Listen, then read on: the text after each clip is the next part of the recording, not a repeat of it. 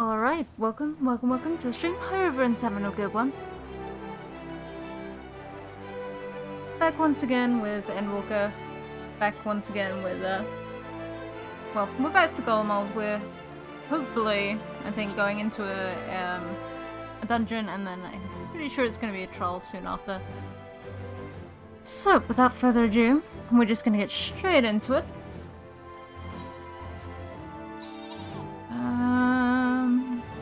Get even close to that. I mean, that's closer, I think. Oh, hold on. Maybe not. Nope, I can just go through here. Okay. So yeah, we've got a dungeon. Presumably climbing the tower, and then I'm assuming we've got the trial against Anima. Like, straight after at the top. Similar to how, Ilmeg, you did the Dom Meg dungeon and then fought Tanya. So, at least that's what I'm assuming, so we're gonna sort of go by that idea. And hope for the best, really.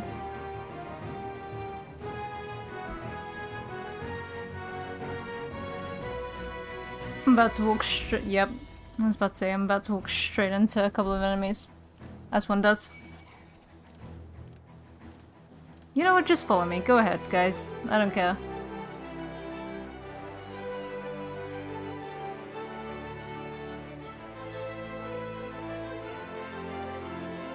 Alright, where's Lise?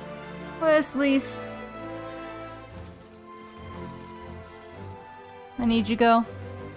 Where you at? Hostile these cavalry. But these really, oh, I suppose they're automated cavalry. I was about to say that these really chunky ponies. Very compact ponies. Metal ponies. Alright, Lise, let's go.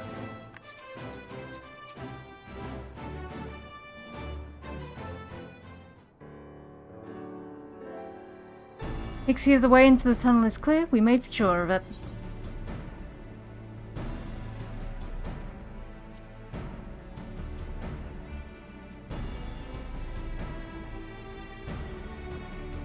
Oh, the shoe will be on the other foot once we're in. Believe you me, a good fight would ship almost right up. Barely enough cloth to swaddle a newborn. Clearly you have spent too long with this feral dog of a Dothral. Watch your tongue, fool, lest I feed it to the crows. Magni, mate, you're not gonna win against her. We will see who is the fool when you freeze to death. Expect me not to warm your ill-prepared hide. These furs are for myself and my Nama alone, should I be blessed to meet her this day.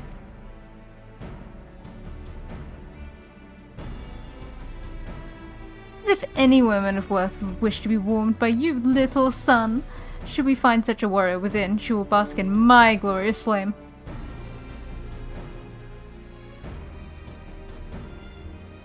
Stop, both of you. Save your fire for the enemy. As for the extra furs, I have plenty to spare. As do we.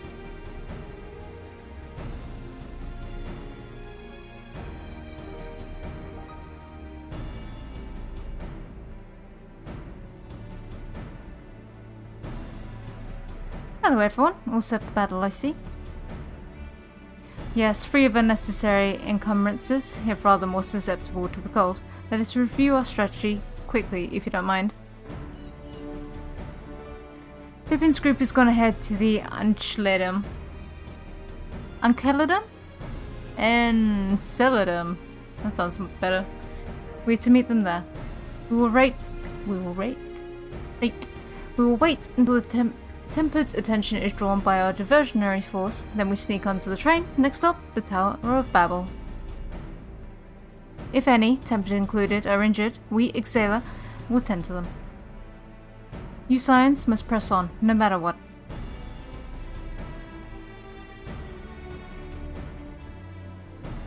We should avoid moving as a group until we're underground, so we'll need to make our own ways to the Enceladum. See you there. I'm assuming Enceladum as in, like, ceruleum. Let me move this wire so I can actually see the words.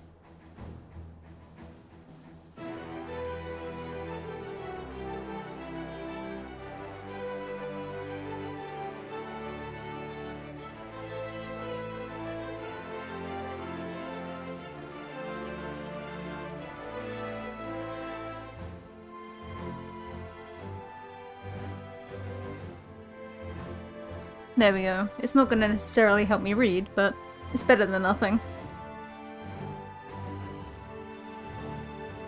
Right. Well.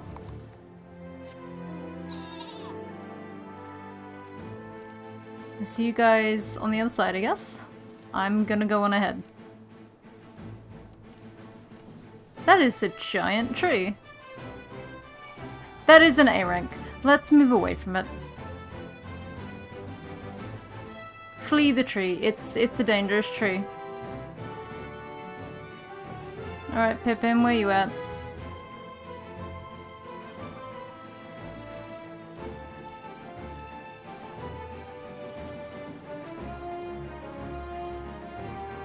Pippin! Pippin! Nope. Here's everyone. Alright.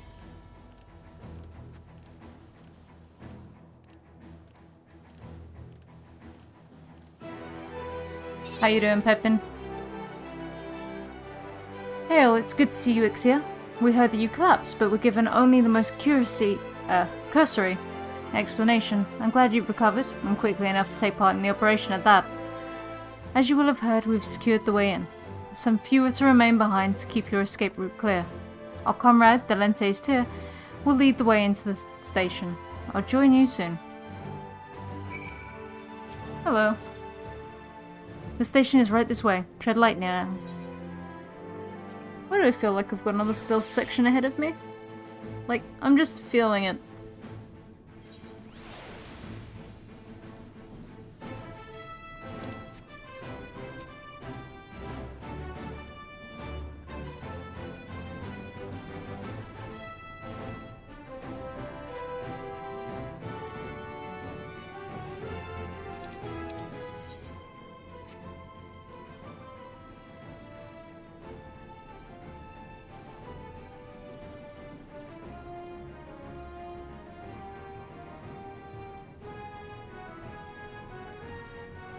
This is everyone. And that's the sound of the diversion, I would assume. Hopefully.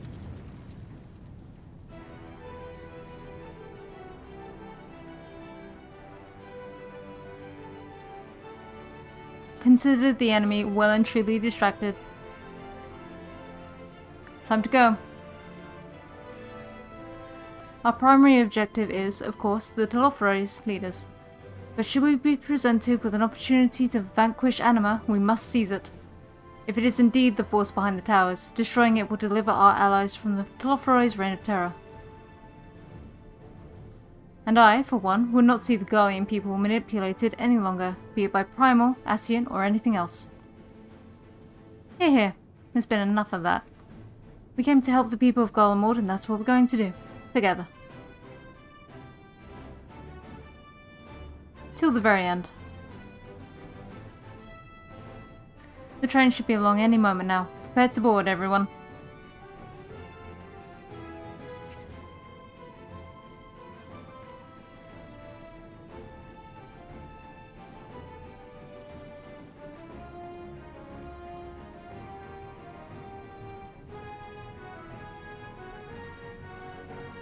There are 3 responses. Fist punch, nod, cross arms.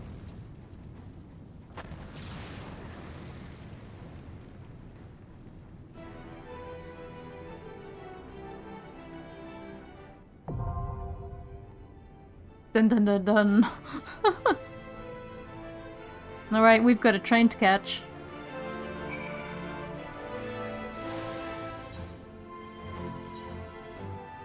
Oh, the choices, the choices, the choices. Well, we're going to take my boy. Ever ready.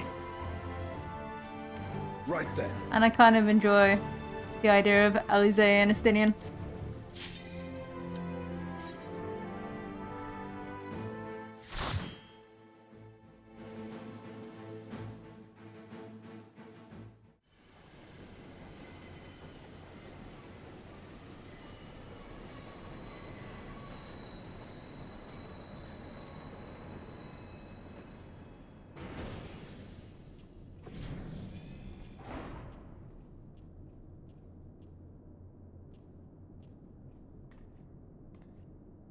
Now or never.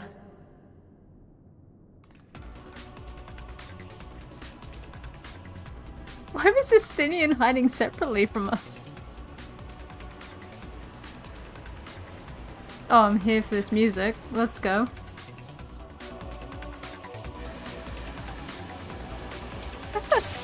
Disco time. We better clear the train of threats before we arrive, or things could get nasty.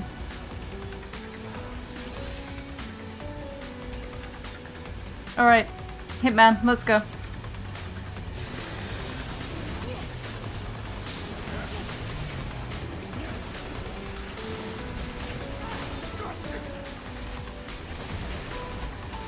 I don't know why my brain forgot that Gra was my tank. I'm so used to him being my DPS.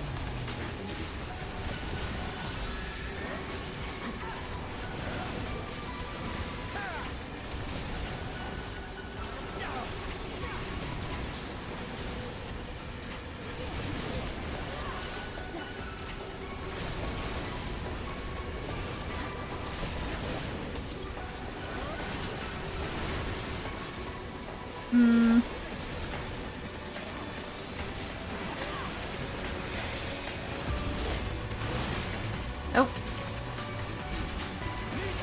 Danger is coming! Danger is coming!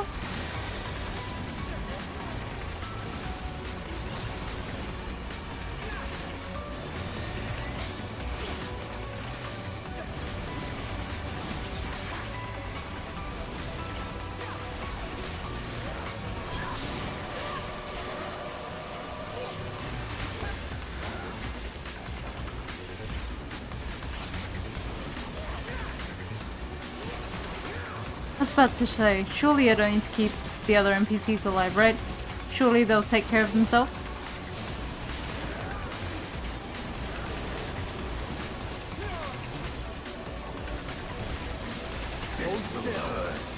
Oh my god, both of them at the same time, really?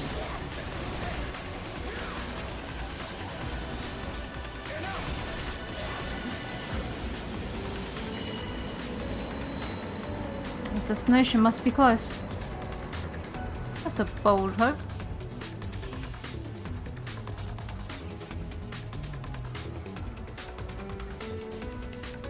I was about to say, is that a kobold?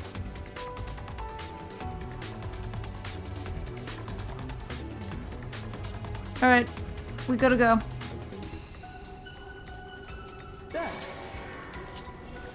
The doggos, the doggos.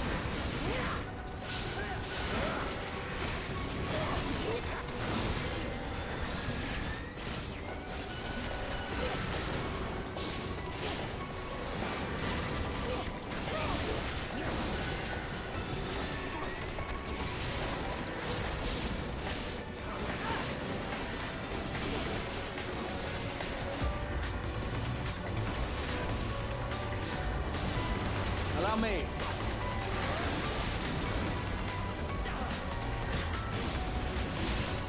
Hold still.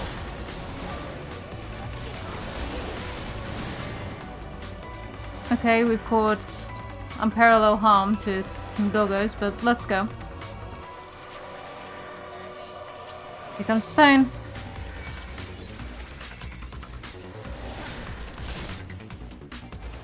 Ow! I wasn't kidding when I said here comes the pain, apparently. Jeez. Hold still. This will hurt.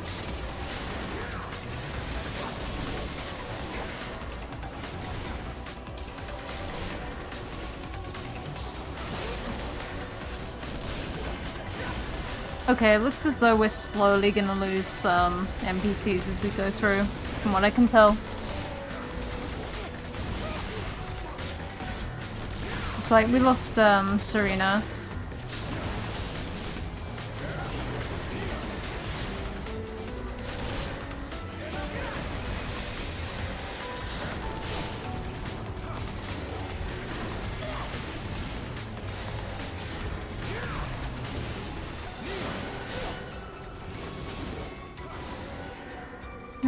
We should split into 3 groups to divide their attention.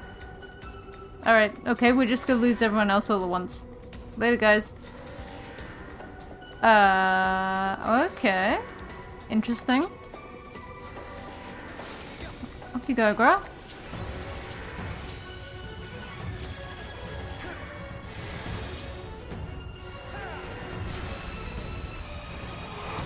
Your beautiful boy who's apparently turned on you. Hold still.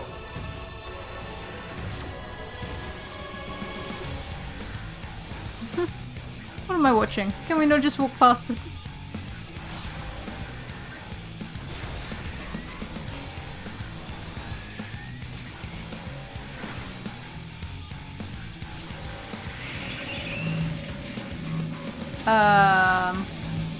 I'm gonna be repelled then.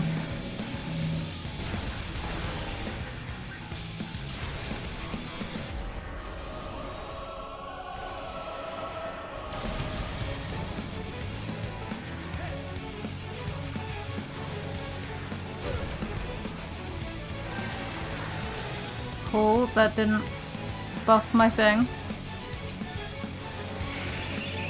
Do that. Who am I? He's gonna push back then. Oh, I love magnets. How do they work?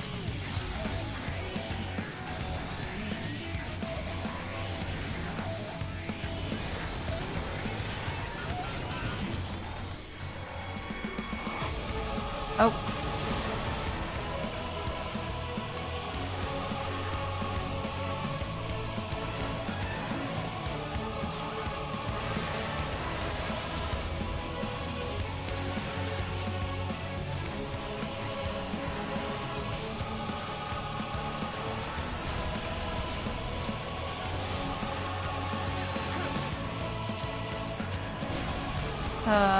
Buttons, buttons, buttons.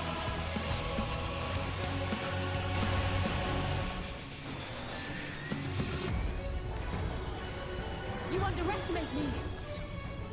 Why am I not eating this fish? I don't necessarily need it, but why am I eating it anyway? Whee!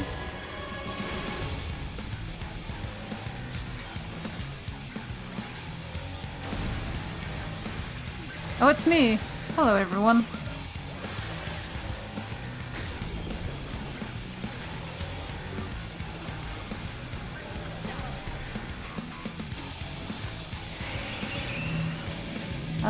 Okay, so I'm gonna be dragged in.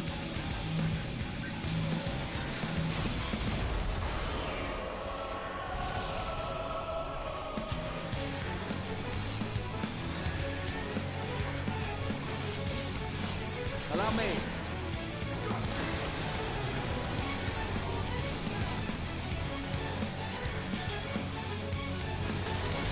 That is real quick. Like, real quick. Oh, that's interesting. So, like, Estinian gets priority over Alize for the limit break. The alarm should be disabled now. With that, I believe we can use the lift. Generic boots? Okay, looks like we're just getting the Imperium outfit.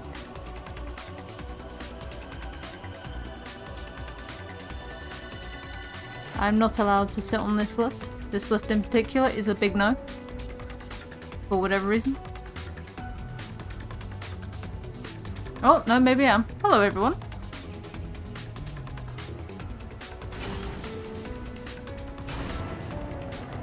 Well, there's Sadu Magno. Pippin and Fleece. And Serena's down with the captives.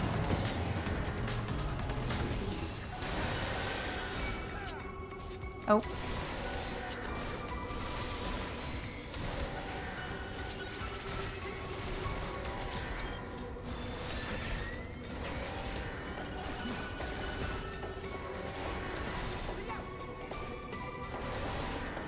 I'm half expecting these to just kind of spin like the near raids and just pew.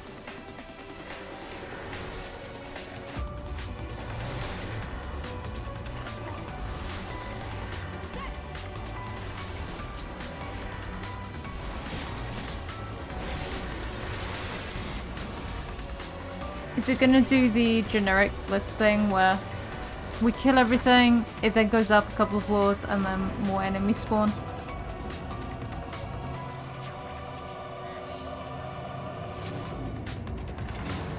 Yeah, it is. Oh, but they get more powerful.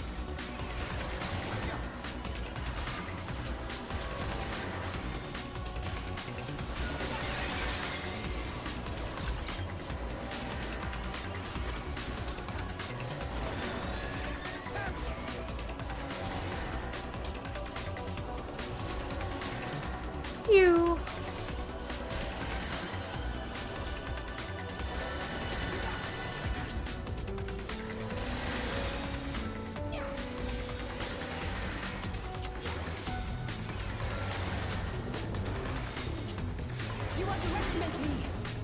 Possibly. Probably.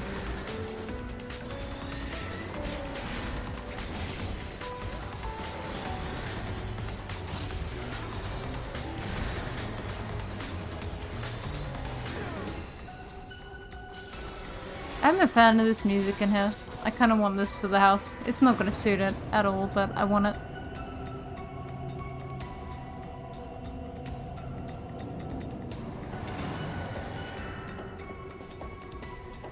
Couple of big boys.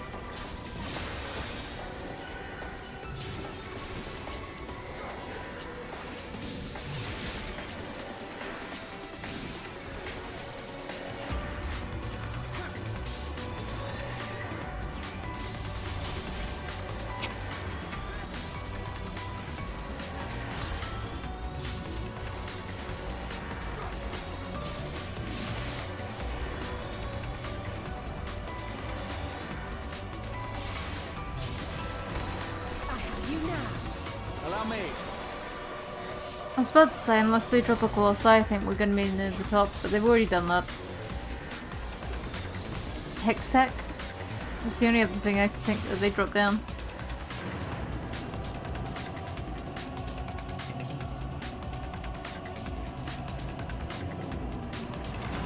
Nope, off we go. Out of the Gallian and into the Lovecraftian.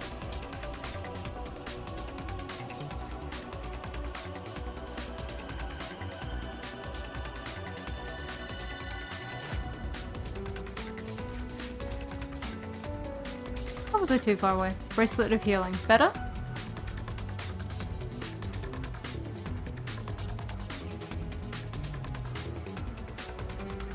Better. Okay. So from here on out, we're actually really hoarding gear for healer.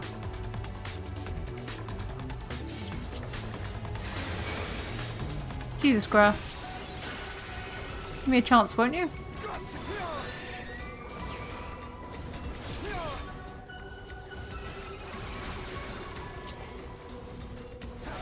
Shut that down. Hold still.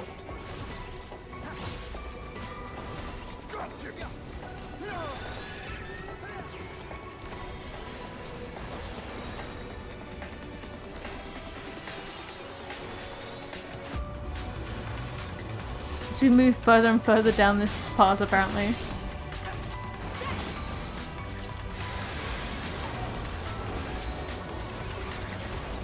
Alize, I'm gonna need you to stop for a minute.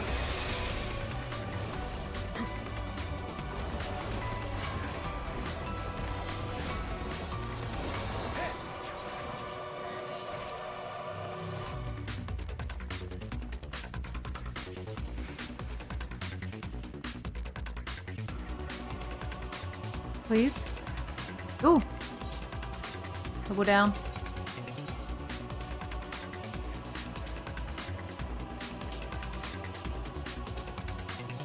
I feel as though I've seen this guy before. And something worse. What could be worse than Magitech? Alize?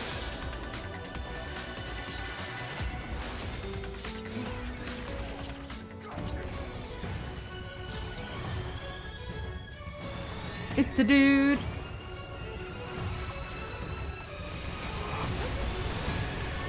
Ow.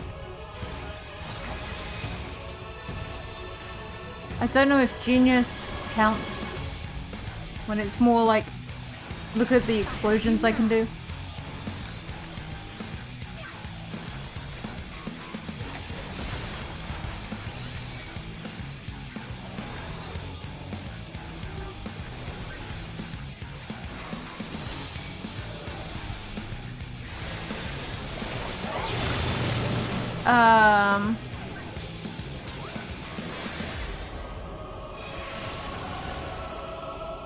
Okay. No, that makes sense. Underwater, so become his frog.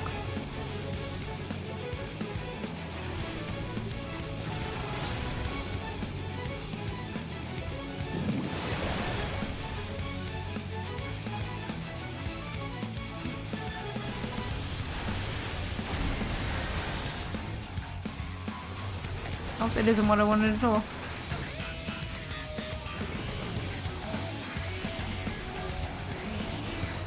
So what's the other one? Oh, shrink. So you've got human to frog and human to shrink. Interesting. Oh god. I'm gonna get hit by something. Let me get hit by one.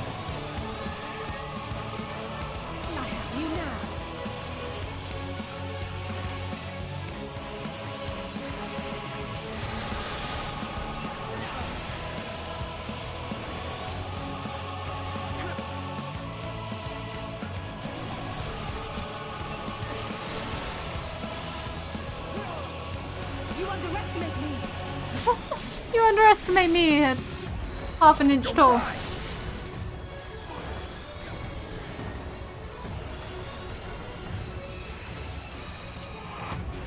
Allow me. Oh, I'm hurt.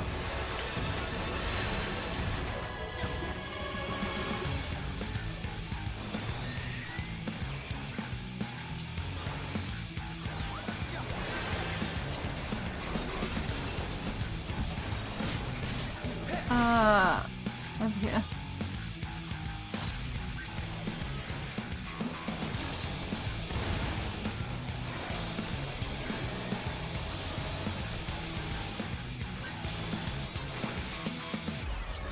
Allow me.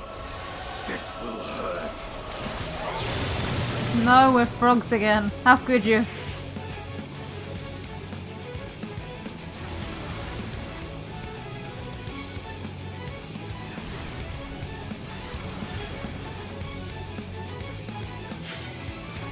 Become his frog.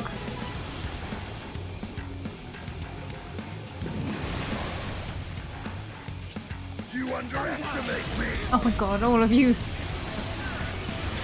You all really wanted to talk right then at the same exact time. Like, really?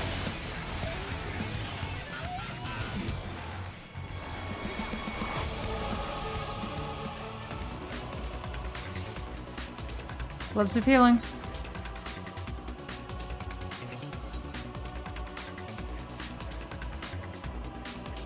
Okay, the gloves of healing are... Yeah, so if you've got augmented still holds.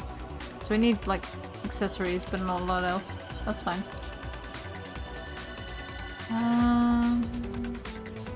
Presumably down here. Oh, okay, so we're seemingly leaving Sadu back here. Or all of them? All of them. And Sadu just wanted to get the cool line. I'm sure she's gonna have fun. Lots of things to explode. Alright, going up the creepy spine elevator. Let's go.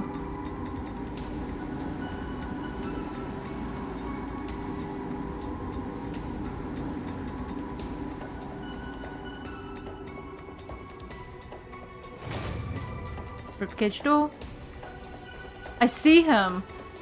Oh, that's actually kind of cool, but yet gross.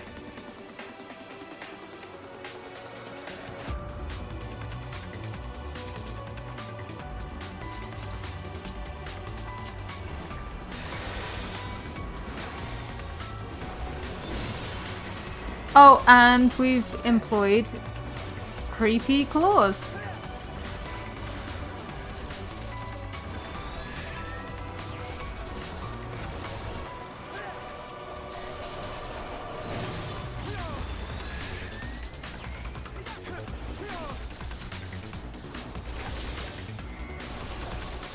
You underestimate me. Allow me.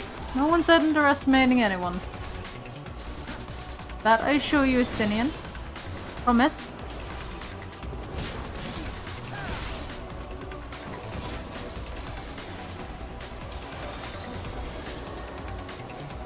Okay. Let's have the hand go down.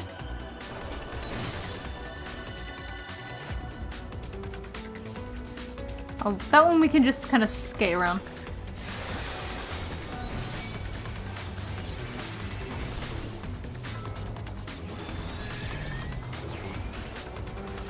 Okay, everyone's stacking the gunship first.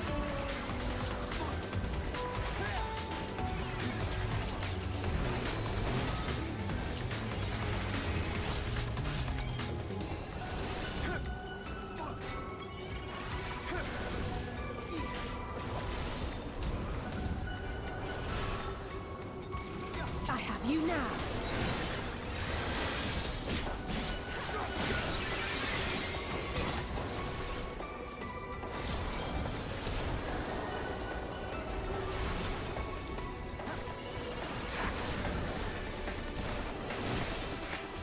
So I guess what's gonna be our boss fight then? I'm expecting Xenos.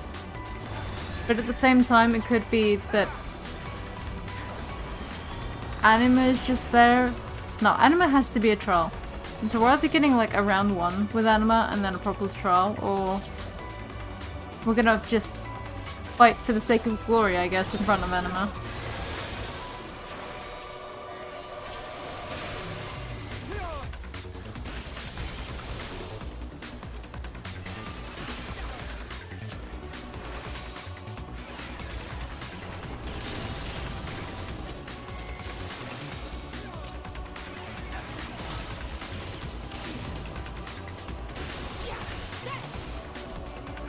Alistair, what are you doing?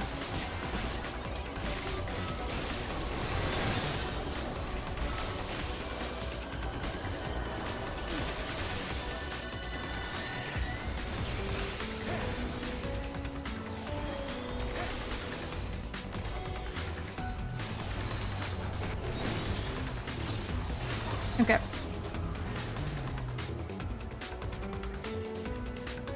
One hand. Aiming. All stuff to go into the retainer.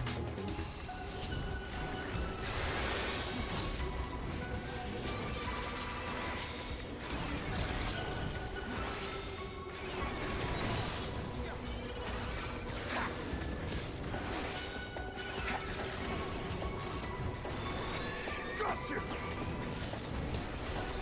Gotcha.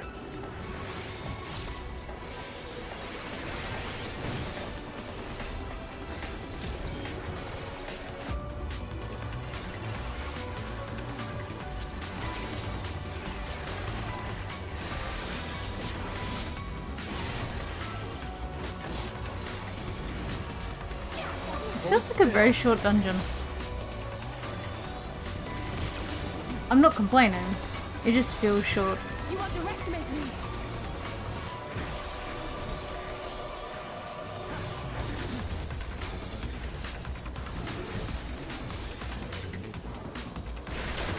Alright, big boy. I don't think we're going to be fighting you, but...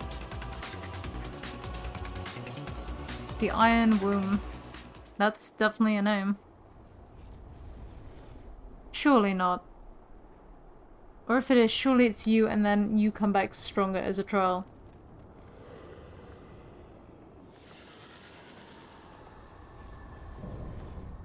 No? We are fighting you? Really?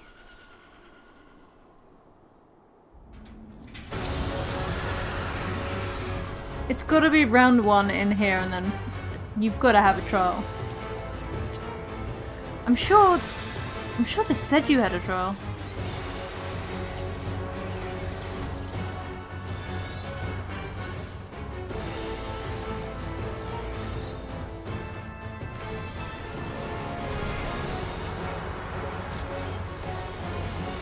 Okay. Hold still. Well, we're all here. I'm not sure why. Oh, okay. Whichever squares he divides off then. Ow.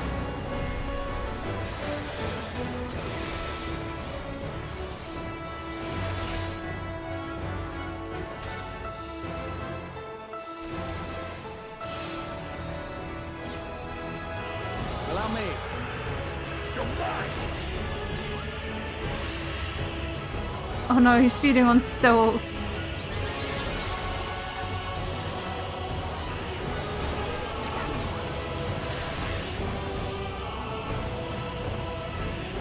Ow.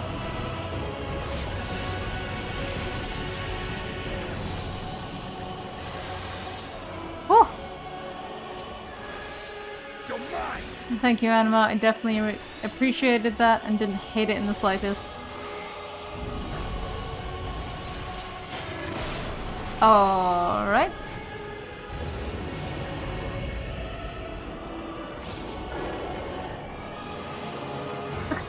Alright. Okay. Oh, and now we're facing Spooky Town.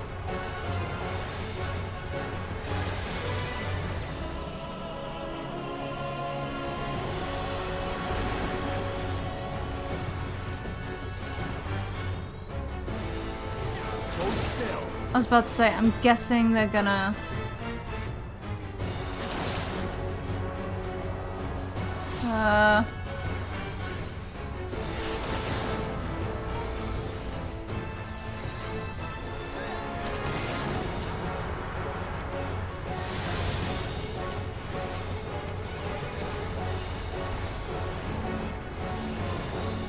Nope, it's following me. Alright.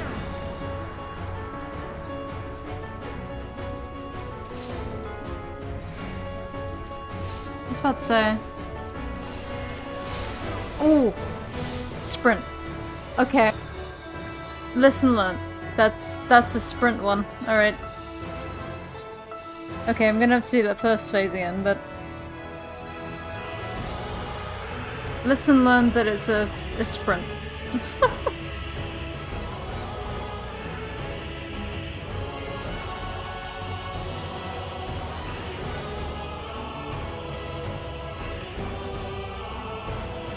I've immediately walked the wrong way.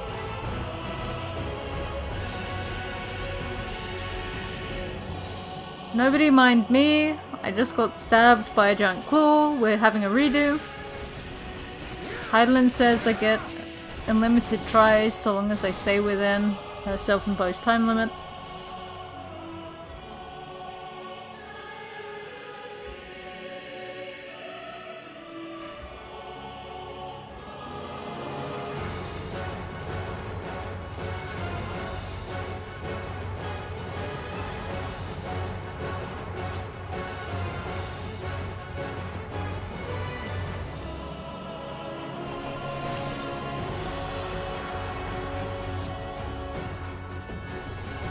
I look forward to all of this stuff being stuff that also comes up in... Like, I'm assuming there's a trial. I think I remember them mentioning that there's an actual trial for this guy.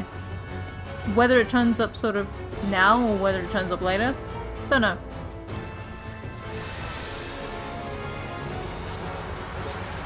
Alright.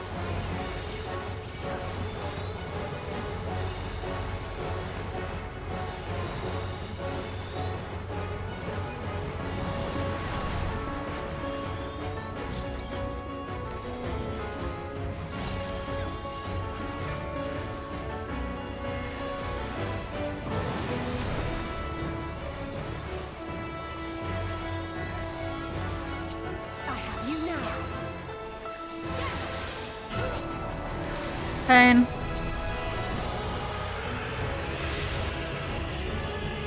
Break tethers.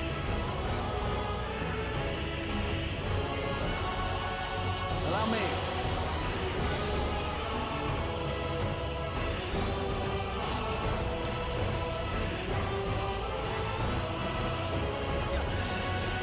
It's just gonna be pain.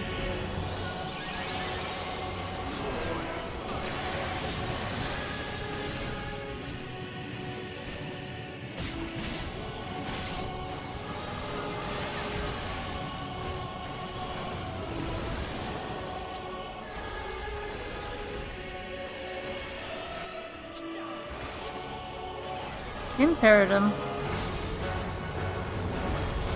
Alright, then we go.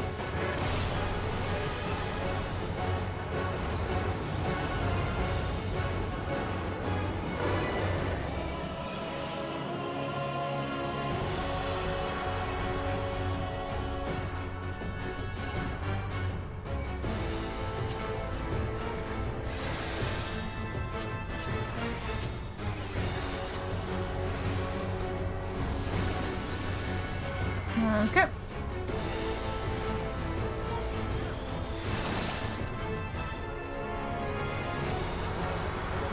This will hurt.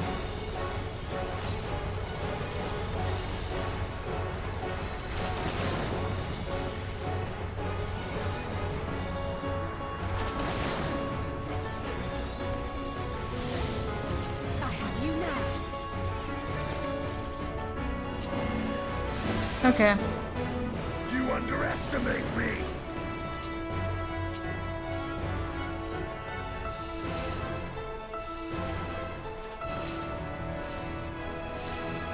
Oh god, go!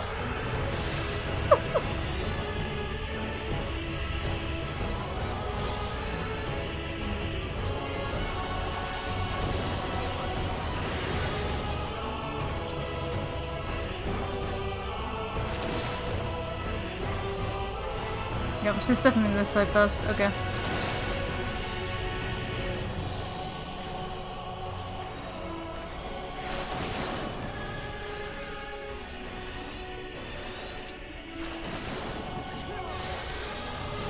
Back up.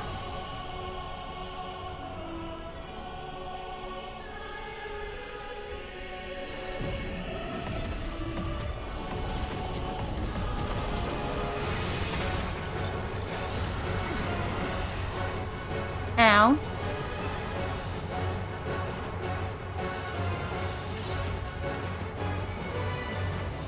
And now we're back up here. Something special for you. Something special for you. Nope. I would say got in there this time, I think. Oh, that's new! Ooh, they got a new LB. That's kind of cool.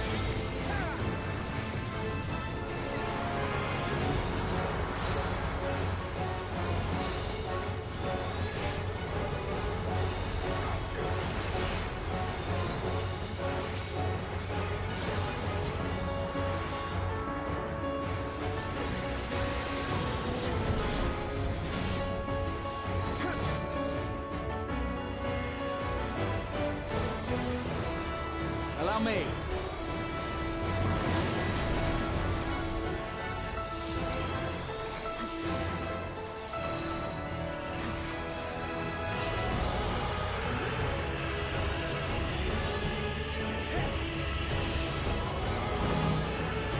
Oh god.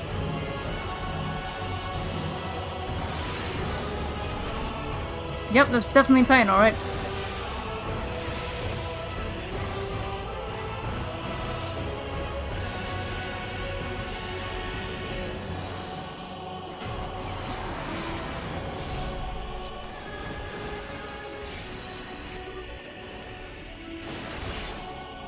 Break tethers, break tethers. I say break tethers, just make it so your tether doesn't pull you into the hole.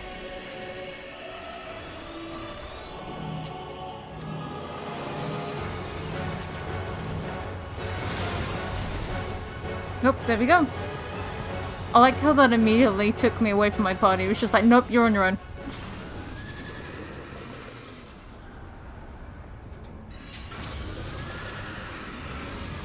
Really? I was expecting a trial. He's just gone? I mean, I'm not gonna complain.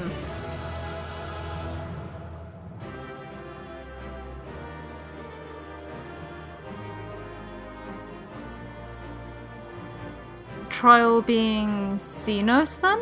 Maybe?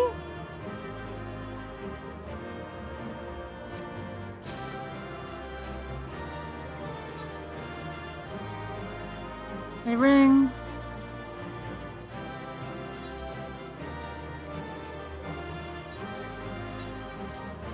There you go. Okay. If I get close enough.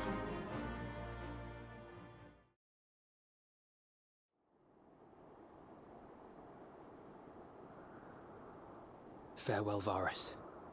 May the gods have mercy on your soul. Come. The other two await.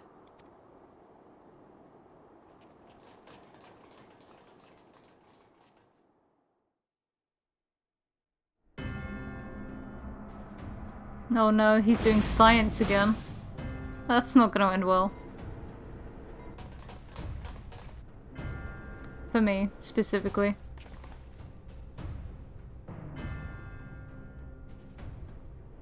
This madness ends here.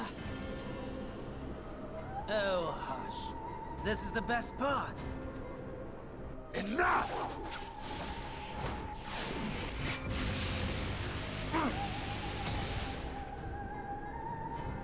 Good try.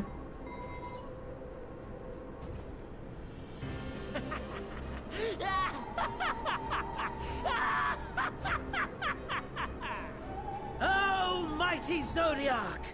Awaken from your slumber and descend! Go, Zodiac was the moon. He's hiding on the moon. Some manner of magical defense?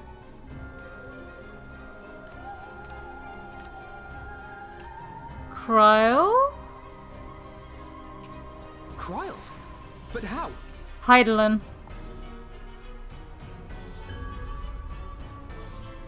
The shackles that bind my adversary will not be so easily broken. Heidelin! Feeble relic of a forgotten age! Hark! Victory is mine!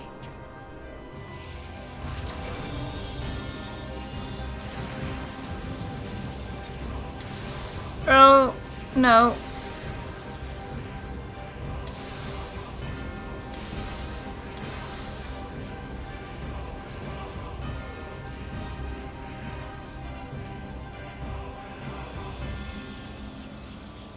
Oh, it held! It held! No more ether. And I was so close. My lord, a slight change of plans. We shall travel to the moon and break this wretched barrier ourselves. Is Xenos just gonna slice him down? Whatever it takes.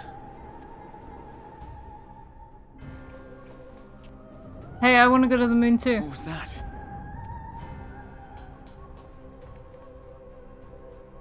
The final order issued by Anima to the Tempered Thrones.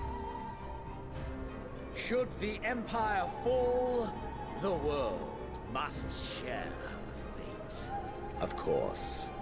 Father lacked the conviction to give such a command.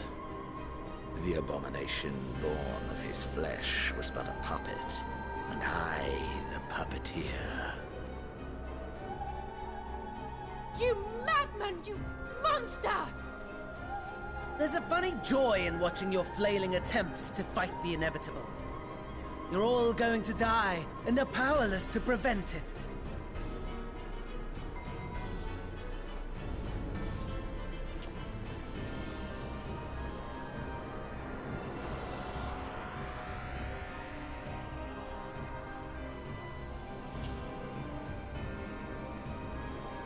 We really must be on our way.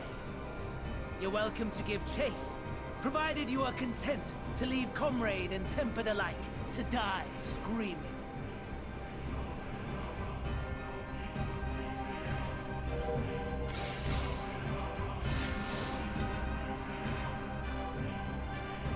Well, to the moon they went.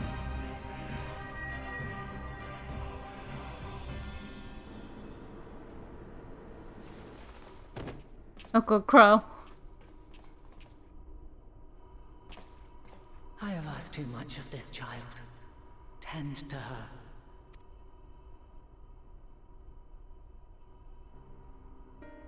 The last brand at Mare Lamentorum is yet unbroken.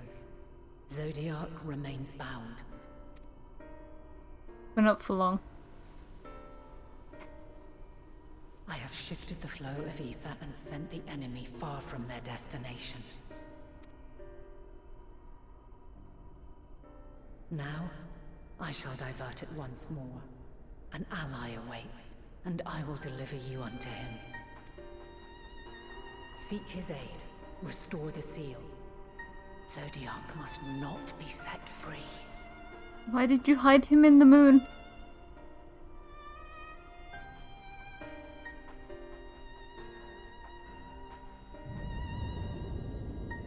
The Tempered are running wild. Not only those at the tower, but those back at the camp. The others are doing their best to contain them, but the situation is growing beyond our control. Leave them to die or give up the chase. Just like Van Daniel said. I mean, can I not just leave all of you to deal with it? I'll go.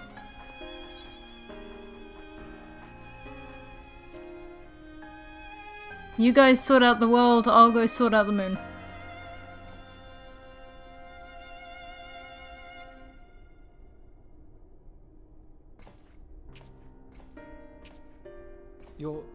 You're going alone?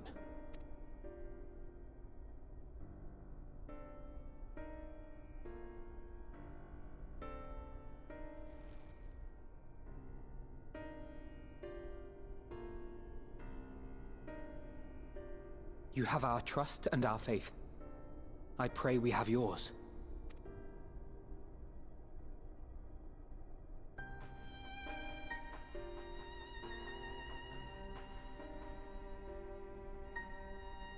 Our friends in the Tempered need our help. We will save as many as we can, I swear.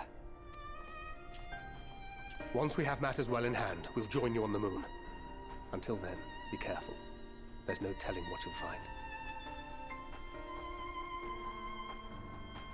Well, hopefully a friend up there. Alright. Scions, I love you all. Look after Kral. Save the Tempered. Look after the world. I'll be back when I can. All of the Tempered are affected. Julius and his comrades likely put up quite the struggle. We'll find a way to save them. We must. I only pray we're not too late. In the meantime, may the 12 carry you to victory.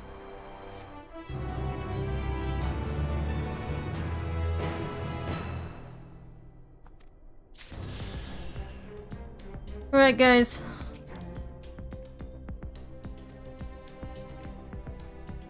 Okay. Did it. Aww. How's she holding up? Before I go.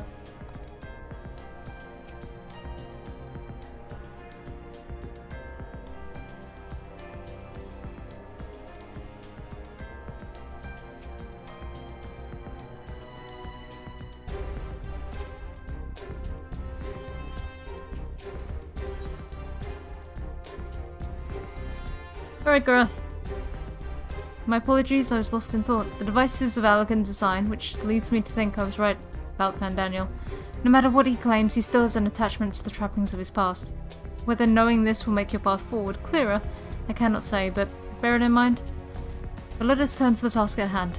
As Heidelin said, the flow of ether will transport you to Mare Lamentorium. We must hope this ally of hers can provide you with the necessary assistance to restore the seal before Xenos and Van Daniel arrive to stop you. It seems we are ever one step behind, but I have faith in you. You'll make up the difference. Know that whatever awaits, our prayers are with you. Now go, beyond the sky. Alright. Everyone look after the kids. I did promise their mother they would get back safe. Also, keep an eye on Gra and Kyle and each other. I love you guys. See you later.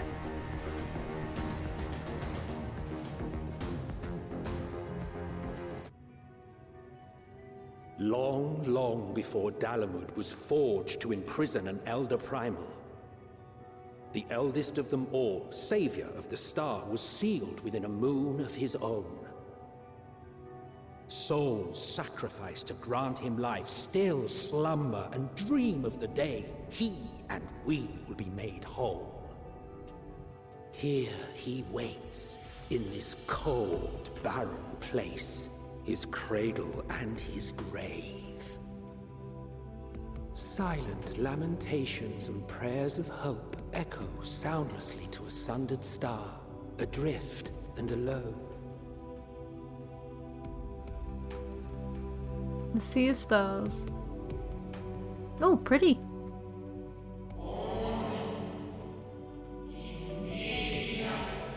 That sounds like an Amarosian.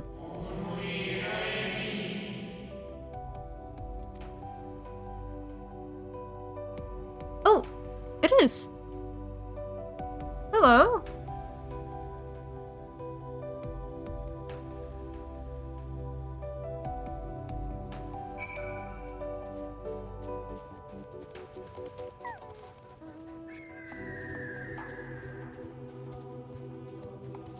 I'm getting like very near vibes from this soundtrack.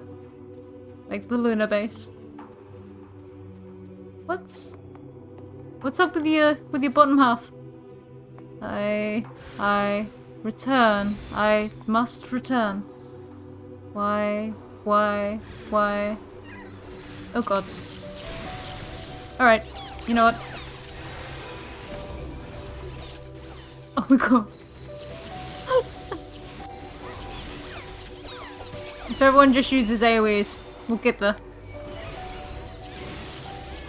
Alright. Did we all kill the things we needed to kill? I need...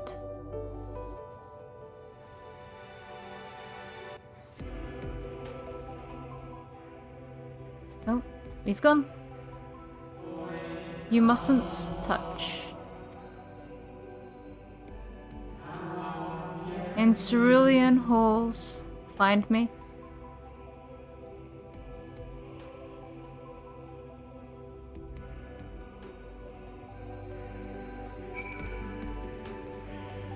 Okay, if I find coffins on the moon, I'm leaving. Just throwing that out there. I do like this aetheryte. It's really pretty.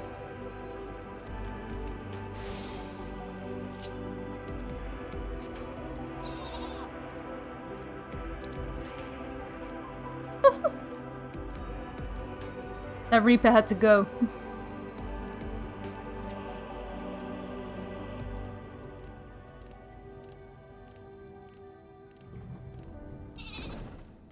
I guess in cerulean halls, technically?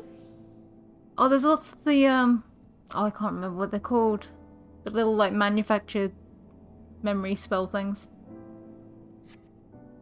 No steps echo through this looming spire save your own, but you nevertheless sense a presence above. Do you mind if I ride my sheep upstairs? Also, I appreciate that not only can I breathe on the moon, but my sheep can as well.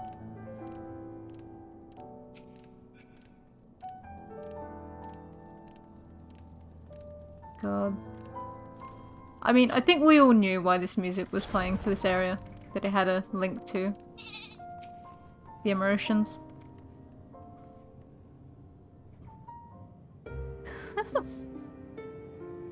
I'm not on too late. Apologies, I've been preoccupied for quite some time, and am out of practice at conversation. Ever since this moon was created by Heidelin, I have served as an integral part. I am the Watcher. Yeah, it's just after 1 AM, getting up for 2. I am responsible for the prisoner and the vices that hold him fast.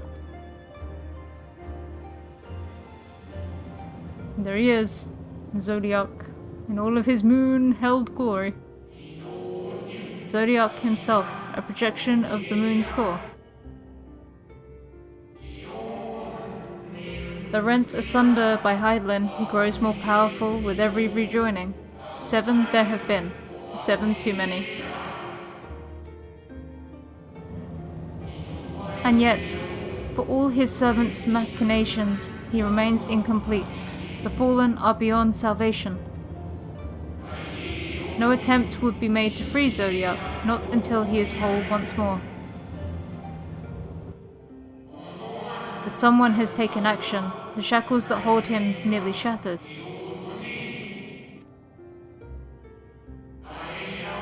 Six locks to his jail, great and grand. Gargantuan swords driven deep, brands to bind Zodiac forevermore. 5 were destroyed by his would-be liberator. One of these I've restored. I strive to mend the remaining 4, but my efforts are being impeded.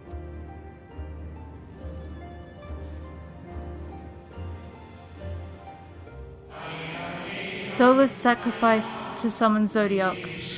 The manifestation consequence of the waning seal. Or souls even. I don't know why I read that soulless. They labor in opposition of my work. They must be expelled for the preservation of all.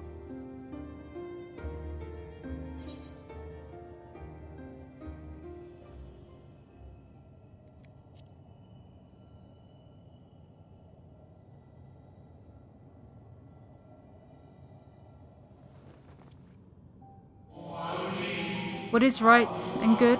Ask 1,000 souls and receive 1,000 answers. I offer none.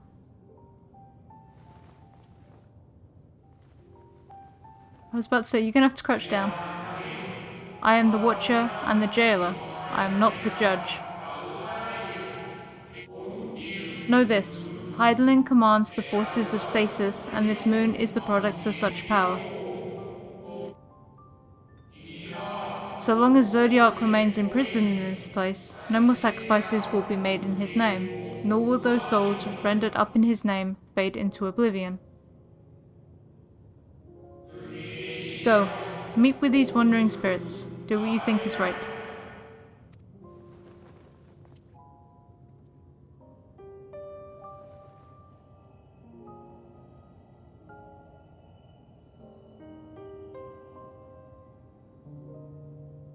Oh, the great moral dilemma. Is it right to keep Zodiac imprisoned when it's keeping a heck of a lot of souls stuck here? Oh, before I go jumping off. Sea of Sorrow. You must confront those lost souls, yes, but you need not expel them by might of arms. A feather touch, a firm word, simple methods may send them away, faint echoes as they are. Wear the strength of sentiment that drives them, however, emotions that do not fade even with the passage of centuries. And make haste, though yet distant, unwelcome guests draw closer.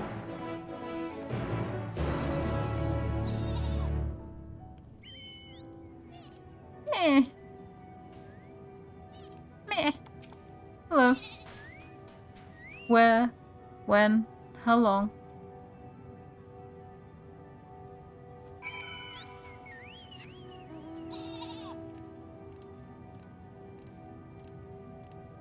So what is the...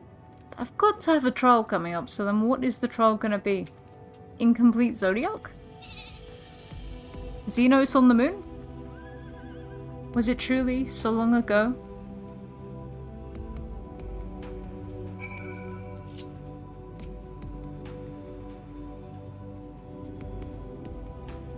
We were happy, at peace with the star. We nurtured it, helped it grow, with our will, our creations.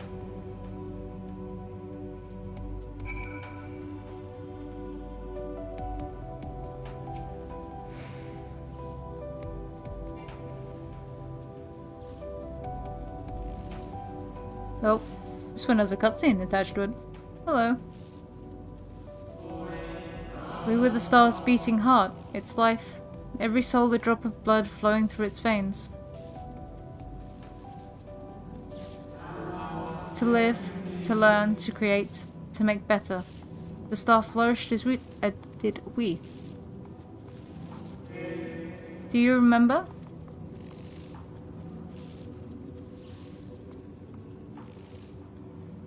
I probably should. As the whispers die, the final spirit fades. No shadows of times long lost remain around the drowning brand.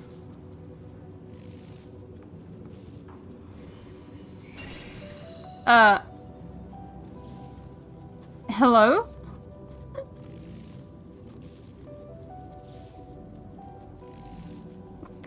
Why is there a dog on the moon? It's like, oh, it's a Saluki. An unusually lustrous dog is gazing at you with what seems to be fond anticipation. I guess follow the dog? It's okay. Appears to be waiting for you to follow it. Alright. I mean, if I knew why there was a dog on the moon, I would tell you, but I don't. Follow the lustrous dog and try not to fall behind. Okay. Follow the dog. It's a magic moon dog.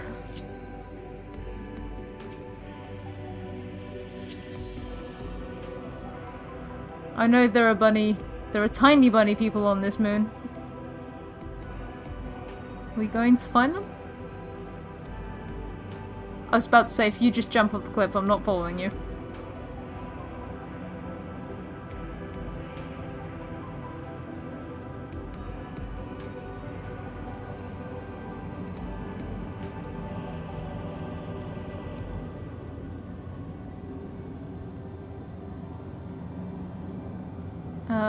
Okay, we're going in.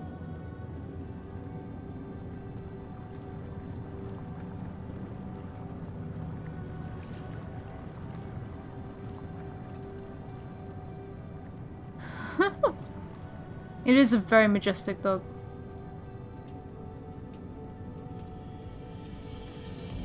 I don't know if it's a majestic magic dog, a majestic ghost dog. Will we find other moon dogs? Who knows?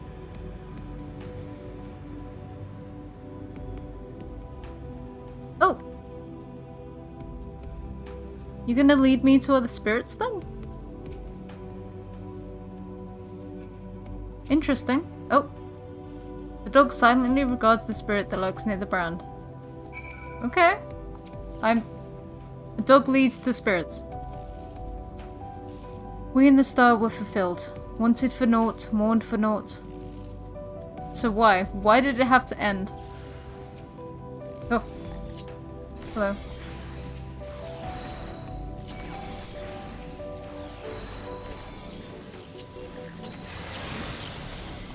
Come over here. Oh god.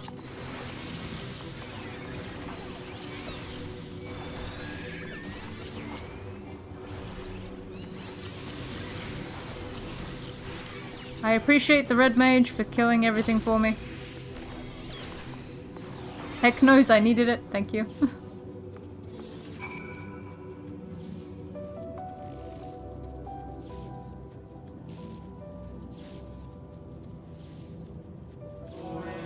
The final days taught us to fear a death forced upon us, the injustice of duties and dreams left unfulfilled, the grief of unexpected departings, swift as darkness, cold as ash.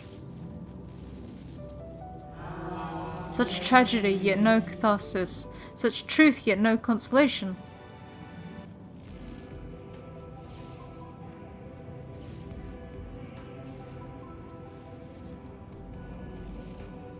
As the whispers die, the spirit fades. All is silent and still around the numbing brand. Numbing brand. Man, me being able to read at this time of night. Dog is once again staring at you expectantly. And who are you to deny it? Who am I to deny this doggo the pleasure of my apparent company as it leads me to spirits? And past moon grasshoppers? Oh god. Dog, go.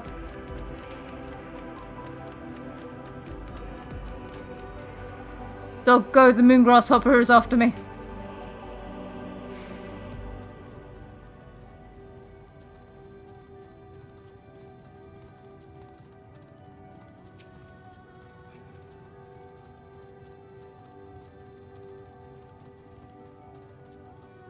Okay. Moon rocks that moon rock together? Sure. Okay, so what? there were 5 seals broken. Ah, space cactus. Oh, they're so flexible. This hole was made for them.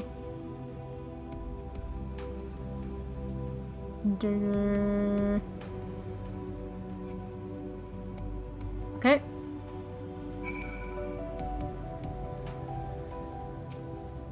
Anguish spirit. Crushing brand. Sounds positive. Oh. He's got intense music. Our perfection came crumbling down. Such overwhelming despair. In that moment we knew the end was nigh.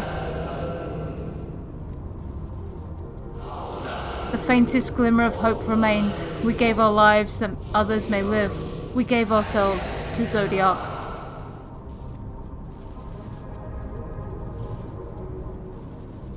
Hello. Hi. Zodiac, our Lord and Savior.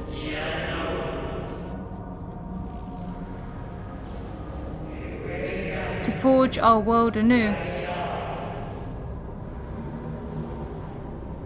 No, they've got me. I'm surrounded. Oh, I really am surrounded. Oh no. To live and love again.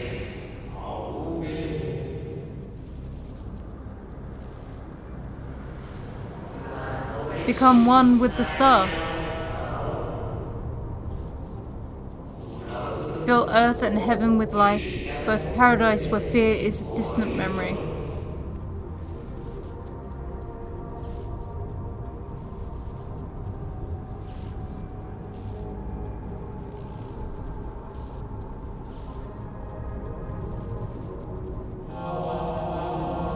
Pardon me, but would you be so kind as to step aside?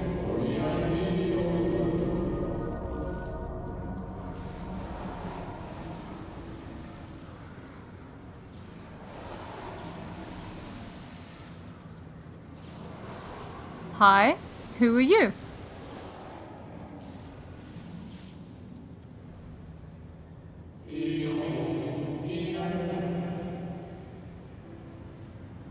A familiar spirit. That could be anyone at this point.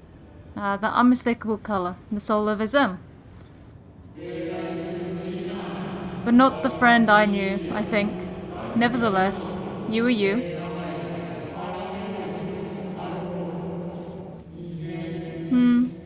So Emmett Silk meant for you to have it.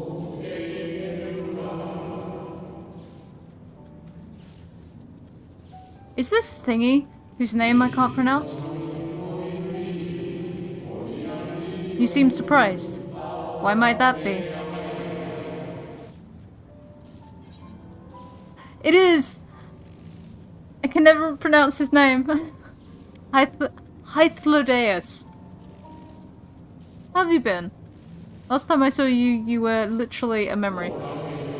Again? I do not believe I've yet had the pleasure.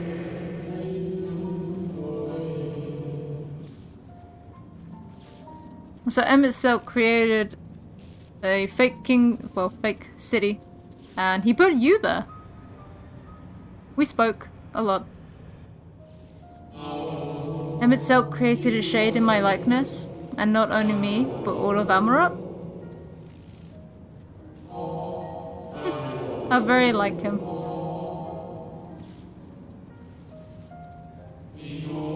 A slave to sentiment, even after an eternity.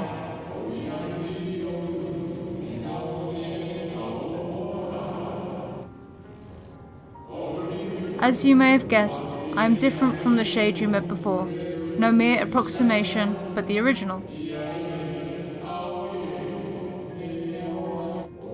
A soul sacrificed to Zodiac.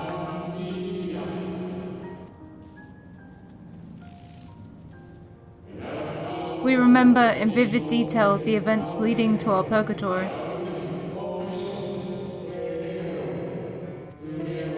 The plans and plots for our resurrection, Eidolon's intervention, and Zodiac's, and the stars' final fate.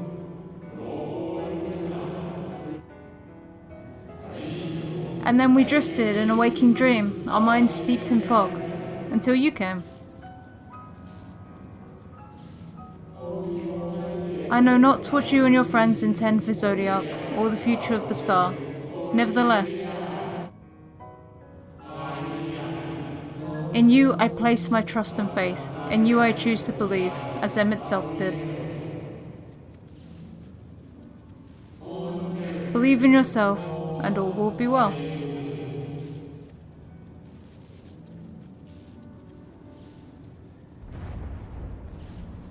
Hydeth. Shit's going down.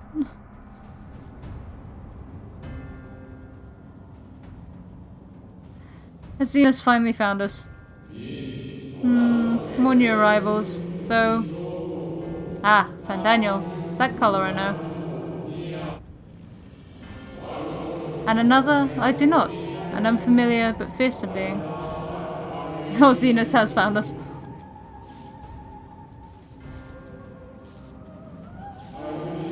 I have kept you from your duty. By way of apology, I will ensure that the shades hinder you no more. Protect the final brand.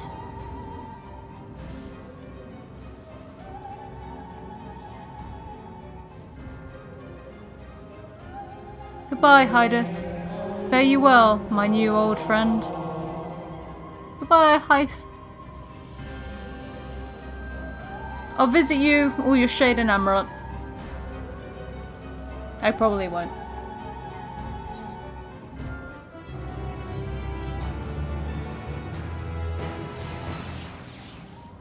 Alright. I've got to punch a madman in the face on the moon.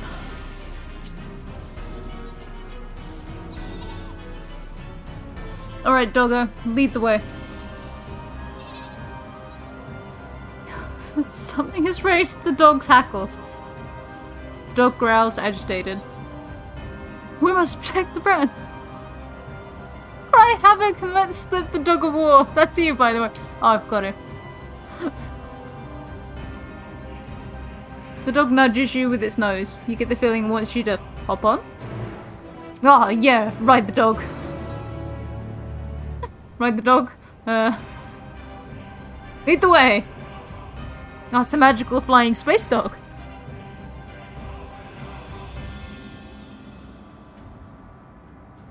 What the heck is this dog? What is... I am eager to learn the lore of this dog. Where did it come from? Where did it go? Is it a person?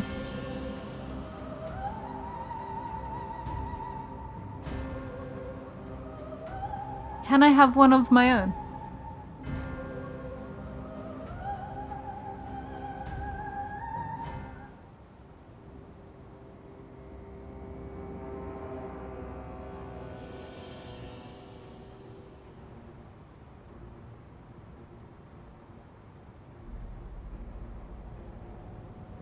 Hello.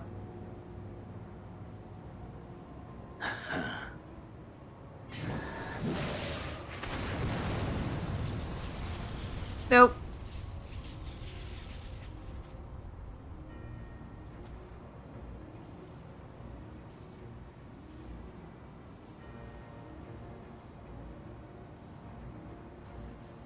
In the nick of time to savor the crowning triumph. Unbound and free at last. Arise, Zodiac! He's not complete, though.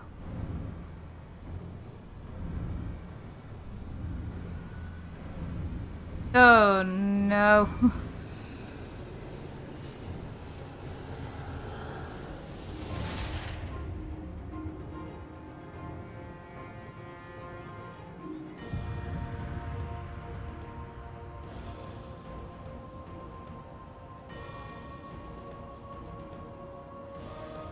He is the bad guy. He's been the bad guy for a while.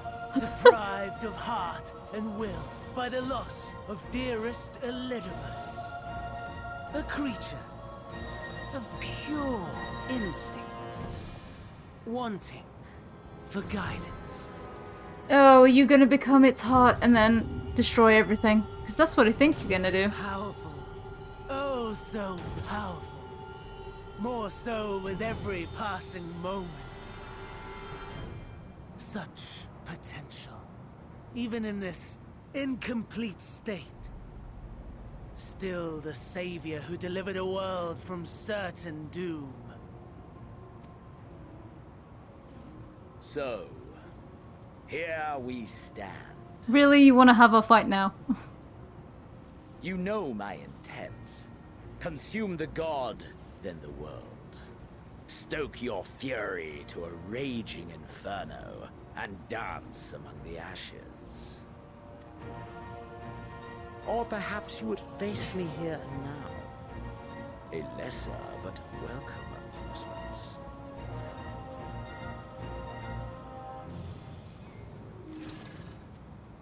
Shing! Yes. A taste to whet the appetite.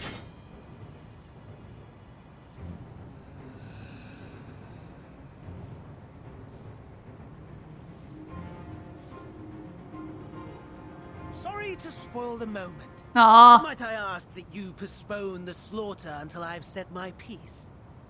I promise I will be brief. you're never brief. You just gonna jump in there? Because I feel like you will. Do you remember when I told you that I wanted to die? And take everyone with me? I meant it.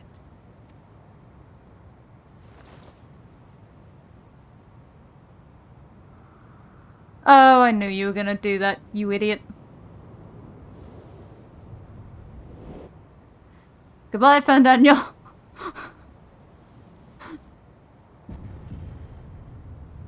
And so now Daniel is the Thing's heart. Because... of course he is. Right, Xenos. I'm blaming you for this. Oh! Okay.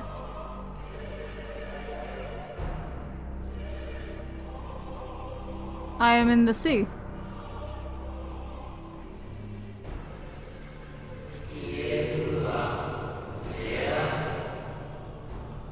Oh, you're doing the thing that Emmett did.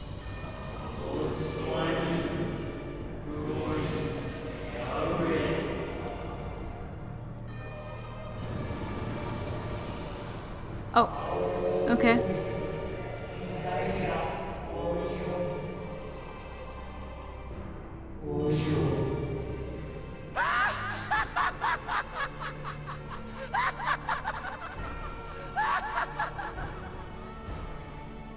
Such lofty aspirations.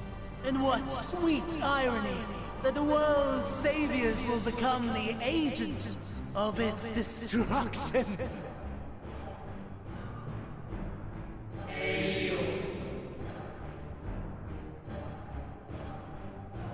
And what would you have me do?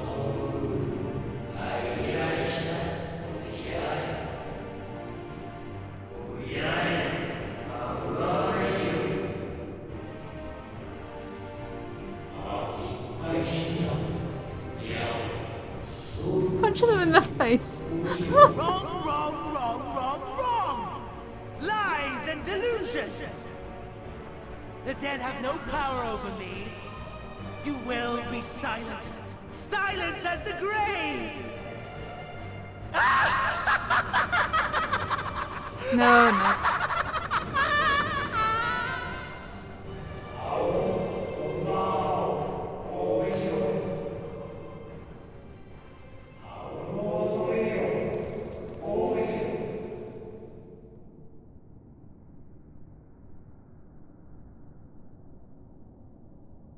Do I still have the flower on me?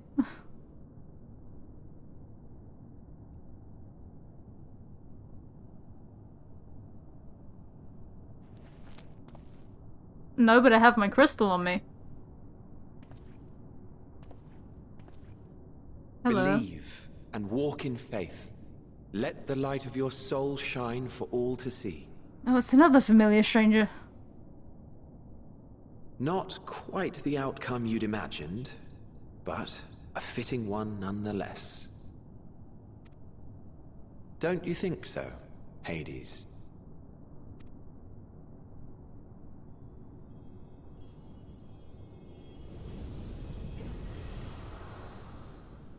I assume that was SM.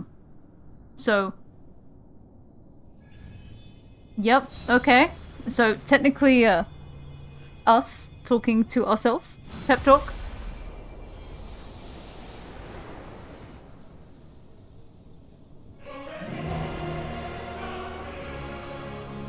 Ooh! All I crave the more. Boundless power. Mine to command.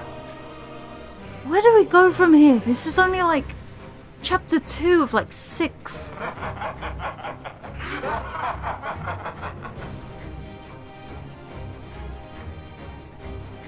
I had intended to pit my fractured divinity against Xenos. But a more tempting option presents itself. The greatest obstacle to my ambition. You will trouble me no longer.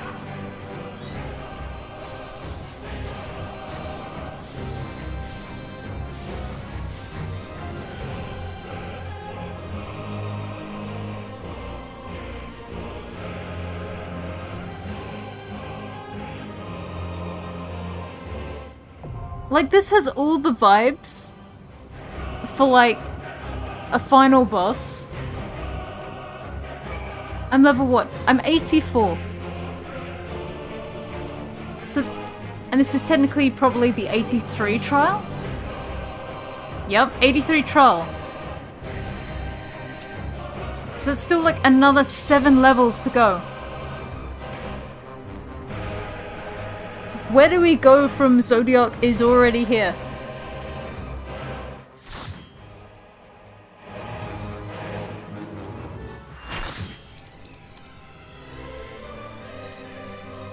Nope, nope, don't skip that.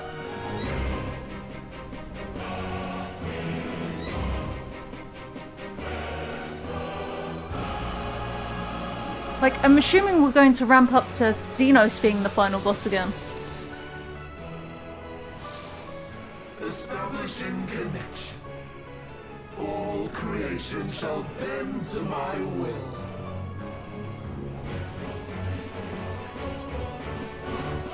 Oh god.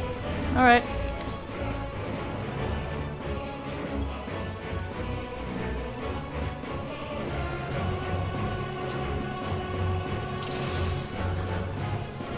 Time to die. Alright. I have no idea what we're doing. End has come, and it will be beautiful.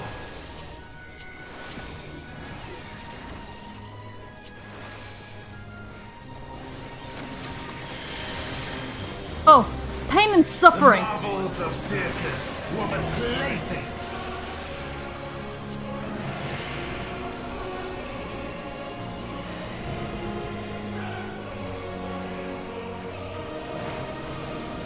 That's Tank Buster on them.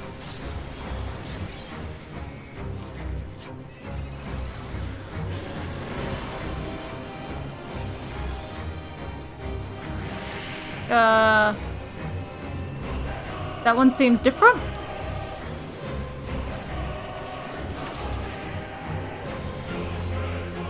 If I just follow everyone else who seems to know what they're doing, maybe I'll live. Become flesh.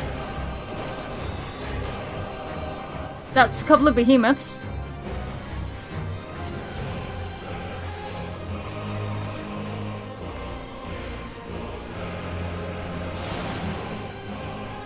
Oh, he's doing concepts. Okay. Interesting.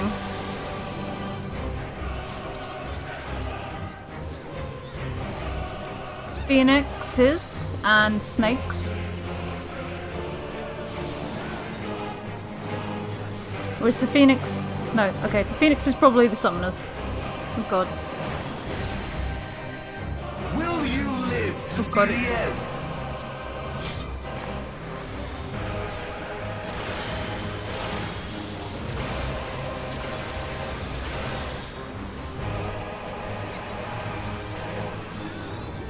Technically sure.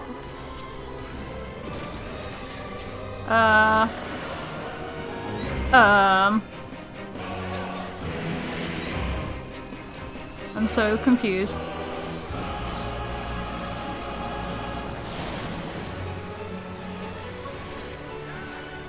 Soon my hold over Zodiac shall be complete! That doesn't sound good. Mine! All mine!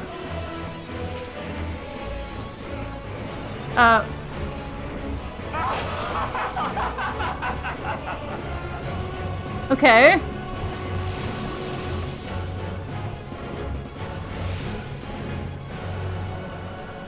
At last, I am become Zodiac! You're missing a couple of pieces about you, though.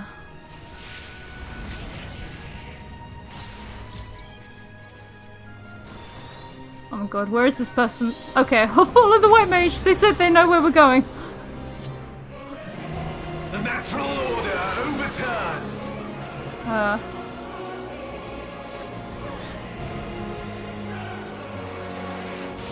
am... All in existence, bent to my will!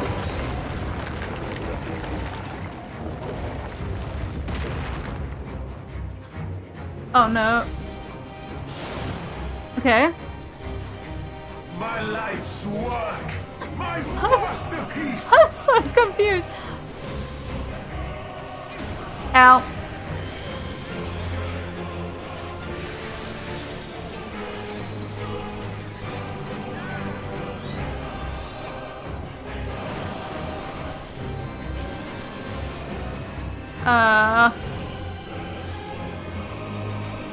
I'm guessing out, then in. Then in. How I've waited for this day! Oh no. Dang it. I'm glad that both me and the white mage were like, dang it.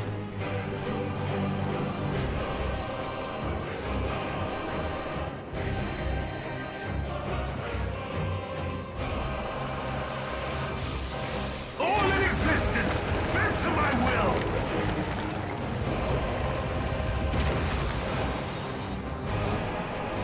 Okay. The great cataclysm, faithfully recreated! From broken skies fall tears of flame! All shall bow!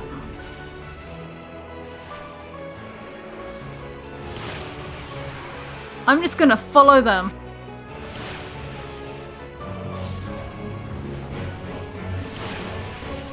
Will you live to see the end? Oh, why me again?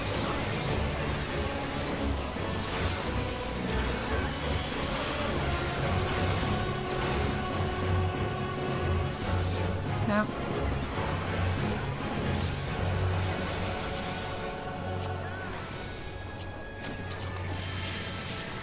Help.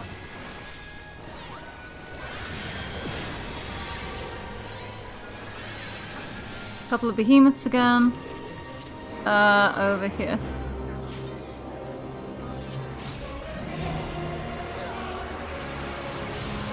All in existence, bent to my will!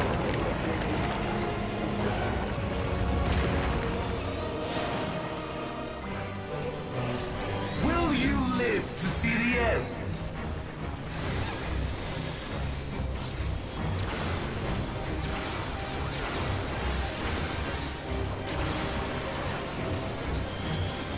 That one was... I can't remember what that one was. A line near it? Nope. Kinda. Maybe. I have no need for restraint. Okay, good for you.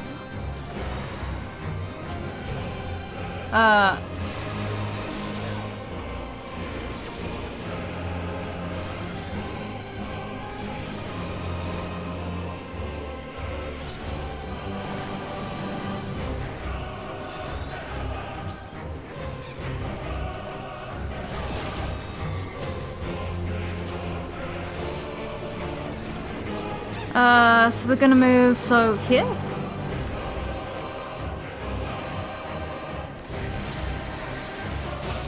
All in existence, bent to my will! Not quite. Ow. Will you live to Oh see god. the end?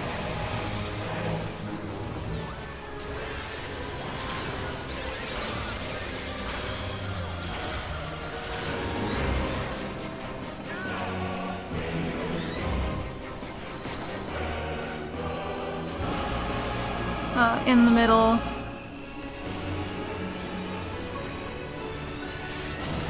Out.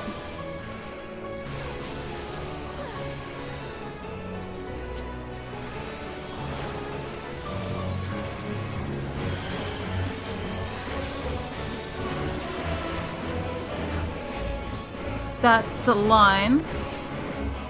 That's a line.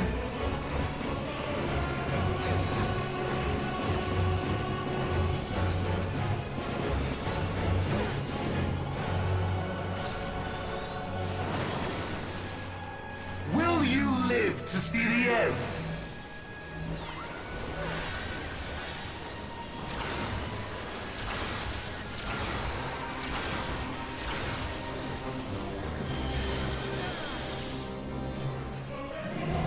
I'm not gonna get that. Oh.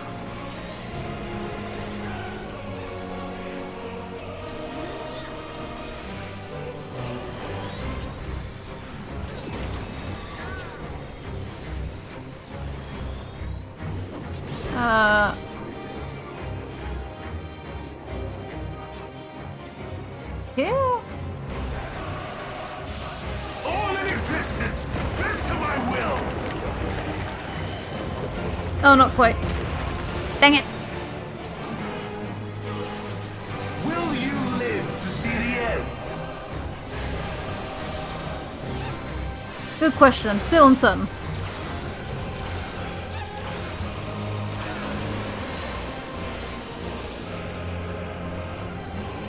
Corner.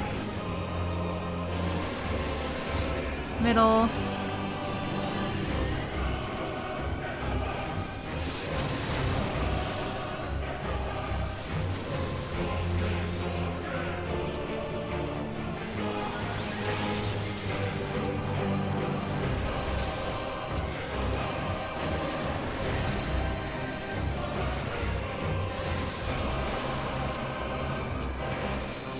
Okay. There. This one.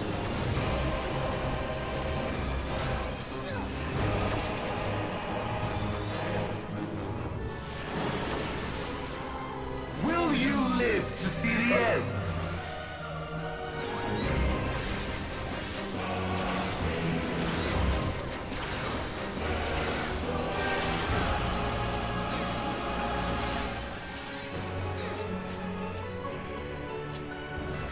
Oh boy.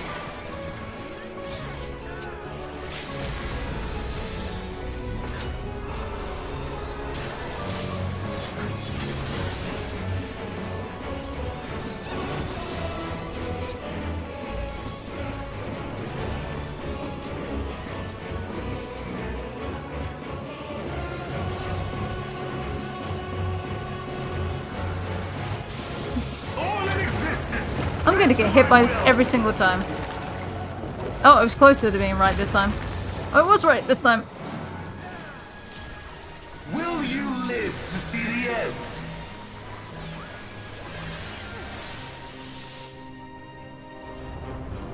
Oh, okay. Is this the limit of your power? Is this how it ends? That wasn't too bad. Where do you go from here, though? Like, I was expecting him to be final boss, not halfway through. I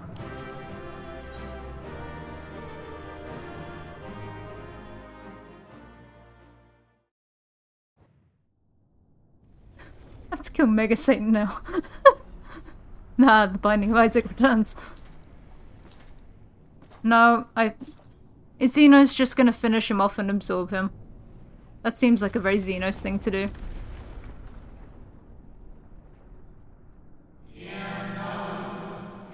We're done. My preparations are complete, and I stand ready to Zodiac once more. Withdraw now from this place. The teleporter will deliver you to safety.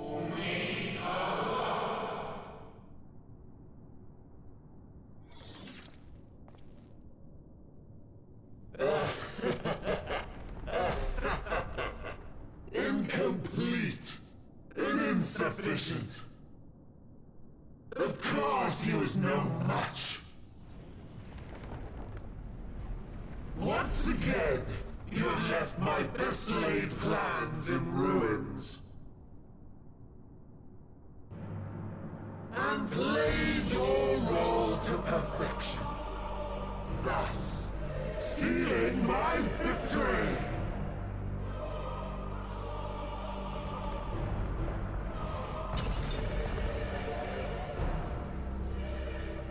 From the first, all I wanted was for you to kill Zodiac. 'Twas but one of many methods to achieve the desired effect. 'Twould have been the same had Xenos died in my place. But what better and more satisfying way to ensure success than to take control myself? My sole regret is that you live to tell the tale. Even so, I have fulfilled my heart's desire.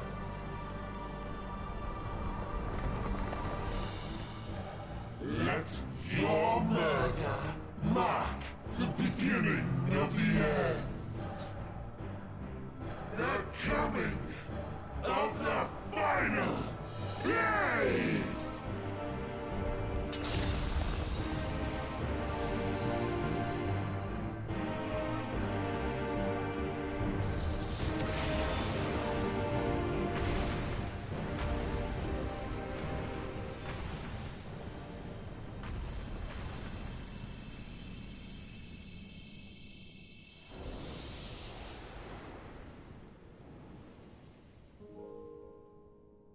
How quickly strength fades, and blood cools.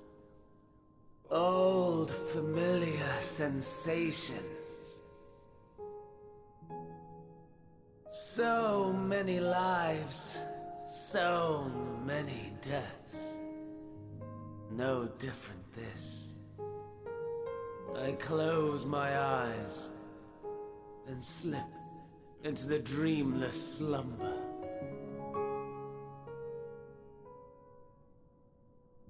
A tired song and dance. Routine. Always I wake. But not this time.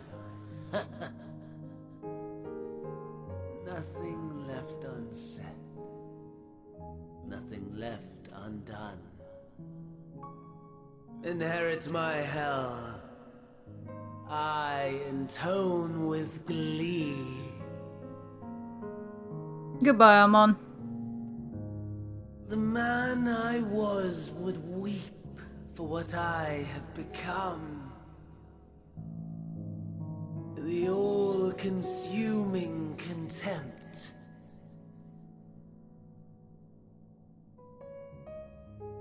But I've the wisdom of 10 millennia to justify my answer to the question.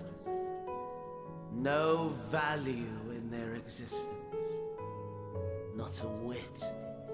For all that I looked. None that I did see. A final chance, then, for Heidelin and her faithful. In Cataclysm, prove me wrong. I sneer. All shall return to nothingness, as was your will, Emperor Sunday. I, the star, and every living being, consigned to your oblivion.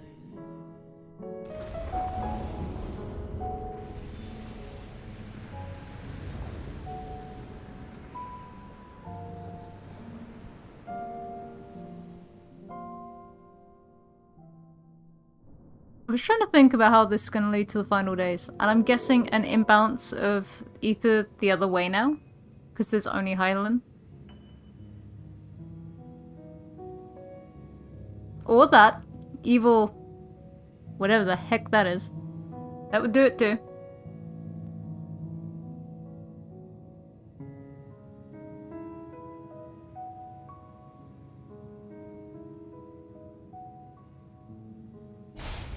Nope.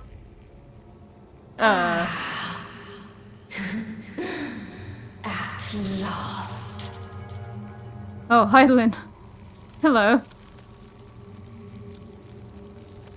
She's free. She was the evil. Oh no, La Habrea was right all those years ago. She was the true parasite that needed to be expunged. Deep breaths, slow and steady. No. Random spirit, Hydaelyn's evil. Hello. You saw it too, yes? The blue star below, thrown into turmoil?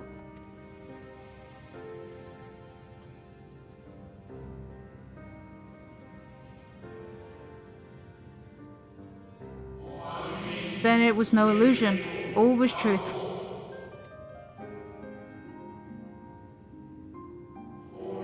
With the death of Zodiac, the laws of nature of which he presided have begun to unravel.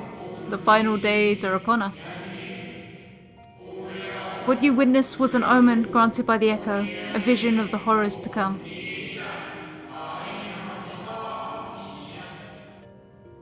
Well, I'm gonna have to punch Hydaelyn in the face now. Time grows short.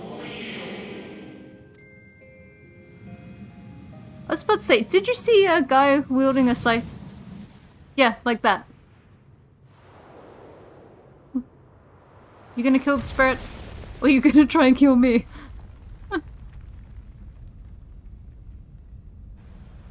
Can you be helped?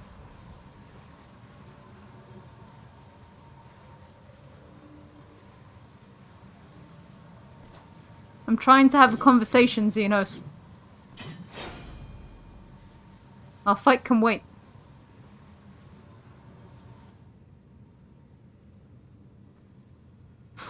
God, my way of light doesn't even look threatened. It's like, really? We're doing this again? I'll find no fulfillment in a contest with you this day.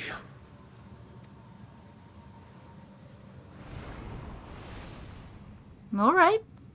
We can do it another day. We can arrange a date. Slavering beasts gather at your gates, ravenous and eager. Already you turn to them and away from me.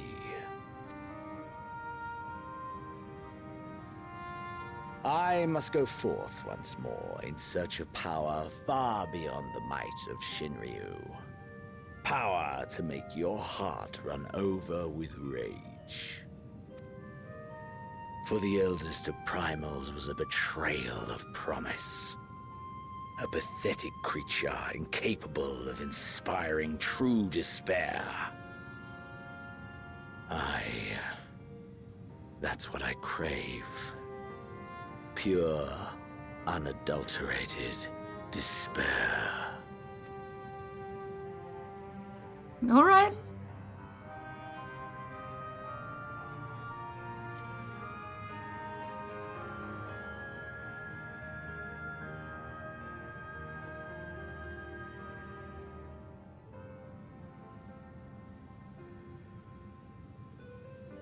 We shall see.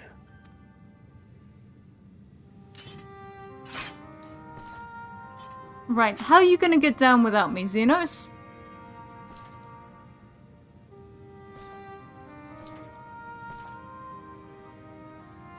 character doesn't really talk, no.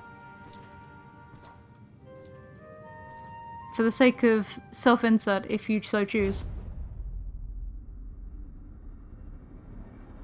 God, you're like a really bad ex, Xenos. We'll talk later, when the world isn't, you know, unraveling as we speak.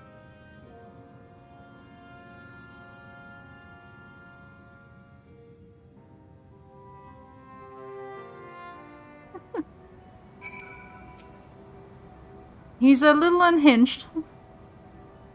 He's like that really bad ex you can't get rid of. I sense his presence on the moon no longer. If you need not follow, then I beg you stay and listen to what I have to tell you. Of Zodiac, and the end of all things. Alright, go for it. Speak.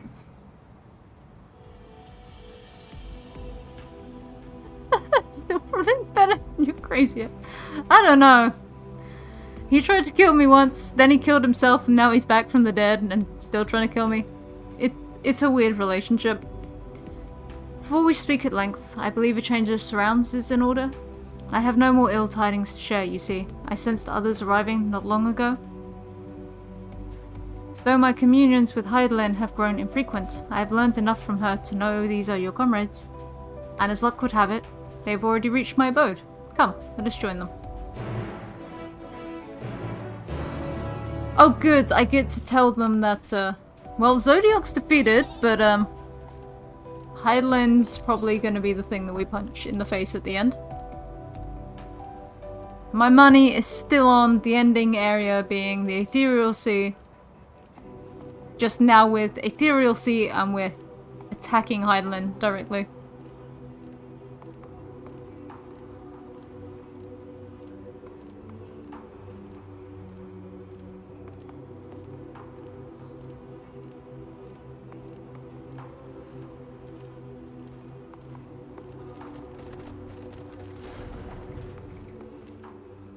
Hello everyone. Okay, not everyone. Hello 3 people.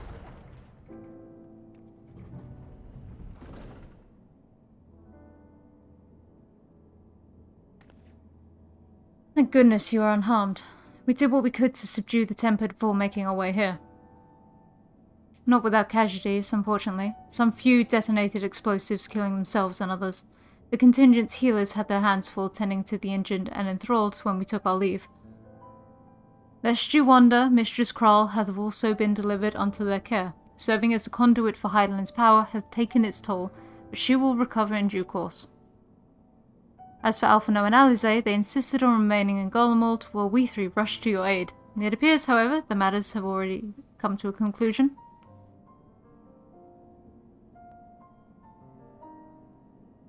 Do you want me to talk for you? I know you said you weren't good at conversation. But what manner of conclusion, if I might ask? And is this the ally whom Heidelin bade you seek out? He is not unlike the shades of Amarot. Not unlike, perhaps, but not the same. I was created by Heidelin, together with this place. It has ever been my duty to keep vigil over Zodiac, or rather, it was my duty. So Zodiac exploded along with Fendaniel, but it turns out that it was all a ruse, a mighty ruse! Also saw a vision of what I thought was Heidelin coming from Earth. Then Zodiac is no more. And not without consequence. I am afraid, for the now delicate weave of the star, preserved by his presence, will begin to unravel. If you mean to avert the final days, you shall have need of... Are you alright? My attempts to forestall Zodiac's release have all but exhausted my strength. If you might allow me to rest a short while, I shall share with you all I can. Please do. You need not exert yourself on our account. These crystals contain records of your time here, yes? May we peruse them while we wait? By all means, if you would review them chronologically, might I suggest beginning with those on the upper floor? I shall leave that to you, while I see what can be gleaned from the crystals on these lower levels. Oh boy. Book club. Start. Oh, I loved the book club the first time. Book club part 2. This time with magical glowing crystals.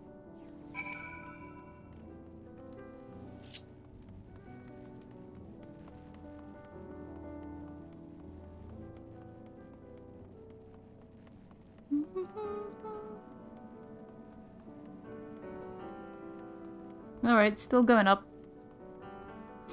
Hagrid, Oranger.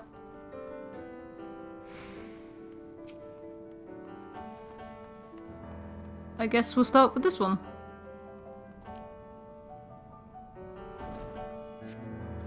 You gaze into the crystal. Ancient knowledge of Zodiac flows through your mind. Daily summary, no abnormality detected.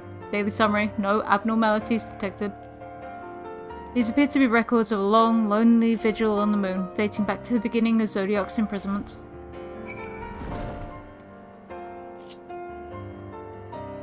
Alright, get the sheep out. I'm not walking down this slope again.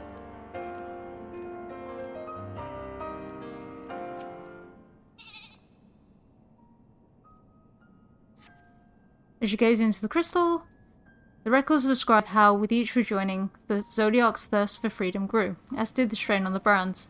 Maintaining Zodiac's imprisonment appears to tax Hydaelyn greatly. I mean, it does, but I heard her voice. She sounded crazy. As you gaze into the crystal, knowledge of past rejoinings flow through your mind. The records describe the Watcher's efforts to prepare in the event Zodiac broke free from his prison. The records go on to describe maintenance carried out regularly with the Loperus? Though it is not clear who or what they are. Loperise. Bunnies. They're moon bunnies. The records note the Watcher's musings when Elidibus is spotted on the moon, though clearly not for the first time. It is clear he and his brethren have a keen interest in freeing Zodiac from his prison, and yet they have made no attempt to destroy the brands. Perhaps they prefer he remain hidden from mortal eyes until the final rejoining? Perhaps they realize we would never dare bring harm to Zodiac as long as he remains imprisoned.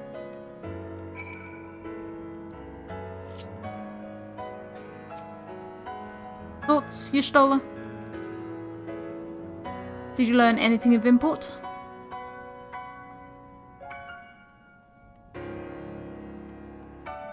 So it is as we suspected. Maintaining the brands requires a great deal of her energy and focus, and this cost has grown higher with every rejoining. That would explain why contact with her has become rather infrequent since the 7th Umbral Calamity. I too made a rather startling discovery. This heavenly body we know to be the moon was in fact created by Hydaelyn. When the Watcher said he was created together with this place, I thought he only meant this facility. Truly, Hydaelyn's powers are far beyond anything I could have imagined. Which makes her perfect for the final boss. I don't know, I could just be imagining it. It could all turn out fine. I doubt it, but it could.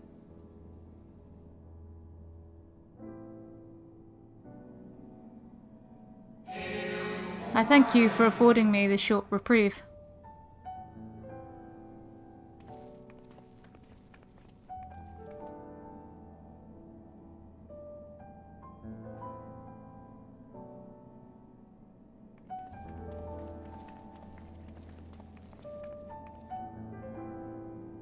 It is we who should thank you. The records stored here are nothing short of extraordinary. There is much we could learn of Zodiac and his imprisonment, but perhaps you could offer us more focused guidance. Pray, tell us of the calamity that came before, and comes now again.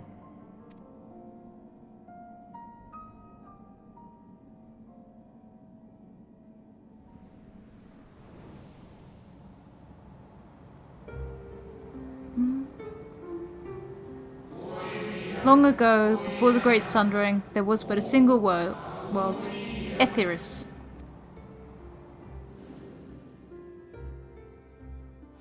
One day, from within the earth, a terrible cry issued forth, effecting a profound change in all manner of life. We were not exempt. Our creation magics ran rampant, giving shape and form to thoughts of hopelessness and despair.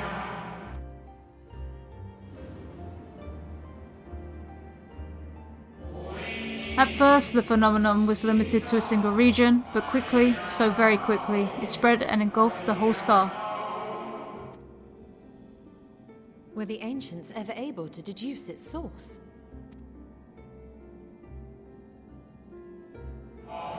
They were not. However, the convocation struck upon a method to predict where next the corruption would manifest.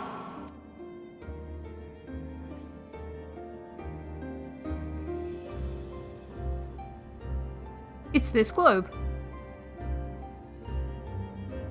No, it really is going to be this globe.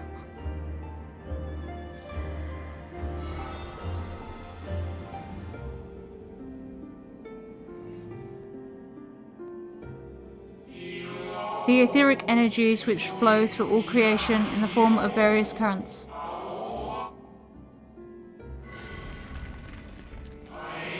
The currents which course through the land and seas. Those which flow through the very air. And those of a celestial nature which encompass both our star and this moon. Celestial currents. I cannot say I am familiar with the concept. Nor would I expect you to be. Few scholars of our time knew of their existence. Their invaluable knowledge helped us to better understand the nature of the calamity.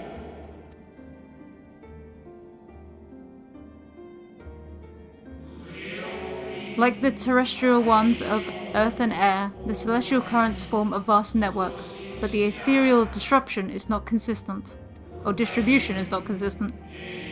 The convocation soon realized that the inciting incidents occurred in regions where the flow was weakest. Correlation without clear cause, ultimately. Nevertheless, on closer study, a stagnancy of aether was observed in nearby currents. A stagnancy, you say? Which is what Hydaelyn is apparently known for. And so they sought a means to harness the forces of darkness, of activity and growth. Thus was Zodiac conceived. No less a power than a god's could set right the laws of nature and quicken the flow of ether within the star. Precisely. With the advent of Zodiac, our end was averted.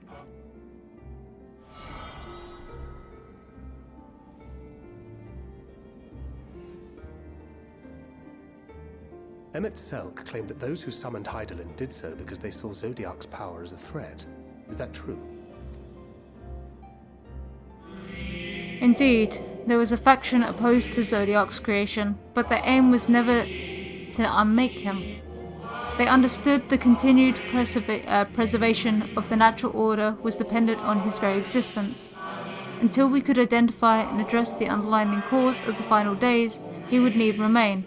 His departure would set in motion those apocalyptic forces once more. Hydaelyn recognized this as well, and so, rather than destroy, she sundered Zodiac, herself, and the star into lesser reflections that she might confine him in this place.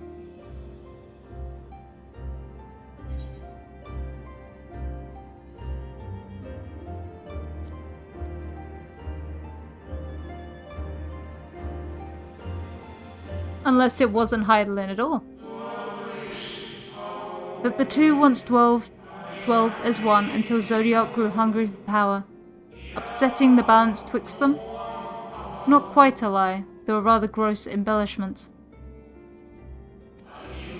But knowing what you know now, you must surely realize why she might opt to obfuscate and mislead.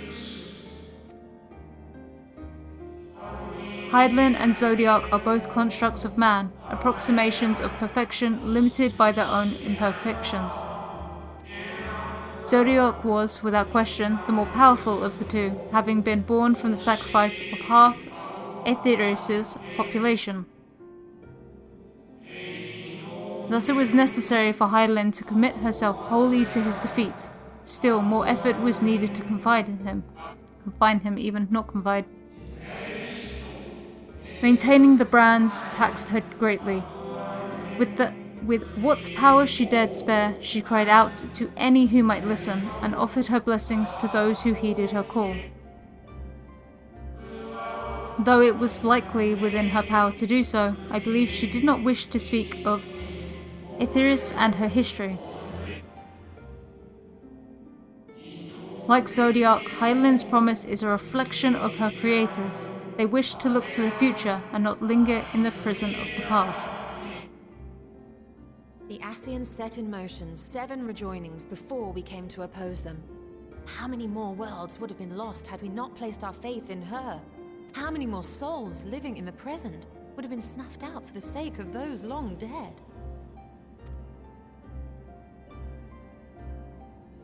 Well, in light of recent events, I see no reason to doubt your words. And even if Hydaelyn is not a god in truth, if Minfilia believed that we should trust in her plans, then I choose to do just that. I don't. Thancred, I heard her speaking really weird. Which brings me to a rather important question. Let's suppose we try but fail to stop this second coming of the final days. Should the source fall, what will become of the other worlds? I imagine they would all shatter back into one. Or shatter back into nothingness. Oh god. The nomenclature. Nomenclature is more fitting than you know.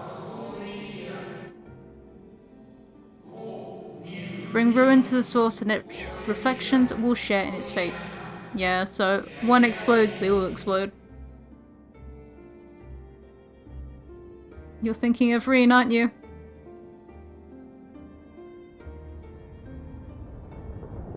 Oh.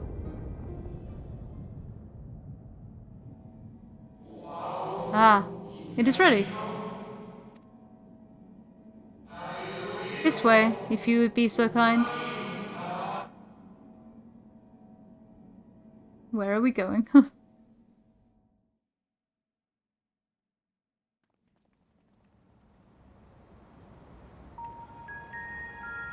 Oh, it's the pretty music. I love this music. Oh. A beautiful sight, is it not? Yes, but what is it? Hydaelyn knew better than any that her power was not absolute. Indeed, she has never struggled to hold Zodiac and his faithful. She has ever struggled to hold Zodiac and his faithful at bay. She feared the worst and so made preparations. In the event of his demise, there would be a contingency. This moon is more than a prison. It is a vessel capable of bearing the people of Ithris to safe harbor.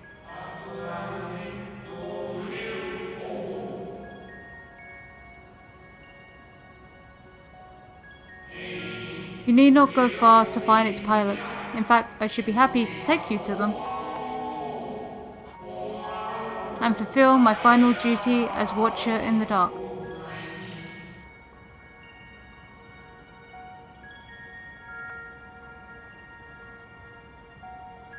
Okay, this still raises the question of...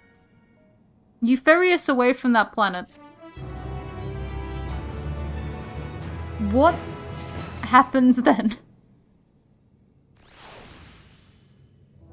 Moving us to somewhere else doesn't help if this place collapsing shatters every other world into it.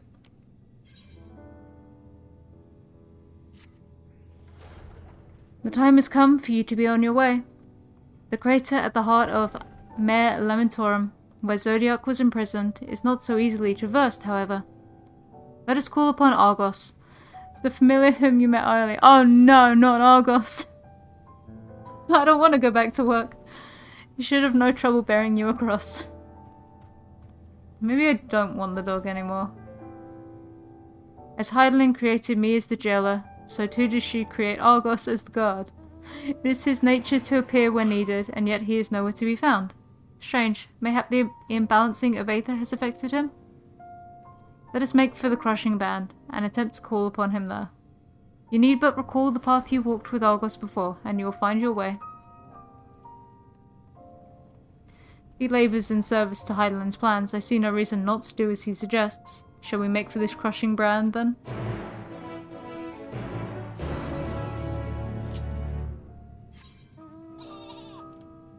Oh god, I can't remember where I went.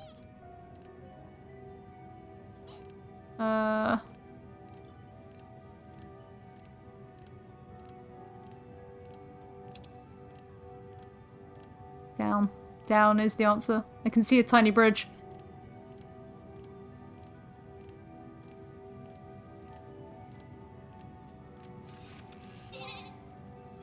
Does the bike still go faster?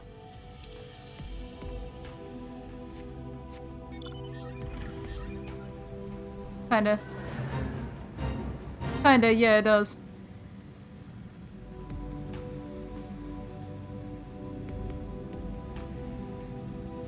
We're biking on the moon.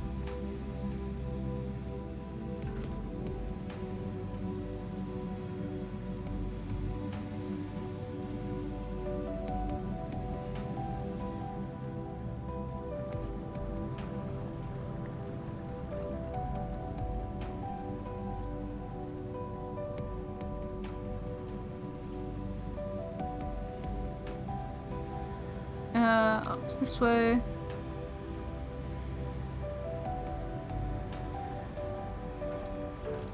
That is a violently pink slime. That is also an A rank. Or an S rank. But I'm not going there.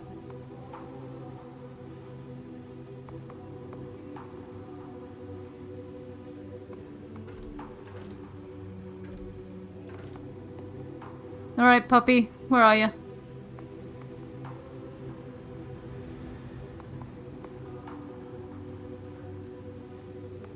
Look at those wiggly boys.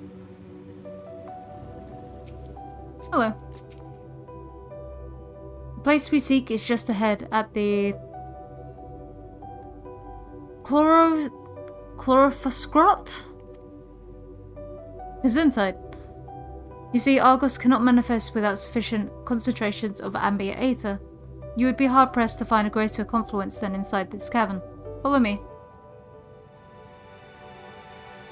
Why is everything long words that are probably actual words, but you would never normally come across?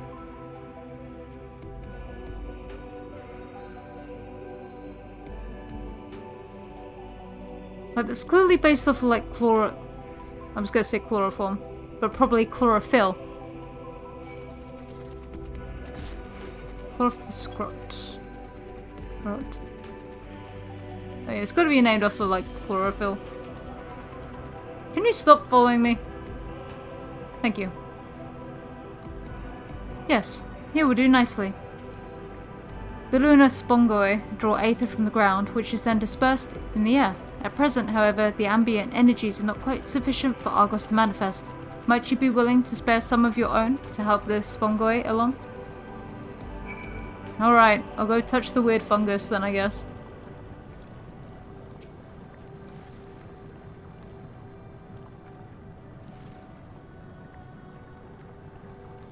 As one does.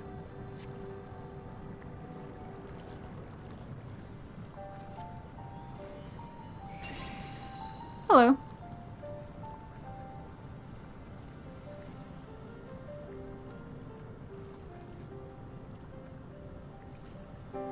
He seems glad to see you again.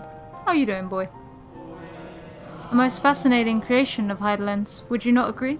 Should the need arise, he's even able to create reflections of himself on a whim. Though I assure you, it was no reflection which accompanied you earlier to the brand. No, Argos was quite eager to be at your side then, as he is now, it seems. I cannot recall when last he showed such an affinity for anyone. Indeed, I thought him likely to shy away from you and your companions. Perhaps it was more than a sense of duty that compelled him to aid you before? Did you know as,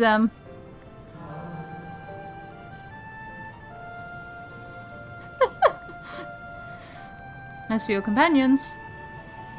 Oh yeah, more dogs. Unexpected, but greatly appreciated. I believe we are all ready.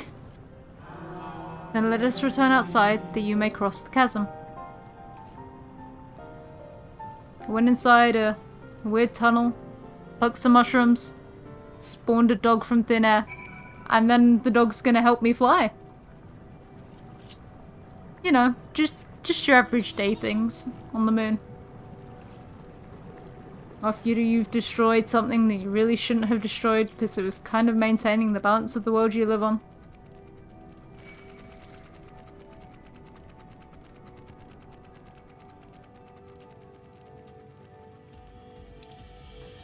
Where are we even going?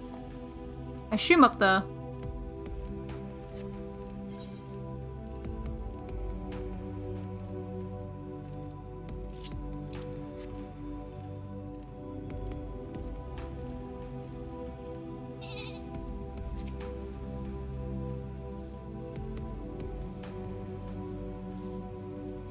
A conspiratorial grin? What is this dog planning?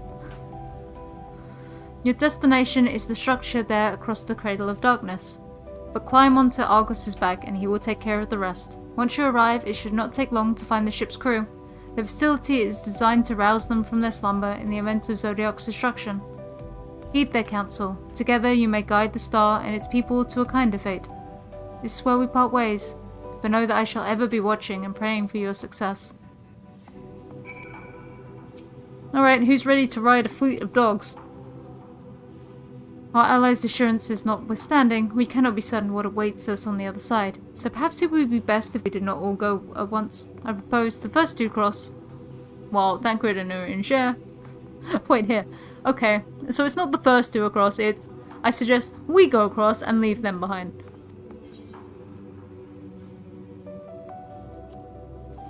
Off we go!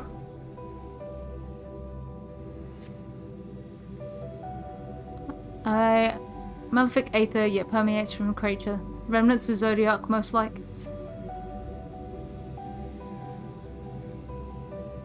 Oh, it's like the other one where it's just going to show me things like, look, and to your right.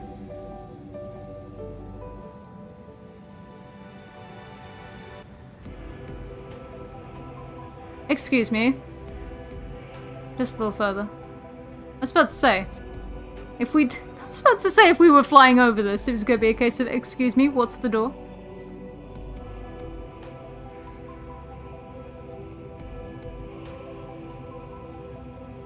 I can see where the elegant tech comes from, like, especially with that set of doors.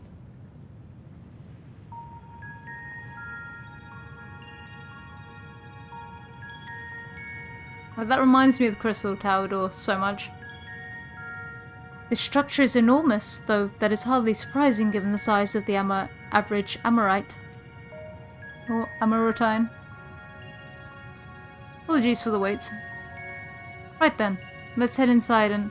Oh?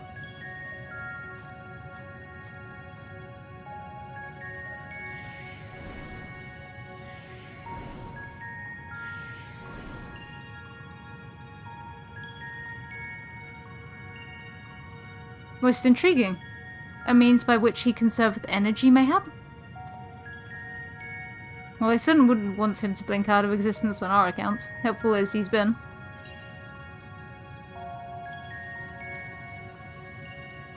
Be a good boy. If Argos is to remain without, let us not keep him waiting over long.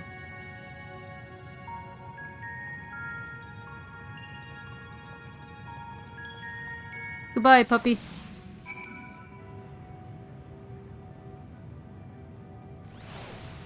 Oh, he'll take me back. Okay.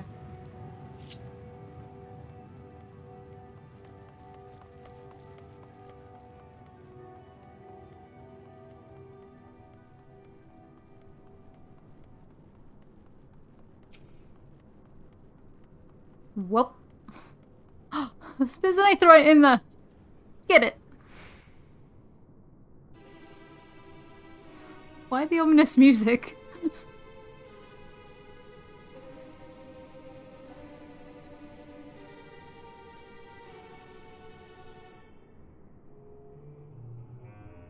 Our moonship pilot should be around here somewhere.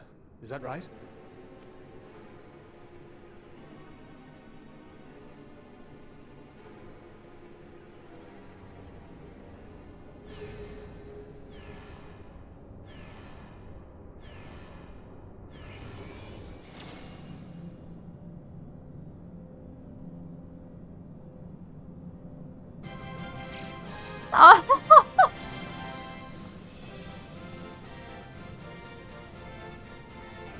Oh my god, they're adorable.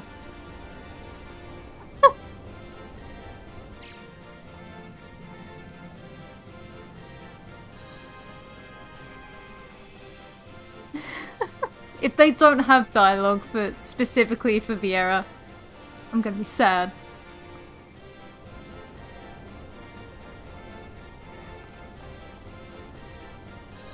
Alright, we have an army of little rabbit people.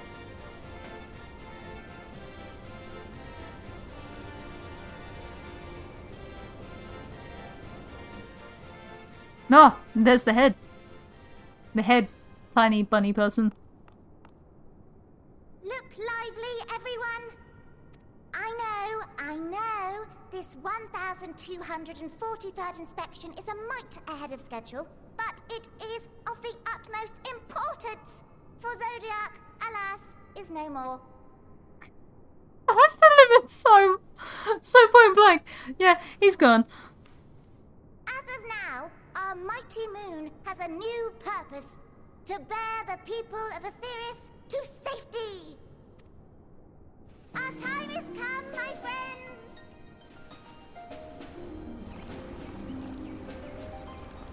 Oh my god. We must be swifter than swift. There is much to do before our guests arrive. I expect your workstations to be immaculate. And don't forget to relay our signal to Aetheris. Questions? Yes? No? Maybe so? No? Then hop to it!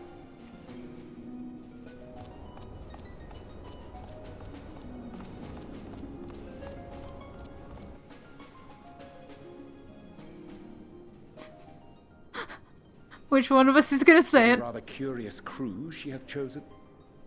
Their endearing forms intended to ease the passengers' hearts, perhaps. Or maybe she just really liked rabbits. Perhaps.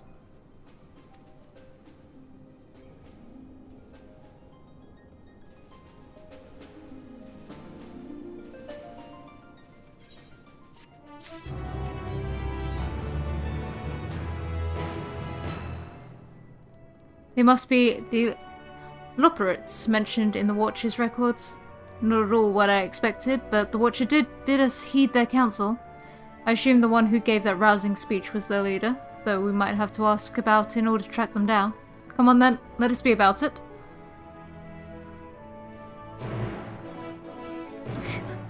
The quest is called a hairy situation. Oh my god. Yeet.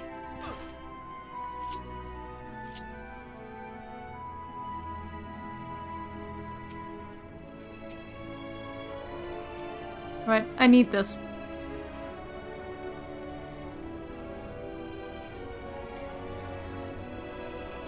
I need this if I can stand close enough to it. Alright.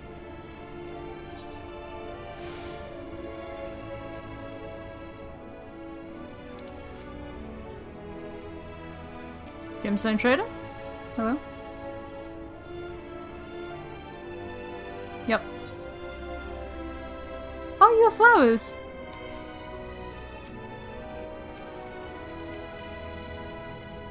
Hello.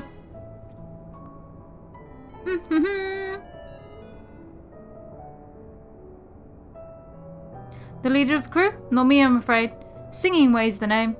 I'm in charge of the construction and maintenance of the atmospheric circulation system. Only the crispest, cleanest air for the people of Aetheris. And that's a promise.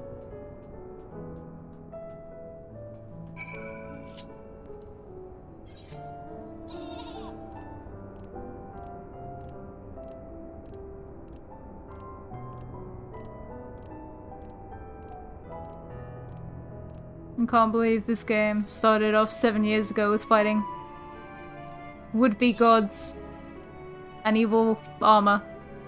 machines, and it is dissolved into bunnies on the moon in a spaceship? Nam nam nam. Leader? No. Sleeping way. My job is... Perhaps I'd better ask.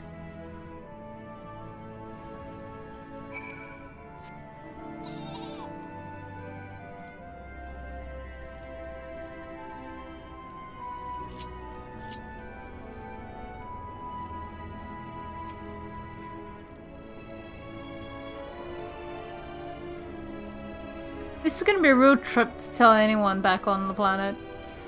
So, I might have accidentally killed Zodiac when I shouldn't have done. And then he kind of exploded. And then there were bunnies in a spaceship on the moon that have come to save us, maybe?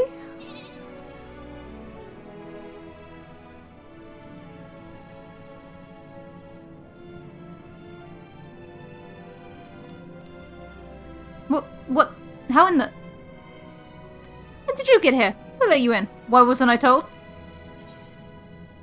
Take me to your leader.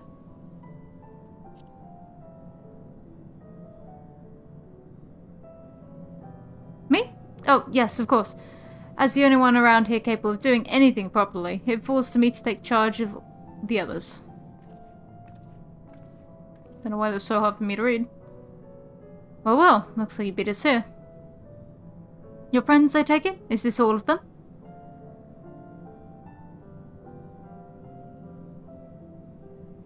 A group comprised entirely of children? What must their parents be thinking? This isn't a nursery after all, though perhaps we should build one. Or did we build one already?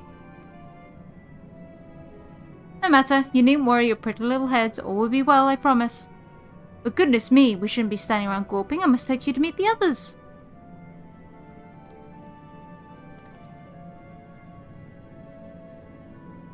If you could run along back towards the entrance, you'll find a path that leads to the central platform on the upper floor.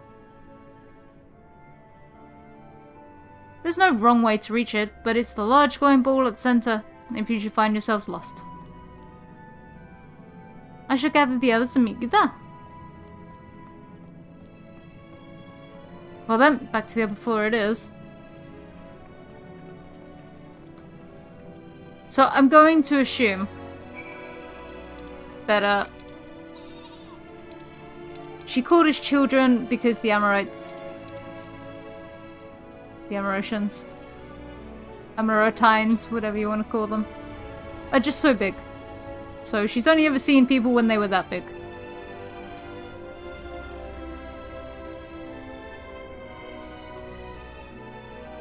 And we did get confused for children back in Amarot. Back by some of the shades.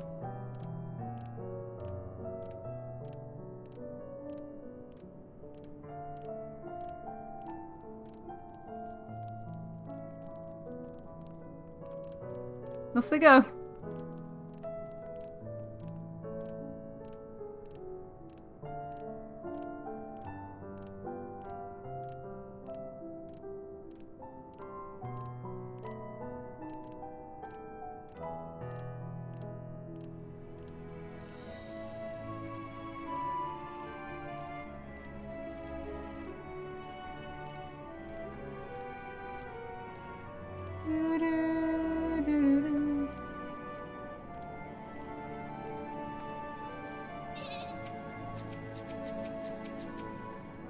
Alright.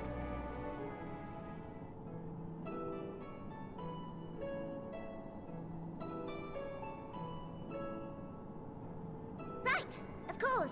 Introductions are in order.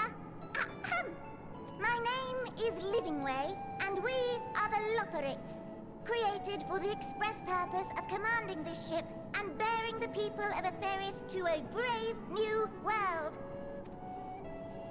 More specifically, I am the one whom she charged with the execution of her most vital plans.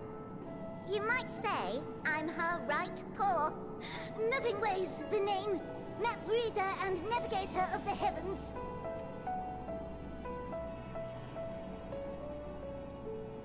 Pleasure to meet you all, but I'm still trying to make sense of this. confusion and bewilderment are completely understandable. Fear not, I shall walk you through it. The people of Aetherius, through no fault of your own, I'm sure, set in motion a series of events that, unfortunately, culminated in Zodiac's obliteration.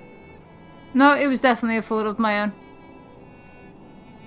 Acutely aware of the imminent crisis, your parents sent you little ones on ahead while they began the necessary preparations. Who wants to tell them? Still not following? No? Very well, I shall elaborate further.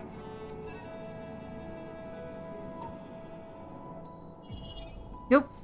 Hello.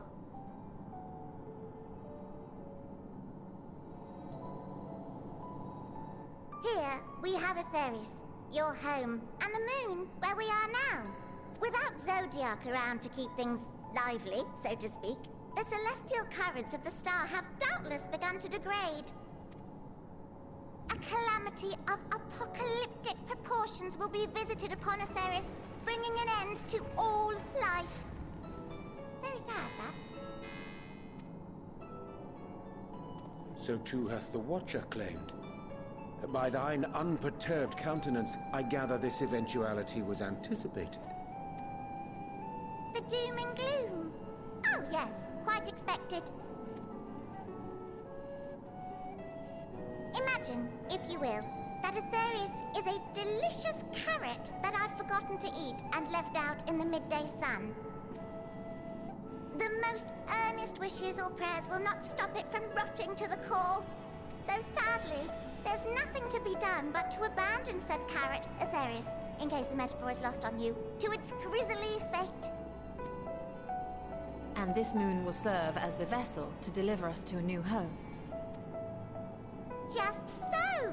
We will gather up as many people, supplies, and resources as our stores will hold. And then, once everyone is aboard, it's off to another star. Easier said than done, admittedly, for one does not simply hop from star to star on a whim. Which is precisely why we've spent countless years constructing the most propulsive of propulsion systems. We ought to make it to our destination in 2 shakes of a rabbit's tail.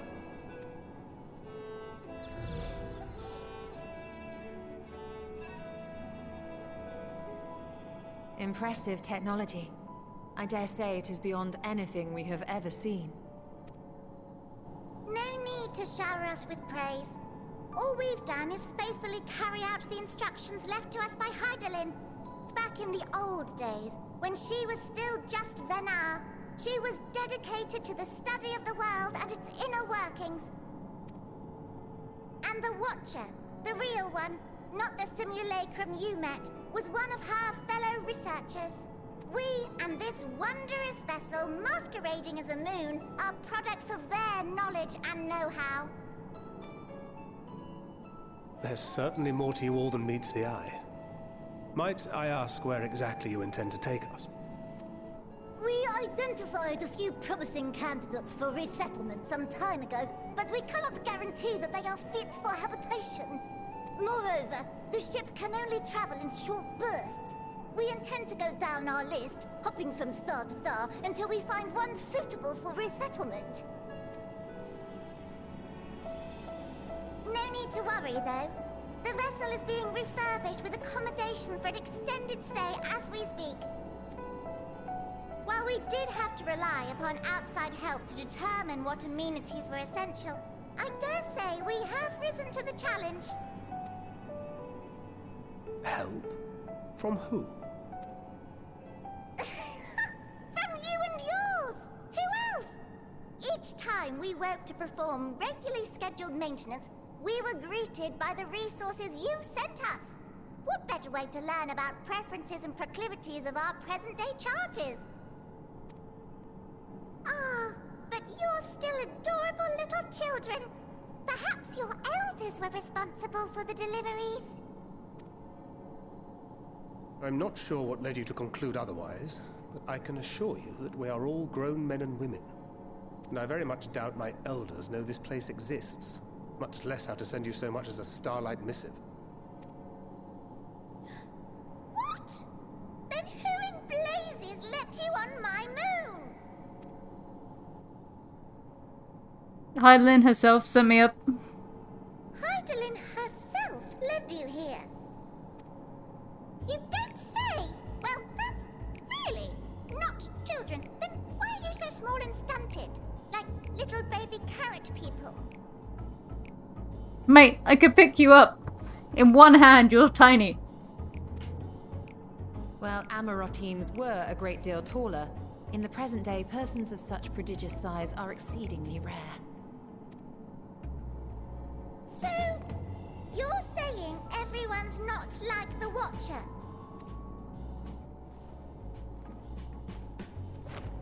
Oh, confound it all!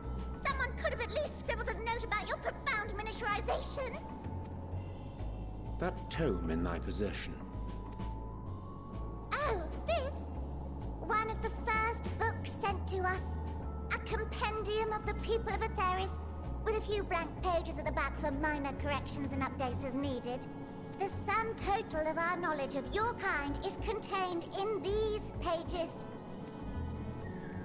I thought it was abridged and made small for our benefit, but this isn't a regular-sized book, is it? No.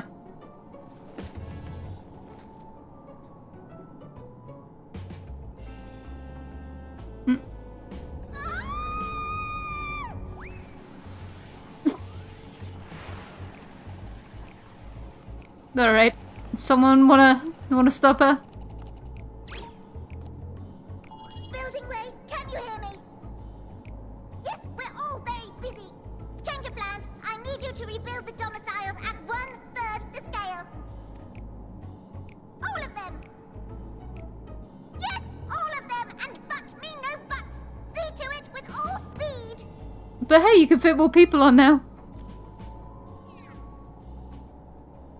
Perhaps you could tell us a bit more about your terrestrial collaborators. Yes, in due time. But first, I'd like to hear more about you, if it's all the same. I'd rather not risk any other complications due to outdated knowledge of our passengers-to-be.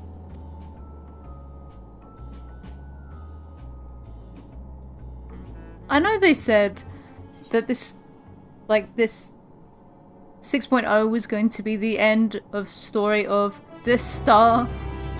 I wasn't planning for potentially just blowing up the star and going somewhere else, essentially.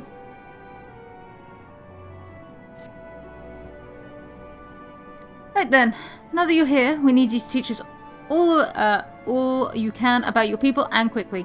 It won't be long before the final days are upon us, in all their terrible grandeur, so it is imperative that we begin. So it is imperative that we be prepared to receive our passengers to be. If there is anything at all that may displease them, it must be addressed post-haste. And address it we shall. Here at Bestways Borough, we have assembled everything required to offer our guests the best way forward. We've produced myriad amenities we understand to be essential for day-to-day living, and I wish to hear your opinions on them. I'm sure you've all worked up an appetite, so why don't we start with foodstuffs? Meet me at the curatorium and we'll see about filling your bellies.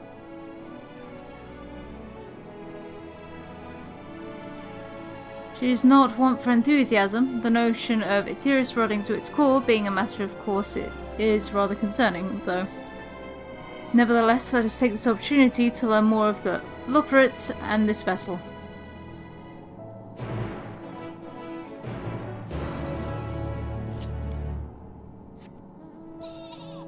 We've gone from Final Fantasy to...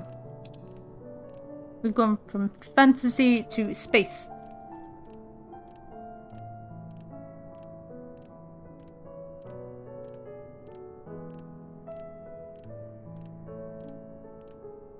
We're going to be every one of those theories that results in people just being stranded in space. Where the heck am I going? Down, I think is the answer.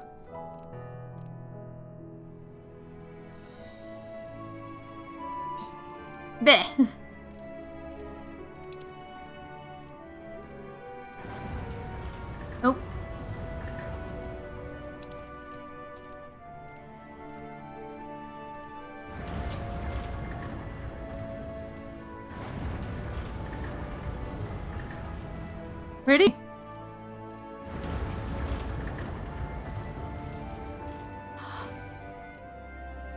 these look like the crystals on the first that we made with Eden. That's semi-positive, I guess? Why is there violence in this area?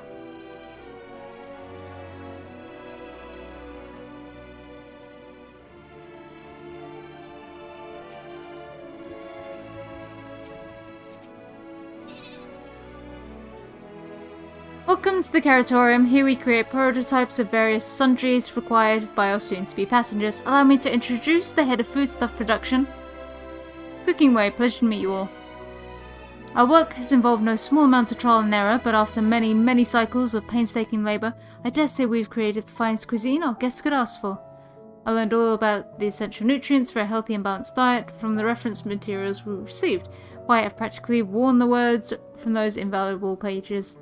Naturally, we've also considered ease of growth and production. We will not want for ingredients. I insist you try some. We have fresh stock, recently prepared on account of, well, because we just woke up and we're all quite famished.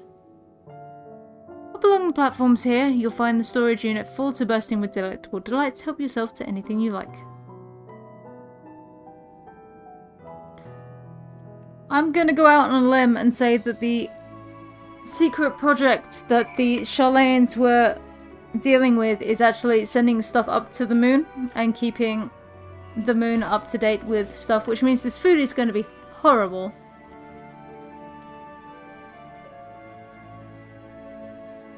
Oh, there's an 8th current over there. Great for nutrition, terrible for taste. Oh god.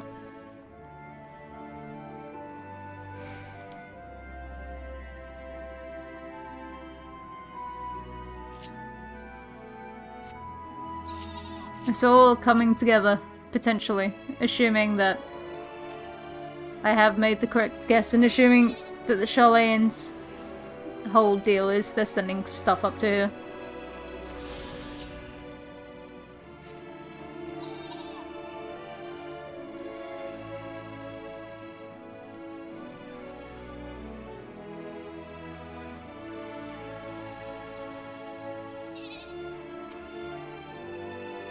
You open the storage unit and find a rainbow-coloured assortment of carrots.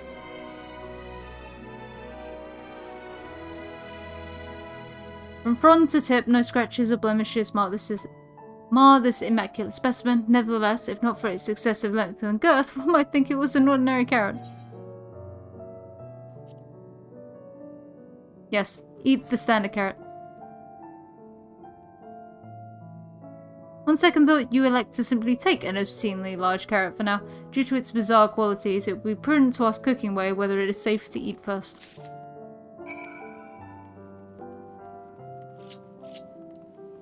Cooking Way, is it all carrots? We can't live off of carrots.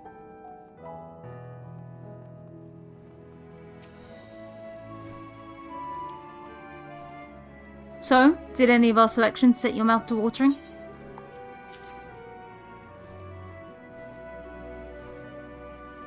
Ah yes, a fine choice. One of my personal favourites, actually. Please dig in. I'm eager to hear what you think.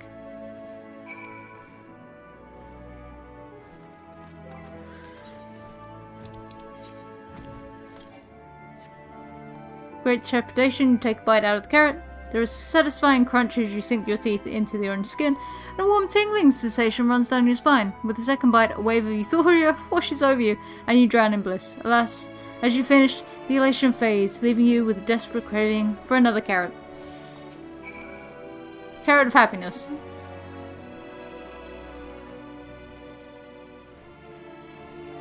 Okay. Sure. There was something in the carrots. What do you think? Unlike anything you've ever tasted, yes? The carrot of happiness is full to bursting with nutrients and it is guaranteed to leave you feeling satiated. It's a staple among lupperets.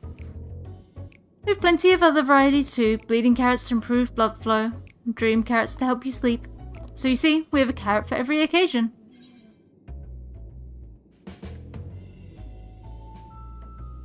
What if I don't like carrots?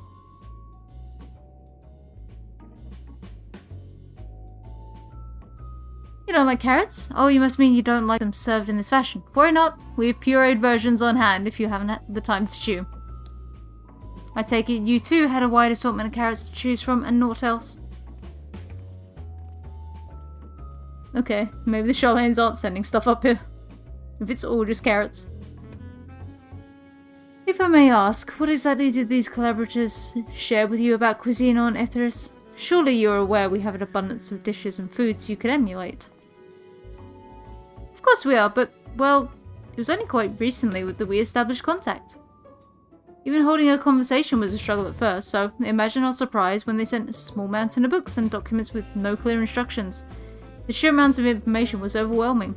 If it wasn't for that encyclopedia I found, we would have been at a loss where to begin. And so we decided, rather than divide our resources to prepare a variety of middling and potentially unsatisfying meals, it would be more efficient to devote our efforts to the production of a single perfect food.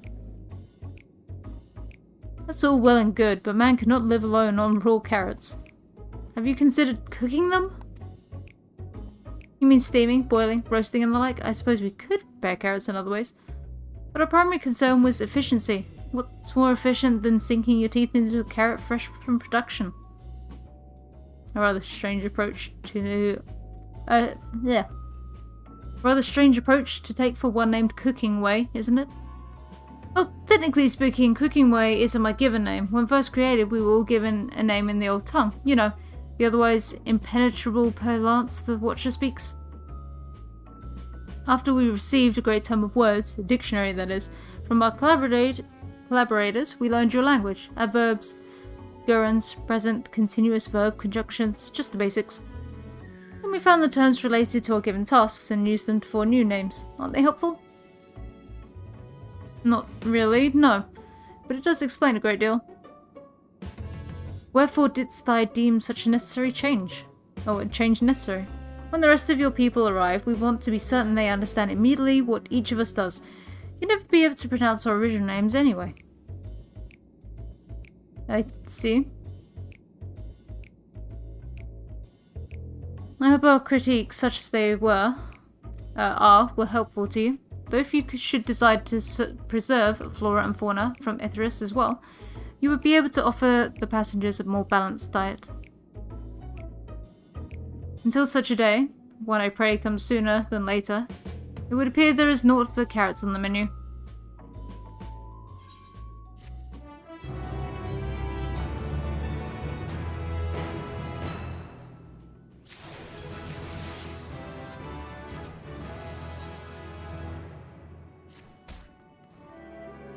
Someone just jumps down, bonk.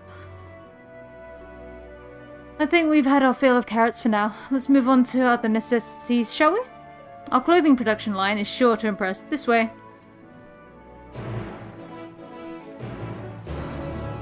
Is it all going to look exactly the same?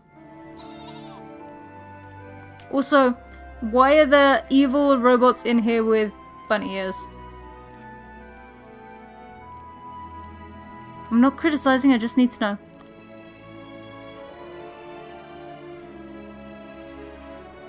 How long am I going to stream? Until I find a stopping point. I need a decent stopping point.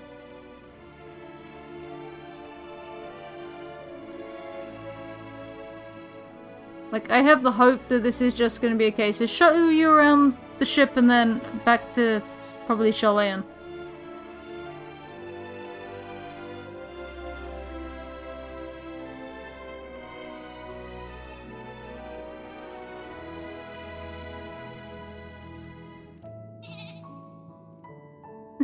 Killing God was a good stopping point, and yet here I am. Here we are, the apparel production station. We've chosen to employ more traditional methods for this task. Creation magics. Heidelin, in her infinite wisdom, blessed us with the self-same affinity for magic her people possessed. We have other amazing talents, of course, and I know you're dying to hear about them, but I will regale you with details another time. That said, we did run into a spot of trouble at first. Our magic alone was not sufficient to see our work done. In the end, we discovered crystallized aether was a wonderful catalyst that could provide us with the extra viz we needed. My, how resourceful! Ah, the sweet sound of recognition. You will also be impressed to hear we've read all about your habit of changing attire to match your chosen profession. For the sake of efficiency, I presume. This has also been taken into account with our designs. But why take my word for it when you can simply try on our clothes? Make yourselves known to the workers and they will see to the rest.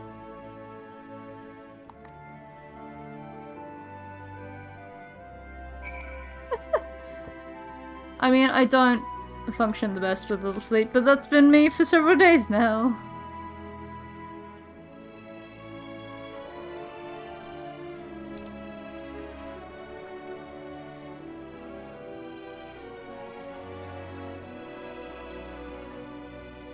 Where is this? Why does it have to be near the robot? The two robots?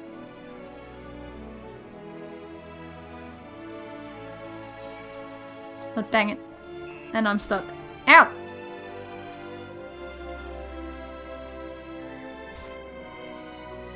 Why is there evil on this ship? Dang it. I'm down here then, so you're not in the way.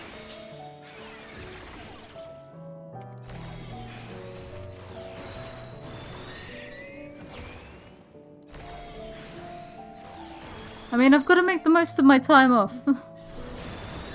Because there's only like a couple of days. And then it's like almost non-stop working retail.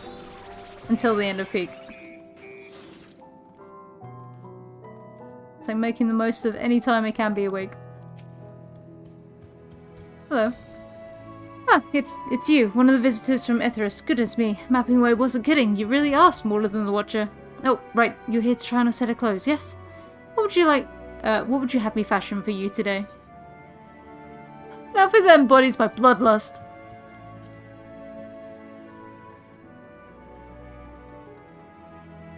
Embodies your... what? This will only take a moment.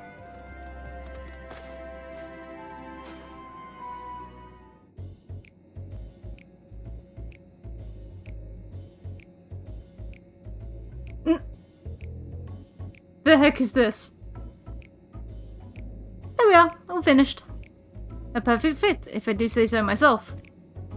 I'd be lying if I said I understand what bloodlust is, but I assume it's something you enjoy. I made certain the clothes are flexible, yet sturdy, enough to endure whatever it is you plan to do while wearing them. Would you look at that? Speechless, and here I thought you may not like it. Have a mind to try something else. If you've mind to try something else, why not speak with my fellow artisans? I'm sure they'd be happy to oblige. Oh, I must continue to wear these garments.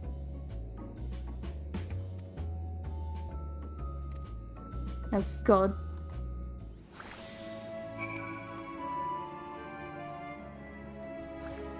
Right, where's the next one?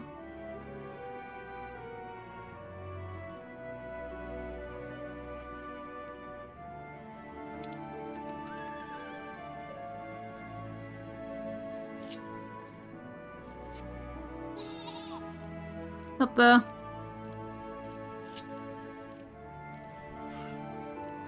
No one has taught these bunnies about fashion or color coordination, and of course this idiot's following me. Get away! Leave me alone! Leave me alone!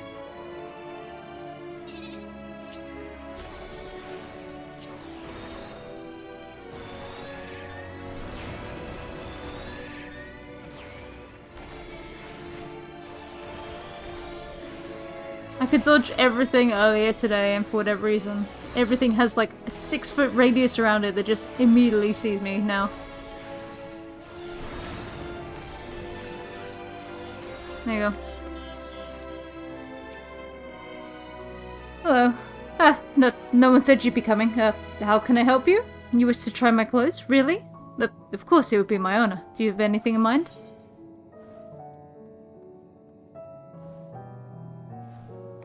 A little more flair? I think I can handle that. Let's see. This should do.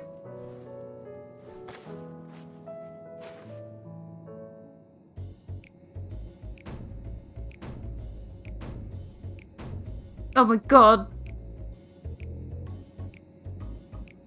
Some of my best work yet.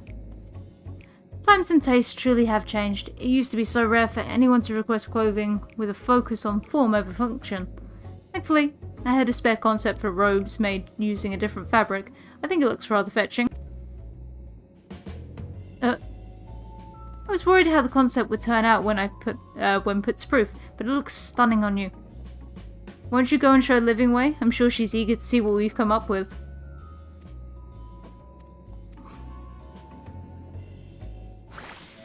Why has no one taught any of you color coordination?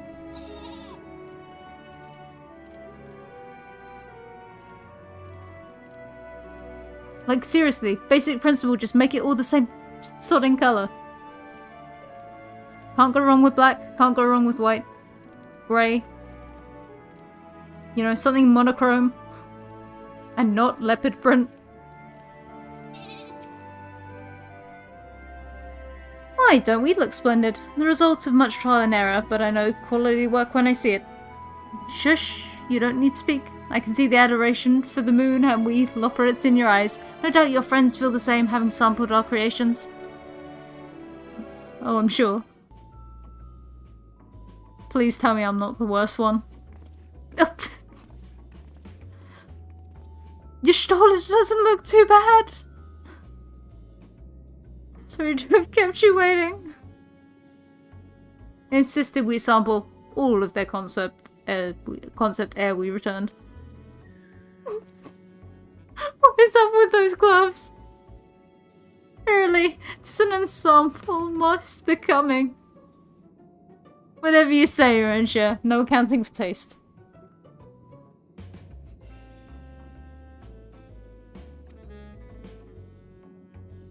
I think it's past time we return these clothes.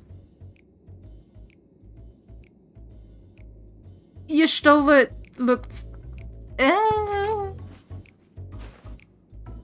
better than the rest of us.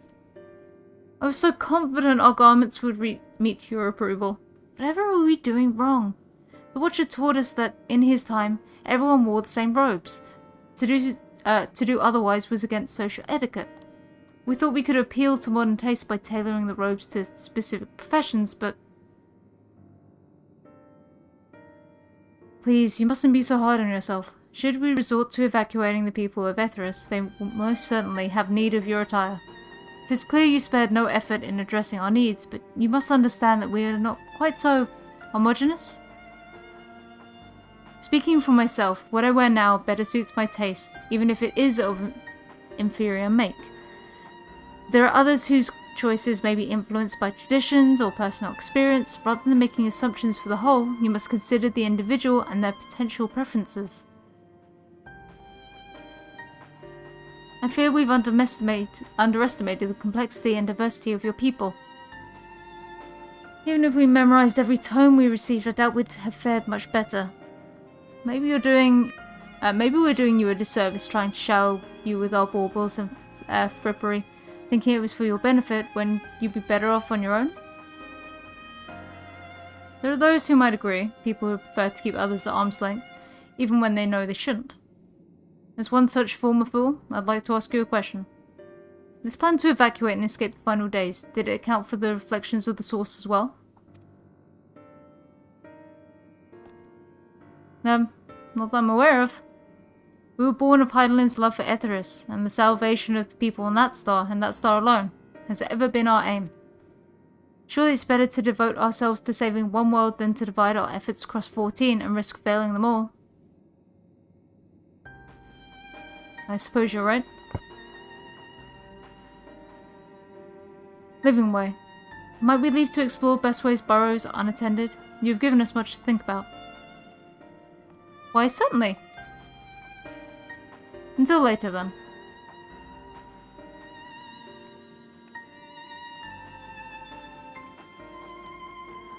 If I may, I should like to accompany thee a little while longer. Really? I mean, you're more than welcome to. There was actually something I wish to speak with you about. Let's be off then, shall we? I guess I'll find something else to do. Oh, hello.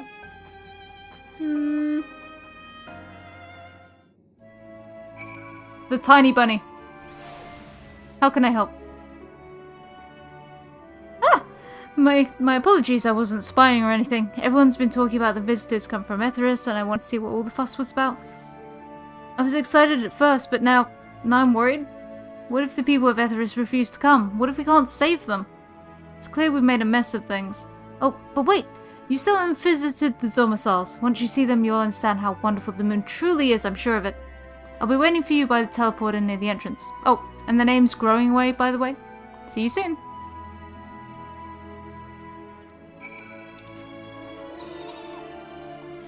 Oh, I can teleport. I don't need to walk back.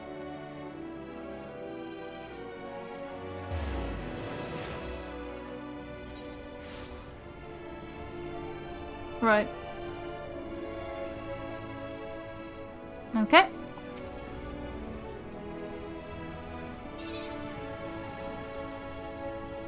You're here! You're really here! Thank you so much, sorry, what should I call you? XIV, eh? Crikey, even your names are amazing. Well, XIV, we'll be using this transporter to enter the residential area. Whenever you're ready.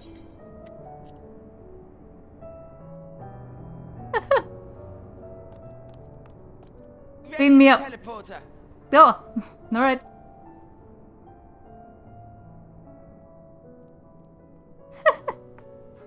That's fair. Beam me up. Oh, literally beam me up. Nope, didn't work.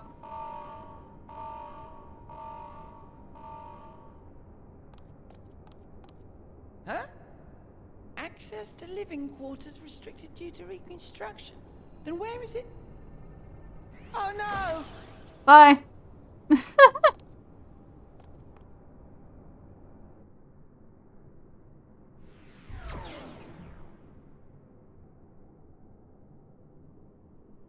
Okay. A private audience, as thou didst request, for reasons I know not.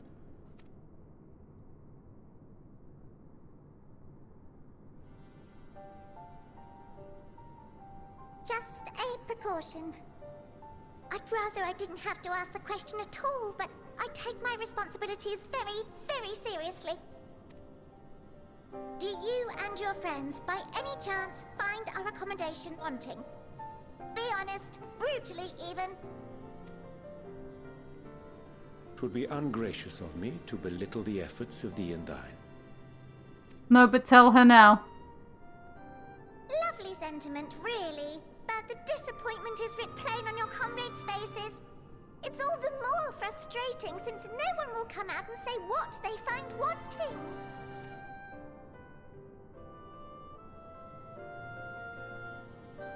If there are faults in our work, we need to know. We can, we will do better. But time is not on our side. The final days will wait for no one. If your people are to be saved, we must take quick and decisive action. This vessel must serve as a home for as many passengers as possible, for far longer than we may like. Which brings me to my request. Our collaborators on Etheris are doing what they can to prepare for the voyage. Would you be willing to go and lend them a hand? Having seen the moon for yourself, you could speak to its many splendors, learn what else they might require, and assuage whatever concerns they have. Wherefore wouldst thou entrust me with such a task? How to put it? You're the only one who appears not to be wholly unsatisfied with our work. Oh, quite good at pretending that's the case, at least. Calm, collected, tactful to a fault. Very particular with your words, too. You understand that, in the face of great danger, one cannot pursue perfection at the expense of practicality. The difficult choices must often be made for the greater good.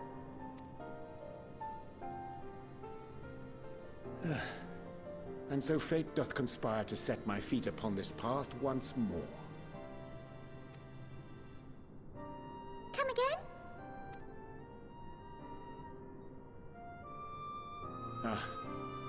musings. 'Tis no trifle, thou dost ask. Yet full well do I understand the urgency and necessity.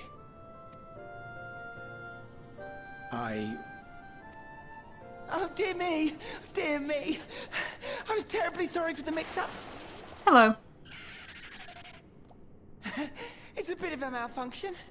I hadn't realized the residential quarters were inaccessible, you see. But you're still in one piece. So, all's well that ends well, yes? Won't happen again. I promise. Well, you tried.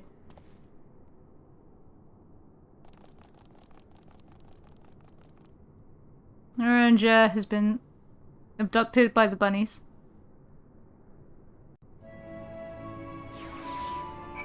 Naranja, the last time you tried to save everyone, it didn't exactly go the best way. Gosh, that was embarrassing. I promise to be more careful from now on. Since the residential quarters are closed for now, I've rerouted the teleporter to allow travel between floors instead. Hopefully it proves useful in the meantime. A shame you couldn't see it though. You really would have liked it. Come on, give me a quest that sends me back to, like, Chelan. Allsvale the Endsvale.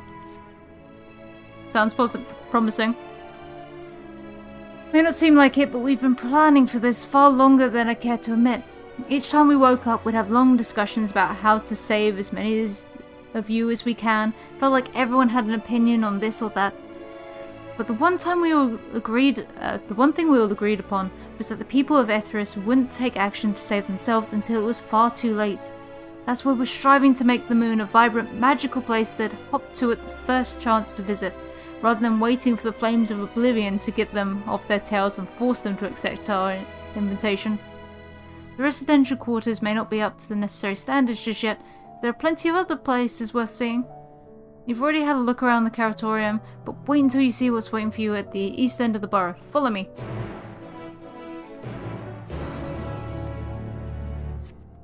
Where are we going?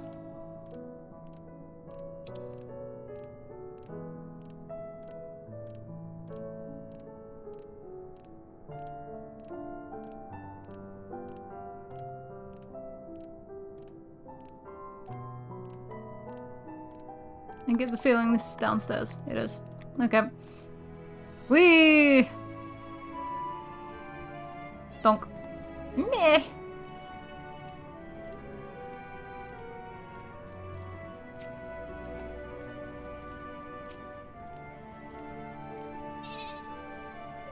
Good. You're here. Through this door is the Great Endsville. It was named as such because it's the veil to end all veils, the most beautiful forest you'll ever see. We understand the people of Ethris enjoy taking leisurely walks through natural spaces and the like, so I'm sure you'll enjoy it. How about we start with a nice stroll to the fountain? This way.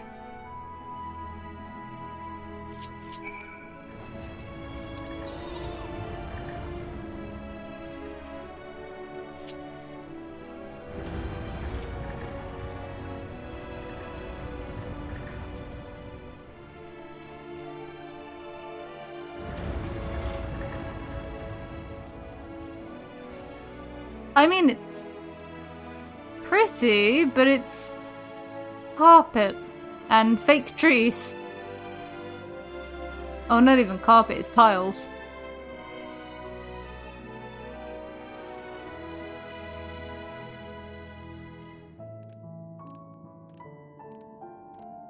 Would it have really killed you guys to put actual trees in here? You know, they would produce oxygen. Help with the whole living on a spaceship thing. You've got the space.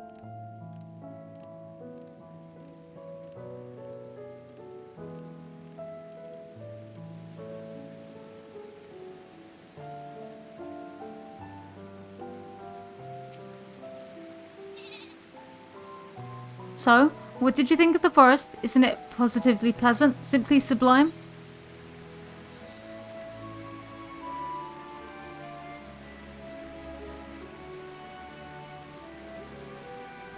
Right you are. Our forest is made of crystals and constructs, dotting the landscape as far as the eye can see. Building this place was a challenge, let me tell you. Since we were born here, we've never seen trees in person before, let alone a forest. The information sent by our collaborators was quite enlightening, but after much deliberation, we decided to use crystalline constructs in place of living trees. And thanks to our atmospheric circulation system, this place produces air as clean as you'd find in a forest on Ethris. I'm saying that place different every single time. Fountain here behind us, powered by the rather large crystal adorning its top, plays a vital role in supplying us with fresh water. Much time and effort was spent making it the most spherical of spheres, and I dare say the unparalleled roundness speaks for itself. I enjoy nothing more than a nice long stretch and a spot of relaxation whenever I come up here. You look like you could do with a stretch yourself.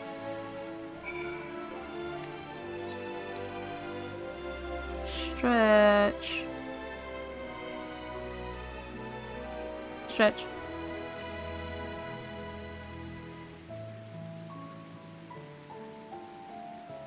That's the spirit. I feel more relaxed simply watching you. A sight worth the many years spent building this place. If it's not too much to ask, it's always been a dream of mine to take a walk through this forest with someone from Ethris. Could we maybe... Alright, come on then. You will? Oh, be still my quivering whiskers. Alright, let's go. Where are we going?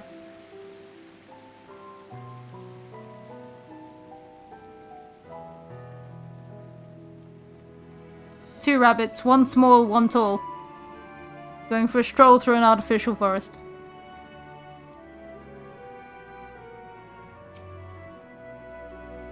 I was thinking, Ixia, that I could be more helpful to you by teaching you a little about the moon and what it is we do. When we were first created, the moon's sole purpose was to hold Zodiac, and there was absolutely nothing to be found here. Eventually, Heidelin gave us our first task, furnish the moon with propulsion systems capable of facilitating travel to other stars. Sounds impressive, and I suppose in some respects it is, but it was only possible thanks to all the knowledge Heidelin shared with us. We also had a lot of time to get it done. 6,000 years, give or take. But anyway, let's keep going.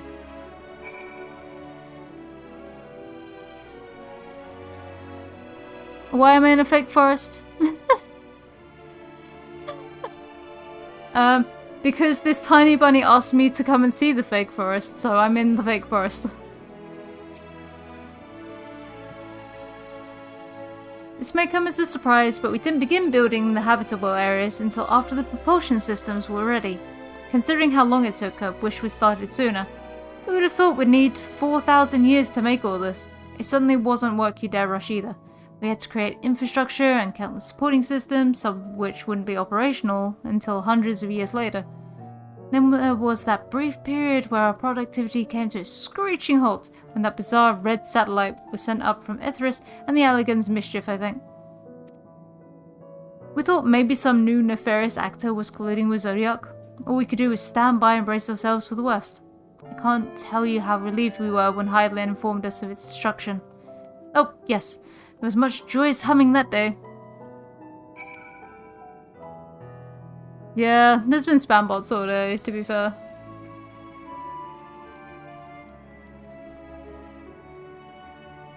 Though I will say, that's a new one. No, leave me alone! I just want to have a nice stroll with my bunny friend through this fake forest. Because he was really eager to show it off to someone.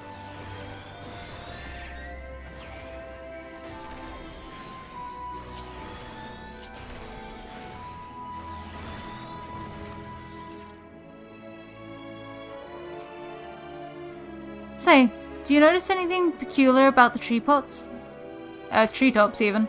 I mean, apart from the fact they're massive crystals and not trees. I'll give you a hint. It's the golden rings emanating from the glowing spheres. Along with the device fixed near the ceiling, they fulfill a role similar to your sun, and do so better even. The sun and similar celestial objects in the great expanse radiate energy that is harmful to your bodies. These rings shield you from that energy while allowing you to bathe in the perfect amount of sunlight, or rather, a close approximation of it. Pretty impressive, wouldn't you say?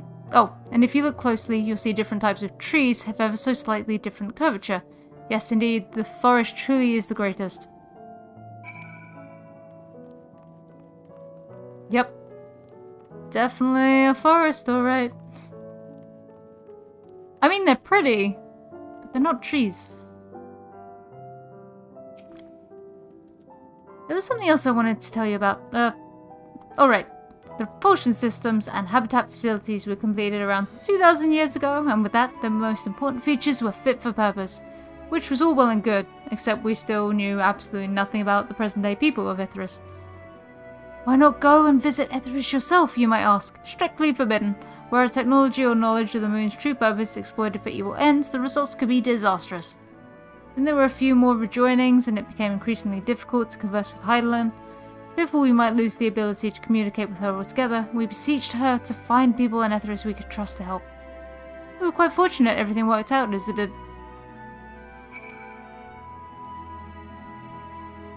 Oh, I can't wait to go to the forum and tell them, you've been colluding with bunny people on the moon. I know your game.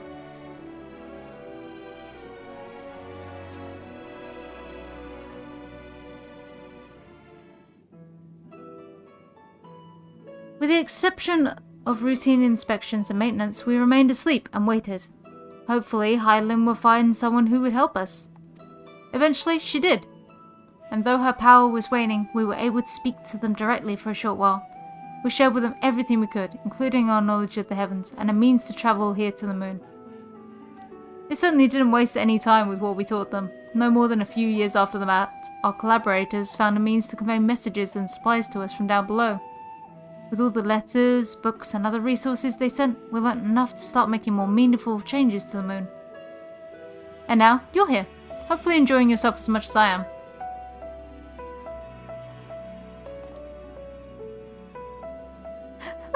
That's fair. I'm hoping I will be heading off myself soon. I feel like I'm getting to a point, hopefully. I knew you were like the greatest Endsville, I knew it. Thank you again for coming here, by the way. I know it was just a walk through the forest, but it meant a lot to me. There you are. I take it you've already received the grand tour? Shame we missed it. Anyway, I've been looking all over for you.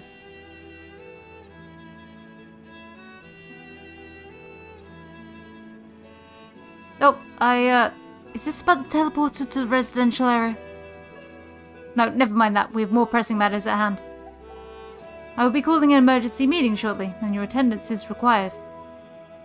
Really? I can't imagine why you'd need me there for it, but if you insist. We won't be away long, so you're all more than welcome to continue looking around the burrow. Now, come along rowing away.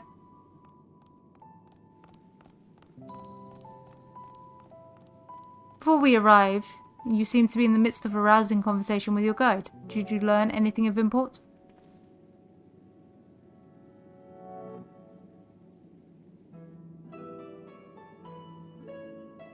They've spent 12,000 years preparing for this. With the appointed hour fast approaching, I can certainly understand their restlessness, but still. It remains to be seen if the people can be persuaded to evacuate when there are yet no signs of the final days. What's more, the technology of this place defies imagination. I doubt there are many who would readily come to terms with living in such surroundings. Whoever these collaborators are, unless they are possessed of the world's most charming personalities or a means to forcibly evacuate people, they will meet with a great deal of resistance. Indeed, even if faced with annihilation, the decision to forsake all one knows cannot be made lightly. So, Uringer, about that thing I overheard you talking about? Forgive me, friends, but I must beg your leave. There is another matter which yet begs for mine attention. Of course, we can accompany you if you like. Nay, that will not be necessary, if you will excuse me.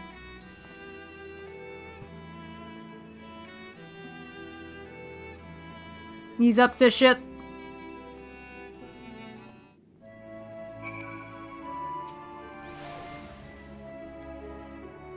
It is clear now that difficult decisions lie ahead of us. Preparation for the evacuation of Etheris is indeed crucial, but I'm not yet willing to forsake our world and its reflections, and I trust I am not alone in my reticence.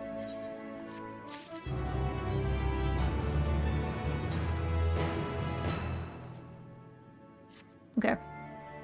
This should be a decent stopping point after this. Did Uringer seem strange to you? More so than usual, I mean. I know he's a penchant for keeping his own counsel, but I'd be lying if I said I wasn't worried. Would you go and see if he's alright? Y'shtola and I will remain here and see what else we can learn about the final days. If you hurry up, perhaps you can catch up to him? Nope.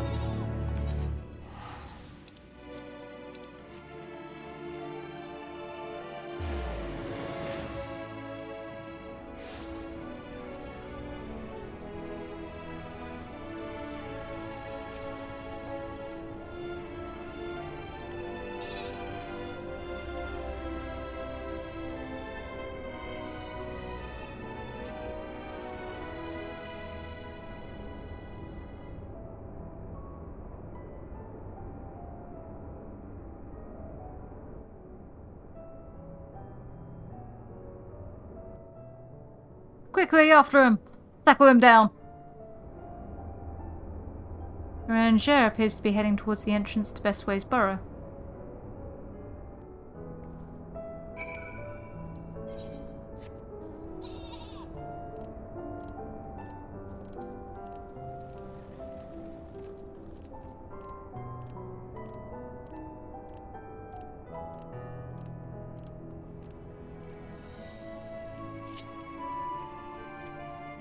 So help me, Ranger, I will chase you down with a dog.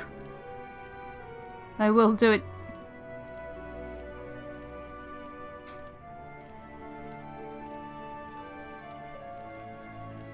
If I'm lucky, maybe the dog won't take him. Because I get the feeling that Argos was very linked to Azem for whatever reason.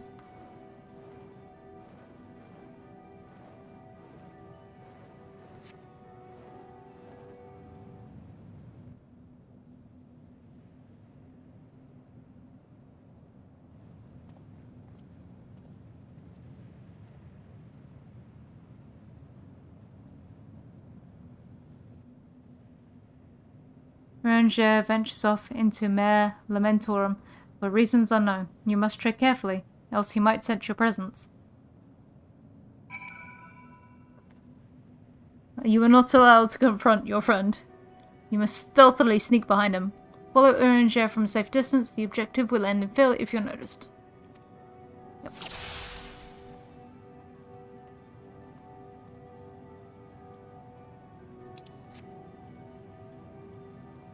Where the heck do I hide?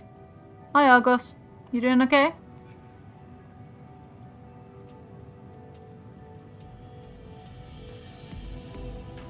Rock.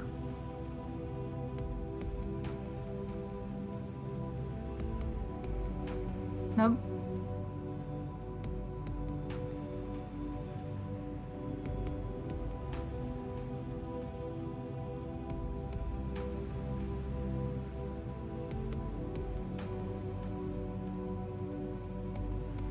Secondary rock.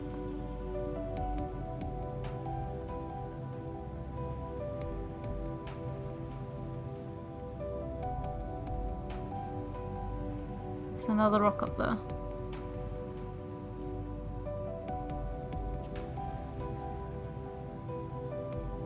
No one? Dang it! I wasn't far enough around the rock. Okay, try again.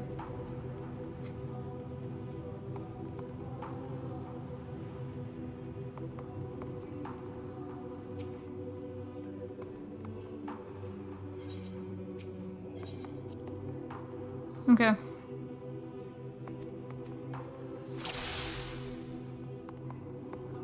Thought I was going to be too far apart. Apparently not. Alright. Hide behind the doggo.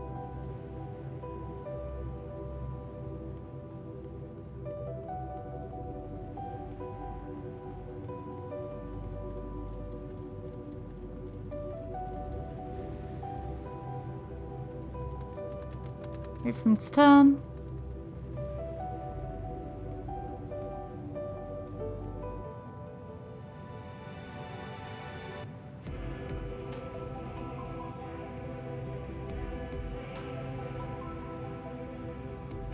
Take it. Too close.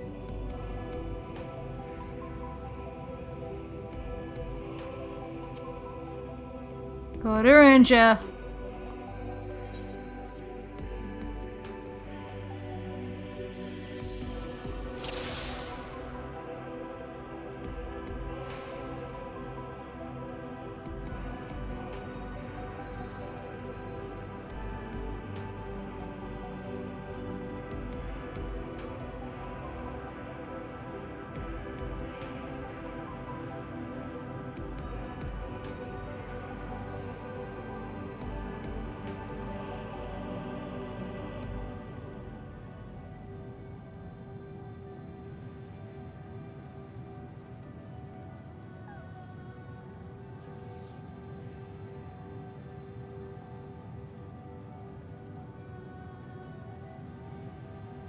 God, they really put this mechanic in. They figured out how to do it and they were like, yes. All of this.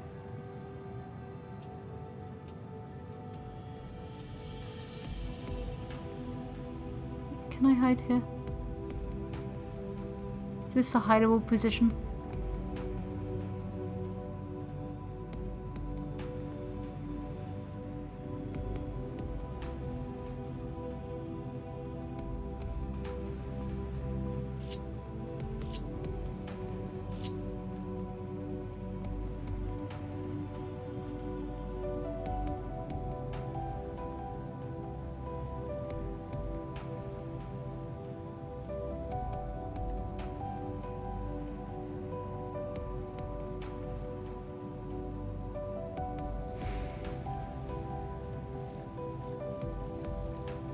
Oh god. I don't know my sprint up.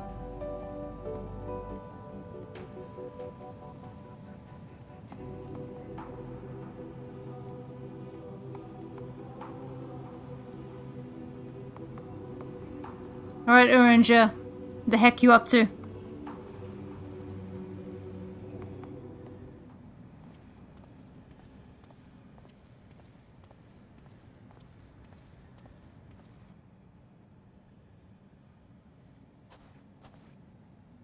Thine arrival is timely as ever. I know you're up to shit. Thou didst chance to overhear my conversation with Living Way, I presume? Have you seen the size of my ears? Of course I did.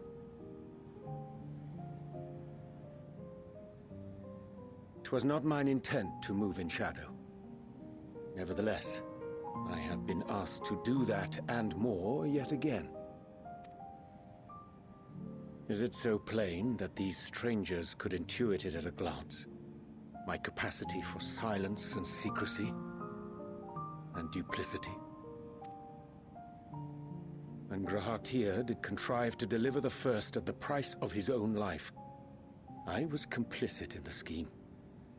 A sacrifice averted for a mercy. Would that I could say the same for Menphilia. One life for one world. And by that bloody bargain, brokered by my hand, were the scions robbed of a dear comrade, and Flamine her beloved daughter. Two souls, whose selflessness was beyond measure, whose resolve was unshakable. They would not be moved even had I thought to protest. But protest I did not. Far from it. I pushed them forward. No effort did I make to seek out alternatives, ones that would not demand such terrible costs. That resignation weigheth heavy on my mind, as does the memory of another lost to mine inaction. Dearest Moonbritter, who did face death unflinching, that we might secure a means to bring low the Ascians. In her hour of need, I did naught. dutiful disciple of Louisoix, ever looking to the greater good. Had I shut mine eyes and bid her live instead, mayhap she would be with us today. I don't know. She was pretty determined then. Her work did pay off. Her sacrifice was not in vain.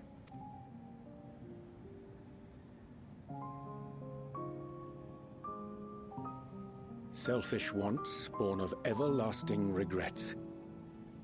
Most days I put them from my mind, but could think of naught else when asked to swallow the same bitter draught. Subterfuge and sacrifice. Mayhap the right moral choice, but one I regard with great trepidation.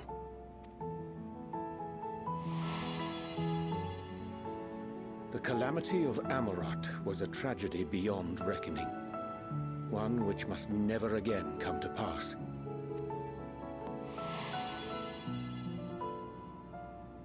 Thus must we struggle, haunted by ghosts of those we have lost, clinging to those we pray we can yet save. But what of those we cannot? How do we make peace with the dreadful algebra of necessity?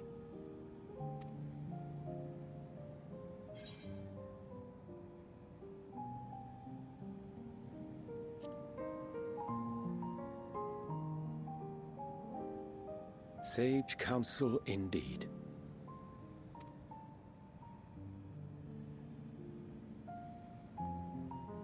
I see. Wisdom as befits a great worm. Curious that he should think thee in need of such encouragement. Strange. Scarcely can I remember when last we spoke alone, and so candidly.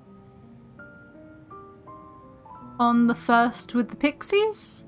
I don't know, it's been a while. Been a real long while. I thank thee. For all my supposed skill with words, I find it difficult to express such private thoughts. As for the Loporrit's proposition, I will take time and consider how to respond. It would be to our mutual benefit if we could converse more openly with our aspiring caretakers. A concern I should be glad to address on the Scion's behalf. To dispense with all pretense and bare one's heart to another is a frightening thing indeed. But we cannot move forward ere we take that bold first step. A lesson I have learned many times before. And today.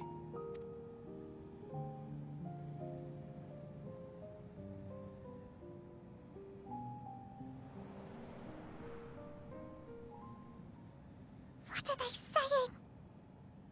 Curse these ears! I've heard bugger all! No matter. We've got our plans.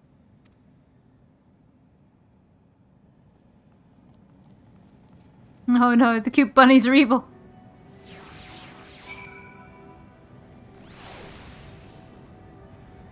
We can't trust the rabbits.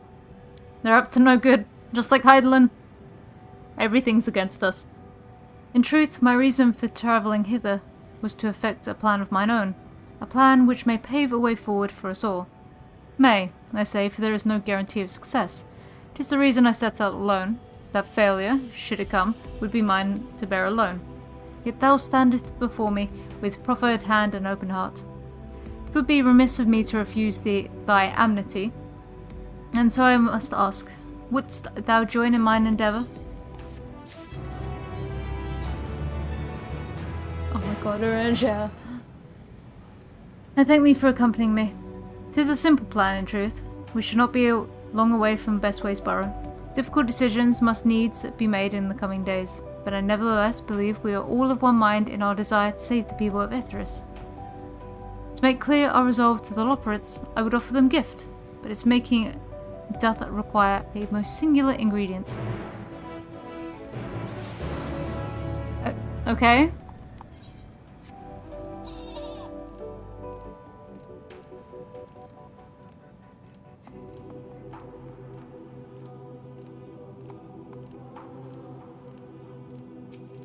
Are we drugging the rabbits? An abundance of spongoi. Excellent. I chanced to spy this aggregation when crossing Zodiac's erstwhile prison. Using a spell taught to me by the Numu, I shall suffuse for the gift. These shall suffice for the gift I will fashion. The magic requireth considerable concentration, however. Might I prevail thee to stand watch whilst I perform the incantation? Alright. We're all standing in line.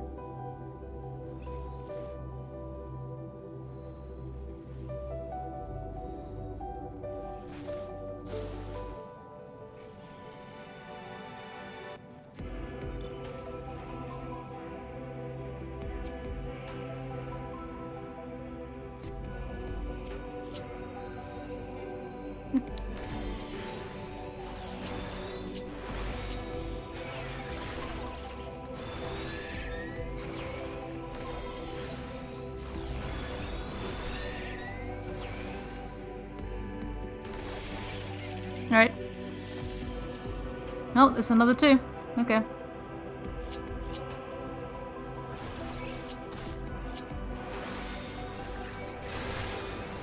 Come here, both of you.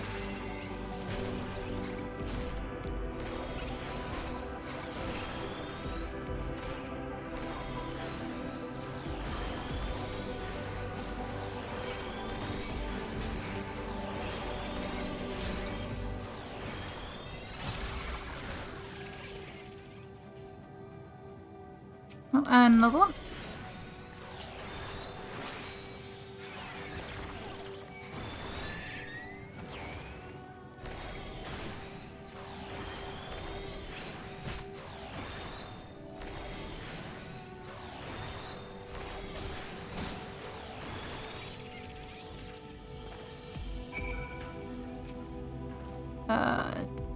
Where am I? Oh, just standing there now. Okay. What are you doing with the fungus, though?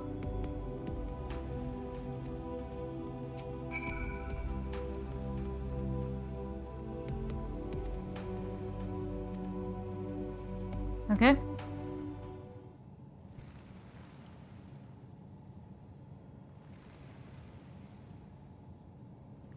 There, 'tis done. Magic ink. Every ounce of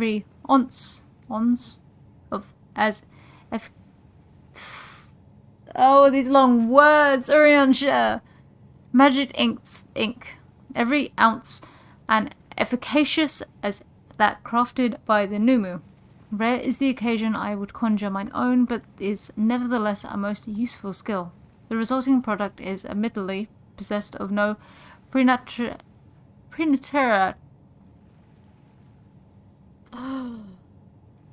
Oh my god, Uriansha. Why am I trying to attempt to read your dialogue at 4:30 in the morning? The resulting product is, admittedly, possessed of no preternatural properties, but its hue is one of mine own choosing, which I pray the Lockbrits will appreciate. Ixia, Uriansha, oh thank goodness, I thought you'd been eaten, or had perhaps fallen into a crater.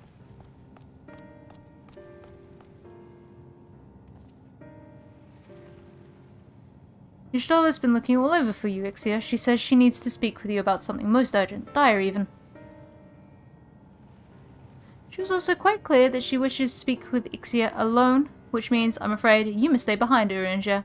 But worry not, it just so happens we need your help with an errand, delivering a package from the Watcher's Palace to Bestways Burrow. It's quite large and heavy, perhaps even too heavy for we poor Lopperates, and we would be ever so grateful if you could lend us a hand.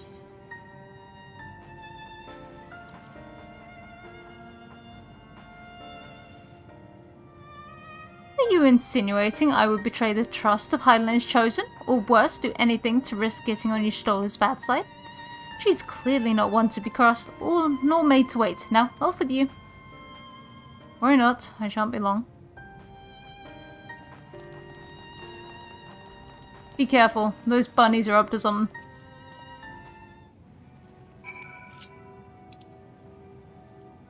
Where even is Y'shtola? Over there.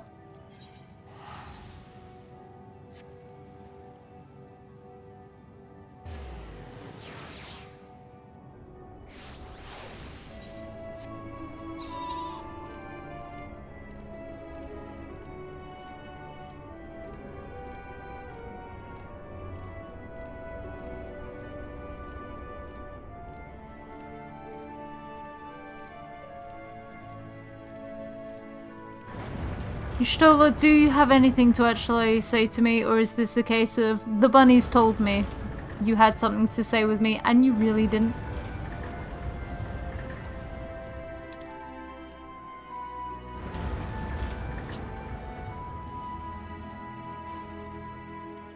I think if it comes to it, we could take these bunnies in a fight. I'm just throwing it out there.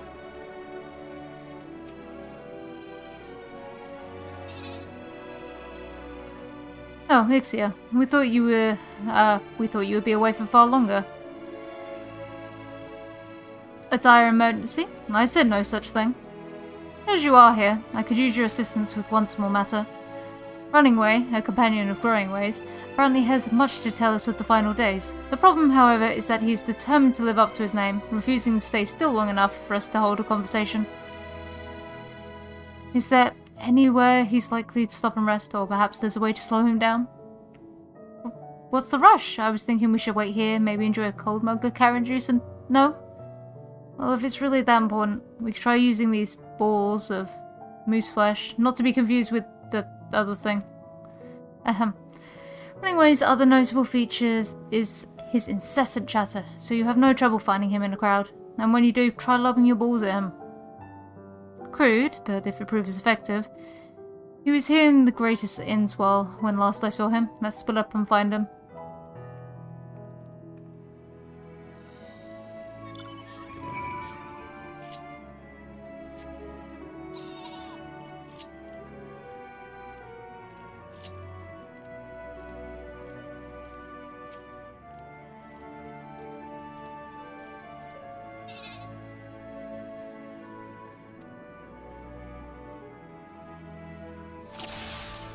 Okay, incessant chatter. Which one of you is incessantly chattering?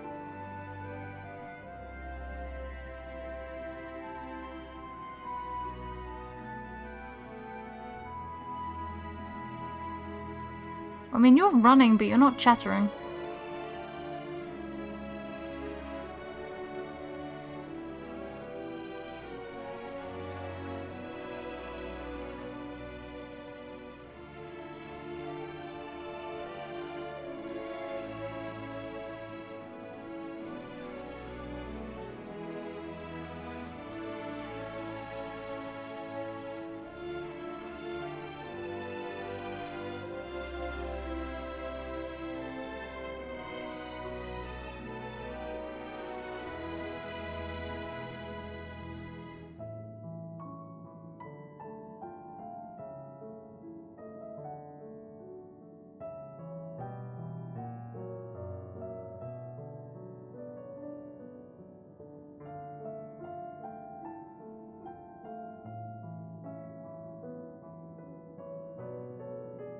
Nope.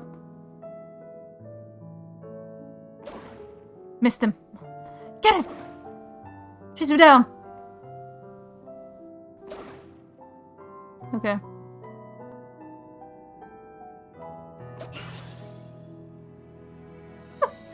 Ow, that's smart. This was meant to be a joke. It isn't funny.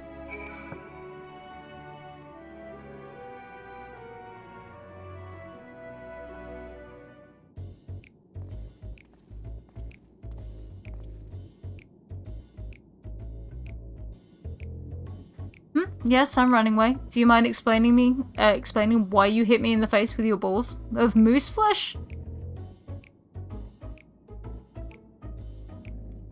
I'm highly knowledgeable about the final days. Ah, that's the most ridiculous thing I've heard since I woke up. Who told you that joke? As if we got time to look into the final days when there's so much to do before the Great Voyage. It's true that Heidelin did impart to us some knowledge of the event, but I know about as much as any other lopper around here. Less, probably. I don't know why anyone would think it's funny to go around telling people I'm an expert, but they better hope I don't get my paws on them. Sorry I couldn't be of more help, but if there's nothing else, I've work to do. And I'm off.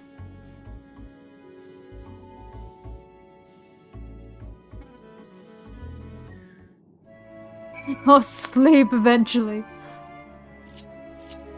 I thought I reached an ending point and then the story continued. Just need one good stopping point. It's gonna send me back to Charlene, I swear.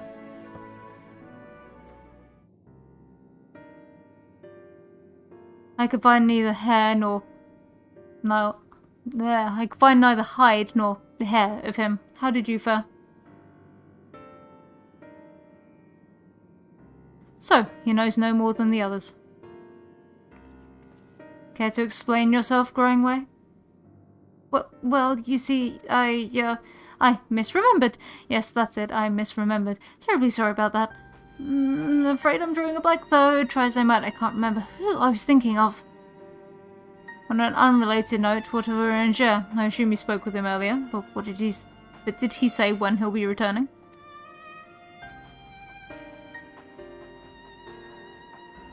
On his way to Watcher's Palace with Livingway?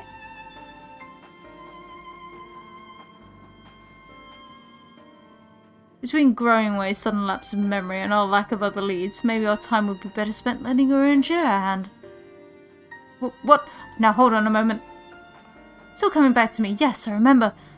The information you're looking for is in the archives. Yes, that's where you'll find all sorts of useful information, including that pertaining to the final days.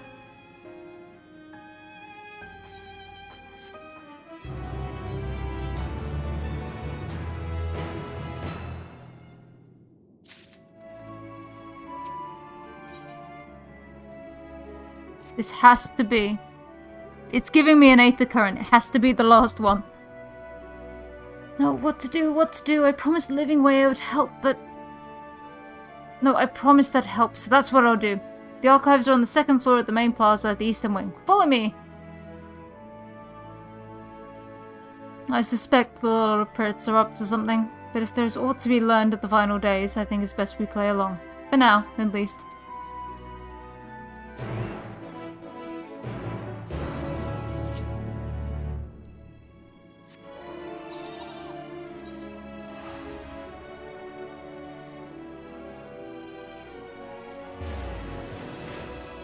These goddamn bunnies. They're giving me the runaround in game and in real life.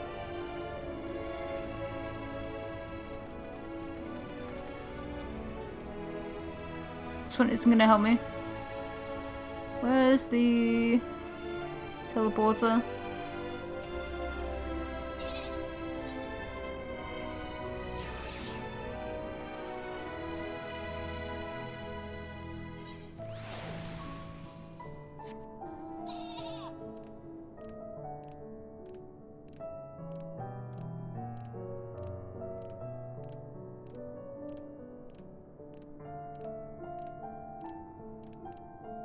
Go, go, go. Go, go, go.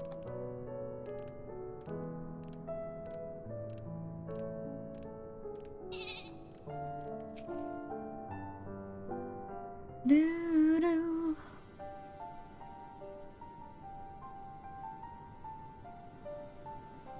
The archives are right through this door, but it seems to be locked. I guess we'll just have to go and find whoever has the key. Growing Way, enough.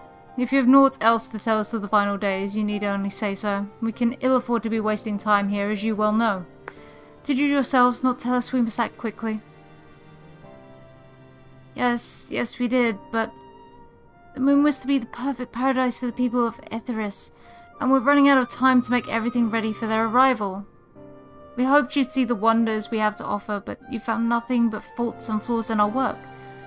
Only one of you saw our potential, so you others must be kept here. Ah, so that's Livingway's game.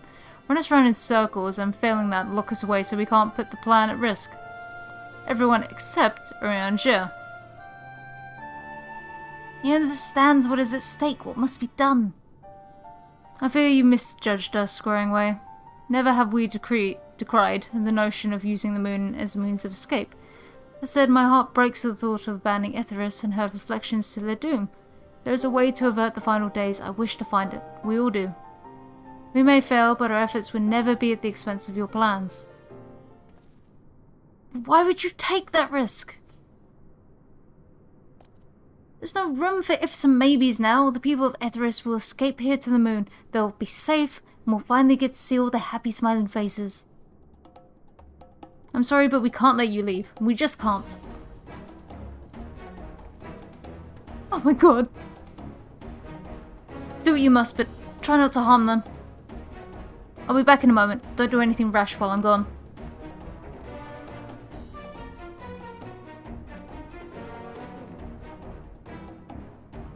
If we dally, they'll overwhelm us with sheer numbers. I say we knock these ones out, split up, and make our way to the exit. Agreed. Let's reconvene where Argos awaits outside.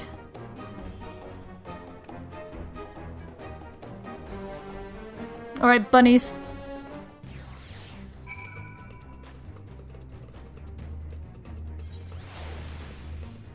I'm under attack by bunnies. Surrender. You won't escape. Seize him.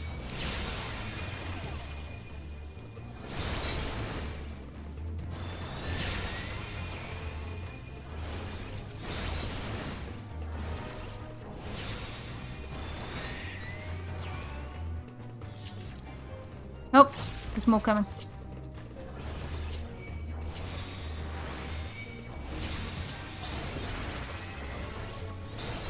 My mistake. Let me stand right on this corner so I can actually reach you guys.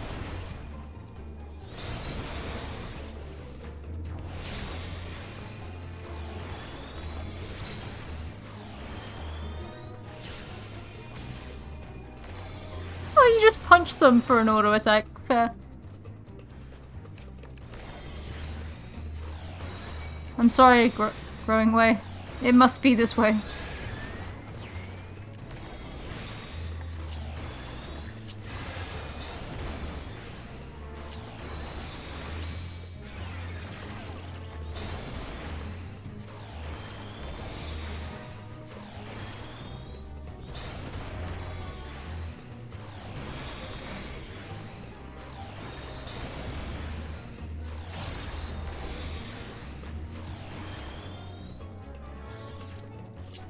Alright. I'm gonna leave.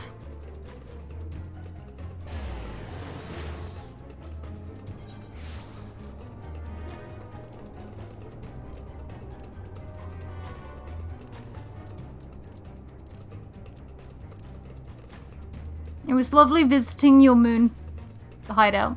Moon spaceship. Moon base. Whatever you want to call it. I really must be off. I'll tell Shalia to send you better books. More relevant books, even.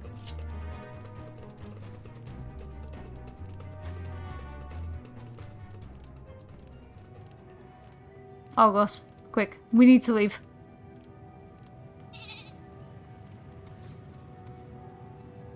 Good. You're here.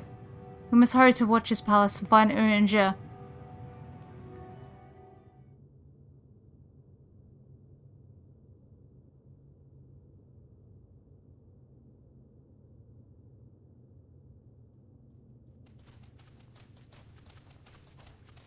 And what, pray tell, do we seek at the Watcher's Palace? Oh, come off it, friend. You know full well why we're here. The time has come for you to return to Etheris and help your brethren prepare for their journey here and beyond. Forgive me, Living Way, but I cannot in good conscience proceed with this plan. Huh? But what about the final days? The death and the doom? Oh, we have to hurry before it's too late.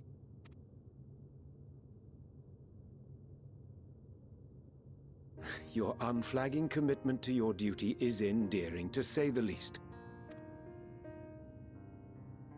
Oh good, Uringer, you're still alive. Oh, bugger!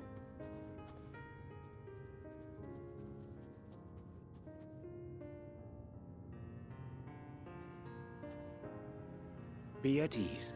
They bear you no grudge, nor do I. How could we, having come to understand your purpose? For millennia, you and yours worked tirelessly towards the singular purpose of this heavenly vessel's construction. An arduous feat by any measure. 'Tis clear you have spared no effort. Why, your very names are a testament to your dedication.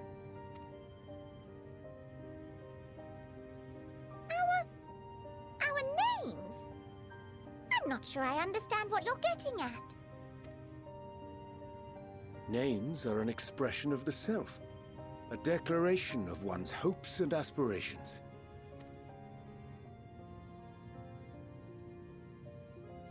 Your use of contemporary, uncomplicated nomenclature doth ensure clarity of purpose. There can be no doubt that your love for the people of Aetheris is boundless and pure.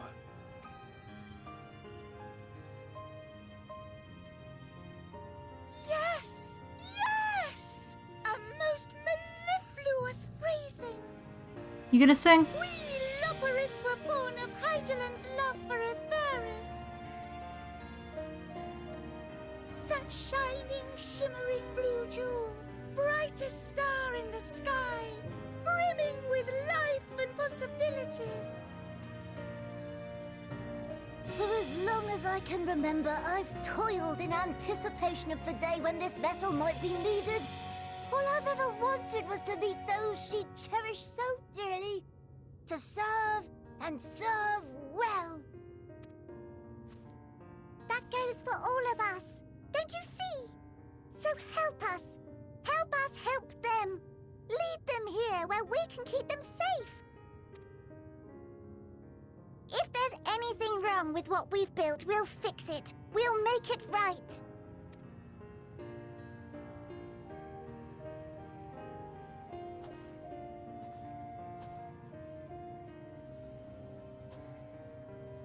Your works want not for repair.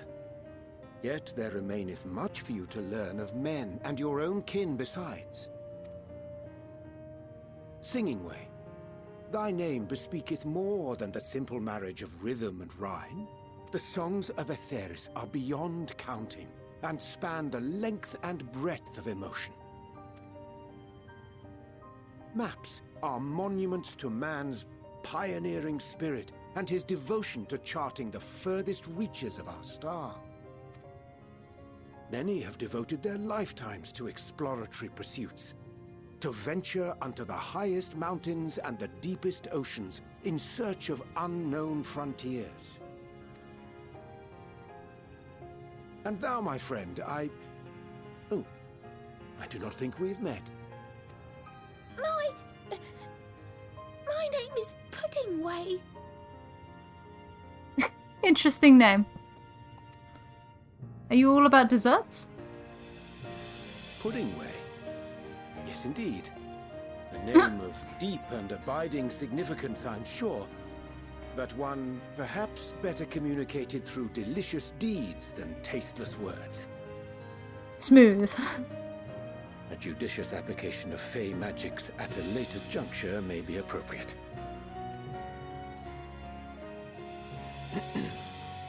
And Living Way.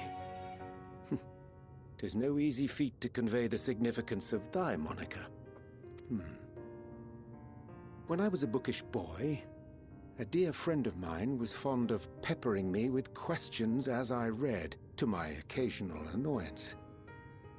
One day, I posed to her a question of mine own. What doth it mean to live? After much contemplation, she proffered this answer, the anticipation of a half-read story's conclusion. The hope today's mistake may serve as tomorrow's lesson. The wish that a new acquaintance may one day call thee friend. She believed it to be all these moments and more. I want to understand, but... I, too, still labor to find mine own answer.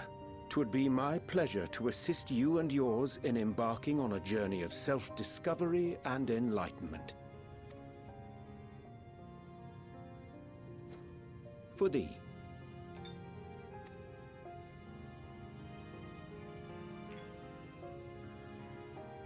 Ink as blue as the waters of Aetheris. made in haste, though I assure thee, the quality has not suffered for it. The people need not be persuaded by honeyed words.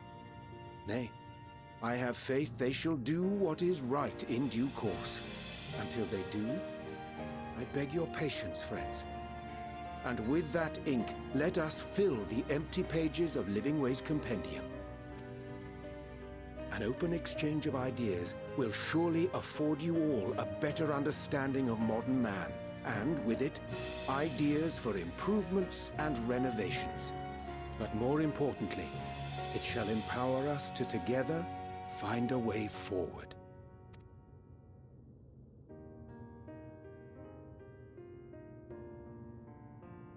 I hope you're right. Thank you for this lovely gift.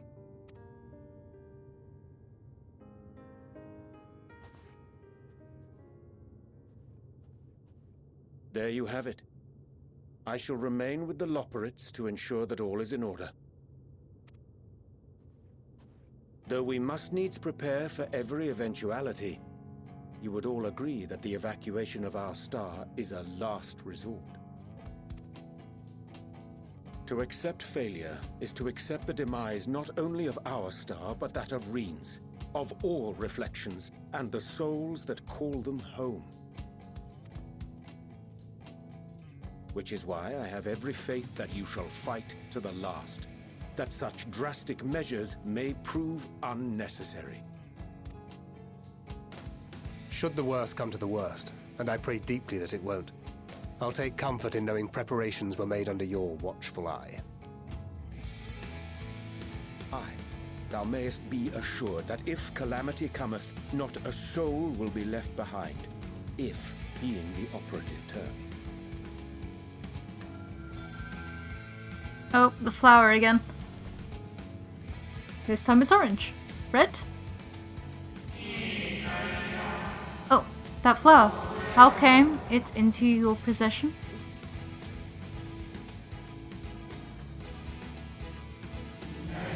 How very like her. Guided by its light, you may come to know her true intentions. Intentions which remain a mystery even to us. In our time, we called it Elpis. You would do well to remember the name. Elpis? Like a moon?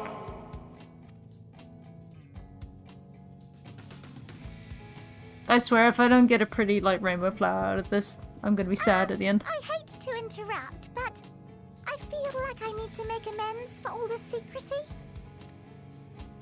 Think nothing of it. We haven't been the most gracious of guests. Do convey our apologies to Growingway and the others. But of course! And when next we welcome more guests from Aetheris, we'll have learned to be much more hospitable hosts. Oh, and circling back to the matter of inappropriate secrecy, we ought to discuss our benefactors. Agreed. The Sharlayan Forum, yes? It wasn't. It wasn't that much of a secret. The more I heard, the more obvious it became. The Forum's aims align closely with those of your anonymous patrons. A telling coincidence would be an understatement. Though had we not taken it upon ourselves to peruse certain restricted tones in Labyrinthos, we might still be unaware of their plans. But let us continue this discussion upon our return. I dare say we have kept Alphino and the others waiting long enough.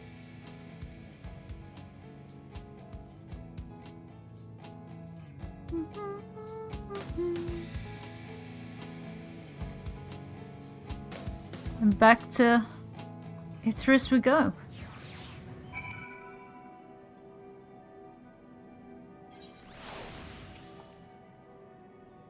Twas a relief to see Livingway was pleased with my gift of ink. To serve and serve well, though their knowledge may be lacking, their boundless love is a blessing without peer. It will be no easy task to prepare them for what must needs be done, but gladly do I embrace this duty, even if it doth necessitate that we part ways for a time. Forgive me my absence, but I have the utmost faith in you, in all our fellow scions. When next I return to Aetheris, I pray I find you all in good health and good spirits.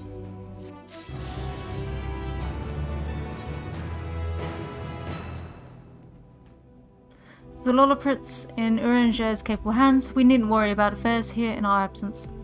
Knowing now the face of their earthly collaborators, there is much to discuss with Alphino and the others. Let us return to the Tower of Babel. Our battle for the star will soon begin in earnest, and we must be prepared.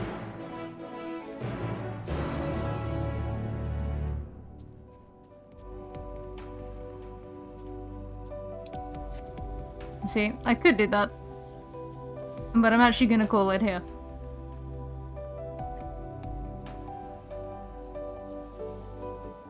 For it is very late, and this has been very long. But hey, progress was made. Dungeon, trial, developments, bunnies which were evil and yet not evil, and yet kind of evil but not misguided, shall we say. So yeah. Hope you have a good morning, day, afternoon, evening, night, whatever your time zone may be. Hope you've had a good time. I've had a good time. And that's what we'll call it for today. So yeah. Bye guys.